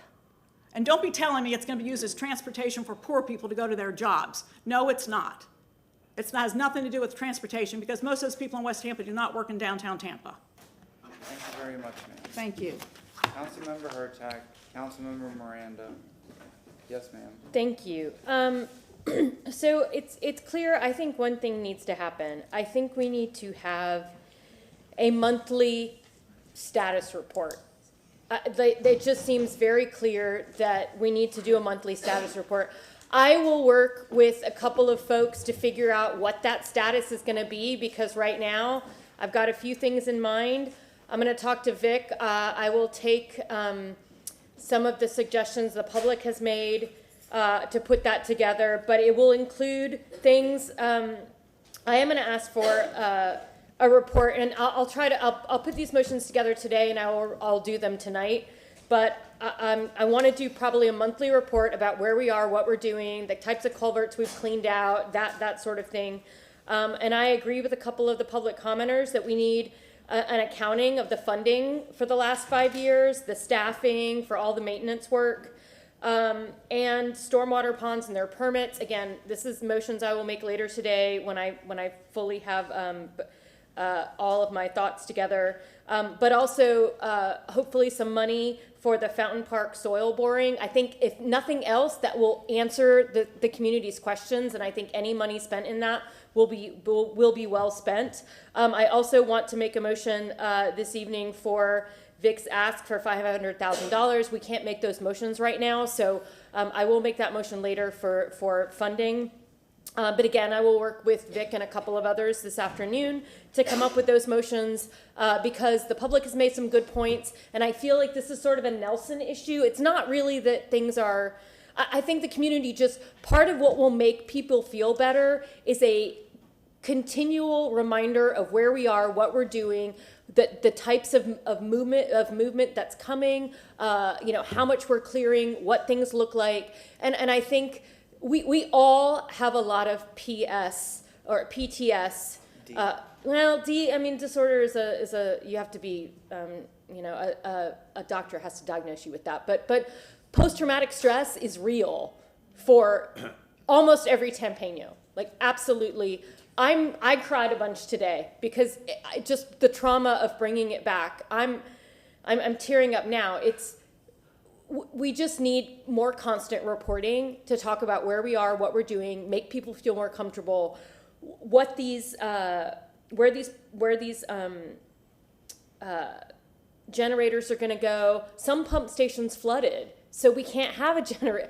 So I know I'm hearing the questions the community is already emailing me, which I can't see because I don't have my phone up here. But I know people are concerned about those things as well. So as we move forward, maybe some quick updates once a month on that. And like I said, I will make that motion later. I just want to thank everyone for coming today. These were good stories, good things we need to keep talking about. And if we have something like this monthly, we can continue to talk about it because we can't forget it. And I really appreciate everyone's time today. Thank you very much. Councilmember Miranda and Carlson, you're closed out. Yeah. Thank you, Chairman. Appreciate it. Thank you all for being here. I think it was a very informative thing. You deserve the honor of what you've given us the information. We're very proud to receive that. First of all, let's go back to contracting on ditches and mowing services. As far as I know, the city is divided into 4 sections. They have a mowing contractor who by bid gets a mowing job for a year, I think it is. Whoever that contractor is right now, I don't know who it is. But every quarter, they do a section of the city, supposedly a quarter, and each go 1 year. In other words, they spend so much time in 1 quarter, 2nd quarter, 3rd quarter, 4th quarter equals 1 year. For that, there's a bid process, and they're supposed to have all the equipment that's necessary, not only to mow, but to clean the ditches. I can tell you, back in 2014, they gave one to the lowest bidder, And I'm not blaming the administration. The process was the lowest bidder get the job. The problem, in fact, that happened in South Tampa when I noticed the fire station that was built, it was that year that the fire station was built, and I was driving my old little Volkswagen, and the problem with the Volkswagen is when it rains, it doesn't like too much water. So I was riding right in the center of the road, and when I turned, I saw a big ditch, almost the size of this here. And I saw a few individuals with a weed eater. That doesn't do the job. So I just recorded it in my mind and forgot about it until one day I was heading to the racetrack to work, and I see the same individuals on the same truck with the same weed eaters doing the ditches around the airport, which is almost as big at one time. They're much smaller now. That's when I got involved and I started looking at the process. Yes, one bid was way low. The second and third bid were right close, and the fourth one was the original bidder. As it went on in time, we worked with the individuals, and guess what happened? The first bidder didn't have all the equipment needed for the job. Maybe he put it down, but he didn't have it. The second and third bidder was real close. When you see something that close and then too much disparity between 1 and 4, there's a problem, possibly collusion. I'm not saying there was among the bidders. But so happens at the end of the day, and they had that contract for June, July, August, and September 2014, the original bidder had to come in and clean up what the first bidder didn't do. That might be a problem we have. I'm not saying it is. Please let me say that. I'm not saying it is. But maybe they were too far behind because of the rainy season. I don't know what it is. But those are supposed to be done, certified, and paid. Done, certified, and paid. 4 times equals 1 year. Whether it is or not, I don't know. But I'm going to ask, now with council permission, that for us to receive the last 2 years of the bid process, who did the job? Do they have the equipment, and was the job done properly? And then someone has to okay it at the end of that quarter. So I like the last 2 years' reports to come in to find out where we were and how we're doing. I'm not saying there's something wrong. I just want to verify to clean everyone's mind out that there was nothing wrong, but maybe we find something different. I don't know. So I appreciate that part, and these things are done on a regular basis. I'm sure that they have a system where they're supposed to check out, because if not, nobody would get paid, but somebody's got to okay that quarterly payment. That I know for a fact. And I'm sorry, young lady, I forgot there was one thing I had in my mind that I wanted to discuss that you brought up, but right now my mind is full for so many things that came up today that I really forgot what I was going to ask you because of so many things that happened. But you brought up a point, and I forgot what that point is. I'll be very frank with you, among the other things that I have in my mind. And it's imperative that we look at things. Little things don't mean anything if they're looked at them by themselves. When you get 10 little things and you equal the sums of those digits, it becomes one hell of a big problem. And that's what we're trying to avoid. I gave him a year. And whatever it is, and I'm not here to blame anyone in the city. I'm here to fix what everyone couldn't see. And even the weatherman all said that it was coming straight at us, and then it turned, and thank God it did. If it didn't, we wouldn't be here today. Because the water coming in would have been atrocious. And you're not going to believe this, but during the Greco administration, he studied that. I was in the office there with Fernando Noriega, Jimmy Palermo, and Dick Greco, and they talked about the south area of town. And at that time, it was in the billions of dollars, and you could not do anything but pump the water north 25, 30 miles, and water doesn't go upstream by itself. You got to have electricity to carry it north. Buy an enormous amount of land and build a reservoir to put the water in. That was the only way that you could fix the flooding problem at that time. So I remember the conversation, the gathering, the details where I didn't see, but I'm sure it was so expensive that they couldn't afford it. That's what they were wanting to do. The Greco administration wanted to change the way it was, pump the water up, but it was in the billions back in the 90s. You can imagine what it is today. So whatever we have to do to fix, we're going to try. Correctly working with the council members and the mayor's office. And I'm not against anyone in that department or for firing or anything else. I got to find out what happened. I'm not going to say I'm going to cure the problem. You're just like going to a medical office. They don't operate you until they find out what's wrong with you. And that's what we got to do. We got to make sure that whatever the cause is that caused this is eradicated. And that's, thank you very much, all of you, for being here today, though. Councilmember Carlson? Yeah, I want to thank everybody for coming and sharing their stories. And I just want to say to the public, behind every person who spoke today, there are hundreds in the community who would have liked to have spoken today. Many are working. But the great thing is that the neighborhoods that were flooded are almost all coordinating right now. And if you're not already, if your neighborhood's not coordinating, contact FAN, the citywide association. Part of the reason why they're coordinating is because of what happened in Parkland Estates. There was conflict in Parkland Estates that I have not seen anywhere else. I don't think any of the neighborhood leaders have seen anywhere else. It was unnecessary, and it shouldn't have happened. We need to make sure people collaborate because we all have similar problems. We don't have the money to do the maintenance that has been done. It should have been scheduled back even in the last administration so that we wouldn't have had the kind of flooding we had. But we have $65 million in the South Howard project, which we know from many sources is not going to work. And it's going to provide no protection to Parkland Estates or Palmacia Pines for 4 years. And why would we accept that when we don't need to? Also, probably $65 million in interest on top of it, so $130 million. We were told in the meeting, and I went back and looked at the minutes, and in the meeting where the Howard Avenue project was approved, we were told that the Expressway Authority, it said THEA, is contributing $11 million. We now know through public records that THEA has not approved $11 million in it, and they may not even anytime soon. So on that basis, I was one of the dissenters who voted against that project.